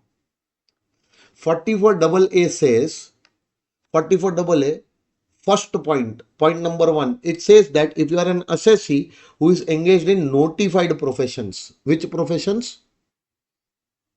Notified professions. So there are 11 professions which are notified for the purpose of section 44AA. All the professions are notified? No. Out of all the professions, these 11 professions are notified. Profession of a lawyer means legal profession. Profession of a doctor means medicine profession, profession of medicine. Then profession of engineering, engineers are covered. Profession of architecture, profession of accountancy means chartered accountants. Then technical consultants, then interior decorators, then authorized representatives, then film artists. Under the film artist, they have covered everyone, everyone. Even the actors, singers, dancers, choreographers, directors, producers, music composers, everyone covered in film artist. Yes or no? CS, company secretaries, and IT professional. Please remember all these professions' names. Important. These professions are known as notified professions. These professions are known as what? Notified professions. Now, if you are engaged in any of these professions and your gross receipt, why not CMA? CMA is not yet covered.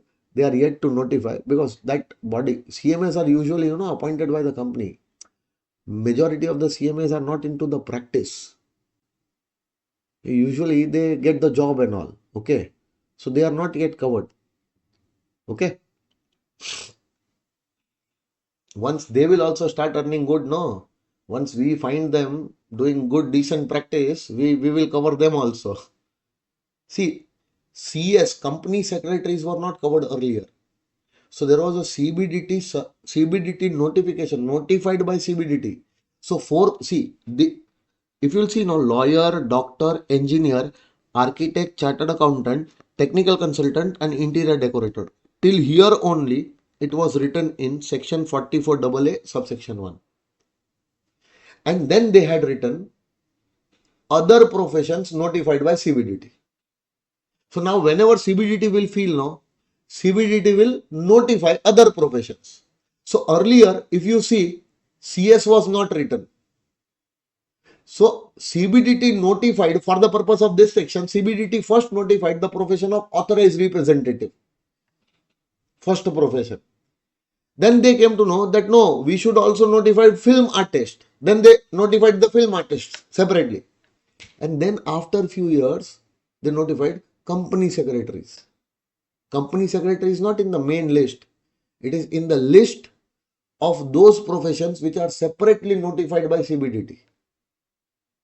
And in this list, CMAs are not yet covered. Later on, when the CBDT would feel no, that CMAs are also to be covered, then there will be a notification by the CBDT covering the CMAs also for the purpose of 44AA. Getting my point, everyone? Sure. Now pay attention. If you are doing any of these specified profession, 11 profession, whenever I'll say 11 profession, you are supposed to remember this only. These 11 professions.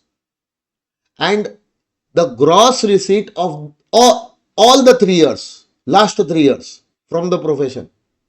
Meaning current year you are supposed to maintain the books or not. Depends that how much was your gross profit in the last 3 years. In the last 3 years, in all the 3 years, your gross receipt from the profession was more than 150 in each year. Last year, how much was your gross receipt? More than 150? Yes. Last to last year, more than 150? Yes. Last to last year, how much was your gross receipt? More than 150? Yes. So in all the last 3 years, your gross receipts from the profession should be more than 150. Then in the current year, you are compulsorily required to maintain books and documents. Yes or no? But wait, what if your profession only started in this year? This is the first year of your profession. Or your profession was started last year only. So definitely you will not be having a gross receipt of last 3 years, no?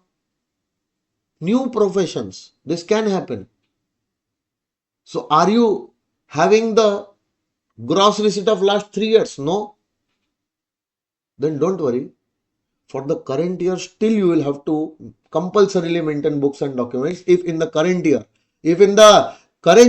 you expect that your gross receipt will be more than 150. So if in the last 3 years your gross receipt were more than 150 in all the 3 years, or in the current year also if it is expected that it will go more than 150, then for the current year you are supposed to compulsorily maintain books and documents which are prescribed in Rule 6F. There is one Rule 6F. In that Rule 6F, we have prescribed certain books and documents. So if you are a person who is getting covered in point number 1, doing a notified profession, hello, and satisfying this condition of gross receipt, then for you, during this year, you have to compulsorily maintain books and documents, which we are going to prescribe in Rule 6F. And when you will come to Rule 6F, no, they're saying cash book. Hello. Then journal. Then ledger. Then carbon copies of all invoices which you have issued to your clients.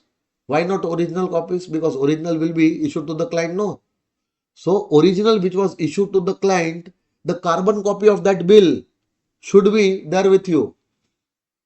And that has to be serially numbered, either through computer or manually, but every bill should be present with you. Every bill of your income, because to clients you will be giving the service, and for those service you must have issued bills to your clients, original bills. So your carbon copies should be there with you. From these carbon copies will come to know that how much income you are earning. Okay, and how much you are earning from the carbon copies will check from your cash book, bank statement, cash book, bank column, cash column, yes or no. From that we will verify. And wait, original bills of all the expenses must be there with you. Original bills. Because in your profession you must be incurring many expenses for which you are claiming the deduction from us. From PGBP income, professional income, you are claiming the deduction for certain expenses. So your professional income will come to know from bills issued to client. And the expenses which you are claiming as a deduction will come to know from bills of those expenses. So all the bills, original bills of your expenses must be present with you. But sometimes know what happens if you are not having original bills. So you can have payment vouchers also. But wait, those payment vouchers cannot be for a payment which is more than 50 rupees. So in your profession, are you making payment for expenses? Yes. For all the payment for expenses, you should have original bills. But sometimes, if the payment made by you for any expense in your business is 50 rupees or less, then only for those payment we will allow you to have voucher. Meaning that the limit they have kept very, very, very low. Right now, 50 rupees expense happening in a profession like this is something which is unimaginable. 50 rupees expense, only 50 or less. Then original bills not required. Then vouchers will be okay. But if the amount of expense, amount of payments more than 50, 50 or more, then no vouchers, only original bills. Meaning they want to tell you for every damn single expense you have to maintain original bills only. Vouchers will not be allowed only. Vouchers will be allowed only if the payment is 50 or less. Who is going to spend 50 or less and claim the deduction under PGBP? Nobody will do it. For your bills also, carbon copies of bills. Every bill for your services where you have charged more than 25 rupees. More than 25 rupees. Tell us directly, no. All the bills. 25 rupees. Which doctor you have seen charging 25 rupees from the patients? Which chartered accountant you have seen charging 25 rupees from? And even after becoming a chartered accountant, you are charging 25 rupees. Why are you spending 4 years, 5 years for CA education? Nobody will charge 25 or less. Everyone will be charging more than 25 only. 25 rupees, rupees 25 only.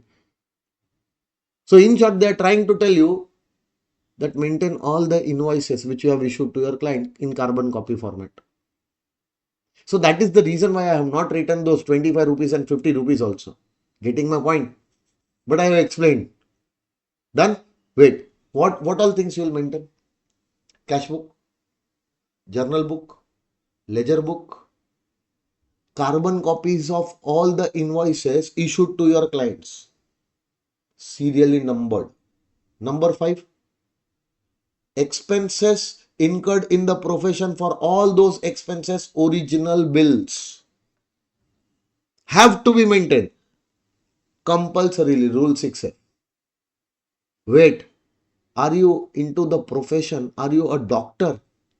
Are you a doctor? Yes. Then additionally, you will maintain two more things. Doctors will maintain these 5 items, but additionally, two more items they will maintain. They will maintain daily case register, as well as a stock register on a monthly basis. And in what format these registers should be there, the formats will also be prescribed. In that prescribed format only, you will maintain the daily case register and stock register. Have you ever gone to the doctor's clinic? Yes or no? Nursing home or a small clinic. Sometimes we fall ill, so we have to go to the doctor. So whenever we go to the doctor now, doctor asks. Doctor doesn't ask that lady or that compounder who is sitting outside. Sister, she will ask your name. What's your name? Her voice is very beautiful. Huh? What's your name? What's your age? Where are you coming from? What is your contact number? They are not taking those details for your matrimonial profile. They are taking those details to maintain this case register. Because the doctors has to maintain the case register. Every patient comes to them every day basis. So details of each patient, these details they have to maintain. Because these patients are only your customers, your clients, who are going to pay you PGBP income. So how many clients are coming on a daily basis? If we want to check sometime, patient should be available with us, no? What is the stock of the medicines? If you go to the doctor's clinic, he gives you different color medicines, yellow color pills, pink color pills. He'll make a few small what do you say, those small sachets in which he will put these medicines, and he will give you, eat one portion in the morning, eat one portion in the afternoon and evening. Gone 2 days medicines he'll give. So he'll maintain the stock of those medicines, injections, cotton, ointments, all the things which he will be using to give the treatment to his patients. So all the medicines, consumables, etc., which are used in his profession to provide his services, stock register of that should also be maintained. So meaning doctors will maintain these two only, no? Or additionally these two. Doctors will have to maintain this. Rule 6F prescribed documents. Along with these two, doctors will additionally maintain daily cash register and stock register. Okay, in the prescribed format. But for others, if I'm a chartered accountant, I will maintain all these. No need to maintain case register. What cases will come to me? What stock I will have? I will not have any stock. I will not have any patient case. Hello, sir. For us, it is not prescribed. It is prescribed only for doctors. Getting my point? Now pay attention. These rule 6F books are prescribed. These are prescribed only for notified professionals. Only for notified professionals who are falling under this condition. Yes or no? Last 3 years, all the 3 years, gross receipts more than 150. And if that condition is not there, don't worry. This year, expected to be more than 50, then also you have to compulsorily maintain these prescribed books. Compulsory. Now, what if you are point number 2 now? See, now I'm not in point number now 1, I am in point number 2. And I have copied and I have pasted the same thing over here. Same 11 specified professions. But they are not covered in point number 1 above. Meaning that all the last 3 years, gross receipt not more than 150. And this year also not expected to be more than 150. So why this year not expected? Bloody this year only I have started my practice in the month of February or in the month of March. Only 1 or 2 months. I don't expect that my practice should give me in this year more than 1,50,000 gross receipt. Getting my point? So I will be covered in point number 2. Because I am not getting covered in point number 1. So any notified professional who is not getting covered in point number 1 will be covered in point number 2. New profession, very new, last 3 years, no gross receipts available. Or this year, gross receipts not expected to be more than 1,50,000. Because within 1 or 2 months or 15 days, what gross receipt I will earn? Oh, why are you bothering me to maintain my books only for 1 or 2 months? Yes or no? Don't worry. So that prescribed rules, no, prescribed books, rule 6F will not be applicable for you, but still you will have to compulsorily maintain. For these 1 or 2 months also will not leave you. You will have to compulsorily maintain. But at least maintain such books and documents which would allow your assessing officer to determine your total income. No need to maintain the prescribed books because you are not getting covered in point number 1. Yes or no? But at least maintain those books which would enable your assessing officer to calculate your total income. Getting my point? But you will also have to compulsorily maintain these books. Got it, sir? Everyone. Now, under the head PGBP, the income of only notified professionals are taxable, or income of other profession is also taxable. Income of all the business is also taxable. So, 11 notified professions gone. Now you are in any other profession other than those 11 professions. Yes or no? You are doing any other profession or you are doing any business. You are doing any business or any profession other than 11 professions. Yes or no? Are you required to maintain compulsory? Yes, you are also required to compulsorily maintain. Wait, if you are individual or HUF doing any business or other professions, if you are individual or HUF, now for the last 3 years, we will check your turnover as well as turnover or gross receipt, as well as we'll check your PGBP income, taxable PGBP income, last 3 years.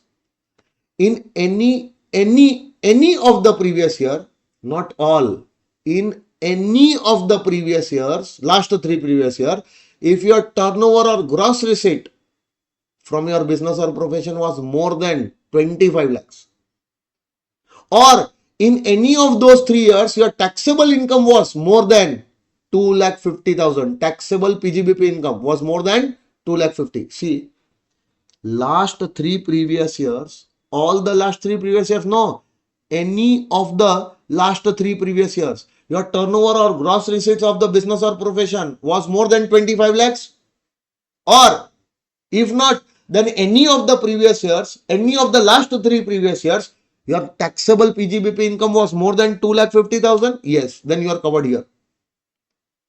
And if not, then this year, current year, do you expect that turnover will be more than 25 lakhs or more than 2,50,000 will be the taxable PGBP income for this year? If last 3 years data is not available, then don't worry. This year, are you expecting your turnover to be more than 25 lakhs? Or are you expecting that this year's taxable PGBP income will be more than 2,50,000? Yes. Compulsorily maintain the books. What did I say? Compulsory maintain the books. Such individuals, HFs, will have to compulsorily maintain the books. But wait, if the assessee doing any business or professions other than 11 professions, if that assessee happens to be any other person, not individual or HF, same to same copied and pasted, the limits have been changed from 25 lakhs, now it is 10 lakhs. From 2,50,000, it is made 1,20,000. That's it. Everything remaining same. Last 3 years, any of the year, your turnover or gross receipt or more than 10 lakh, or last 3 years, any of the year, your taxable PGBP income was more than 1 lakh 20, or this year your turnover is expected to be more than 10 lakh, or this year your PGBP income is expected to be more than 1 lakh 20, then you also will be compulsorily maintaining. What you are going to maintain? Books and documents. Which one? Not prescribed anything. So maintain such books and documents as would enable the assessing officer to calculate your total income. Hello sir, will you remember? But compulsorily you all will also have to maintain. Try to maintain almost every single minute detail should be recorded in your books. Different types of books. You maintain, we will not prescribe. But maintenance will be compulsory done. And such books and documents must be maintained, which would enable the assessing officer to calculate your total income. Prescribed books are for 11 notified professionals only. But for those professionals who are covered in point number 1. But those 11 notified professionals covered in point number 2, or any other persons doing any other profession or any business covered in point number 3, they also have to compulsorily maintain books and documents, but not any prescribed. But they will have to maintain such books and documents as would enable the assessing officer to determine their total income. This is 44AA, my dear friends. Now, if ever they will ask you a question on this concept, don't ever apply your general knowledge to write the answer. You know the provision now. As per the provision, you are supposed to give the answer. Getting my point? Now, what if you contravene the provisions of 44AA? Penalty of 271A. How much amount? 25,000. Flat amount of penalty. Sure, sir? Now, tax audit and everything will start tomorrow, will end tomorrow. Okay, tomorrow this chapter will be ended, and we are going to start with a new chapter tomorrow. Agricultural income will start tomorrow. Not capital gains, agricultural income will start, because few questions of agricultural income are there in your PGBP, and from the first chapter also few questions are there. Okay, that we are going to finish, and agricultural income will be finished. Then we are going to start with capital gains, because some part of the agricultural income we are supposed to use for capital gain also. Okay, and this chapter is fresh in your mind, PGBP, so it will not be a difficult part for you to determine the agricultural income also, because the net agriculture income calculation are similar only, and sometimes the PGBP concept and agricultural income concept are merged also sometimes. So this thing is fresh right now. So what I'll be doing tomorrow, once we finish this chapter is almost finished now. That is, no, the strength is gone. Entire stuff is done, but now small things are there. Those are supposed to be finished tomorrow. And tomorrow we are going to start with agriculture income. We'll finish it, try to finish it tomorrow itself. Day after tomorrow, 100% capital gain will start. Okay, sir? Sure. So we'll meet tomorrow, same time. Okay? Till then, bye-bye. Bye everyone.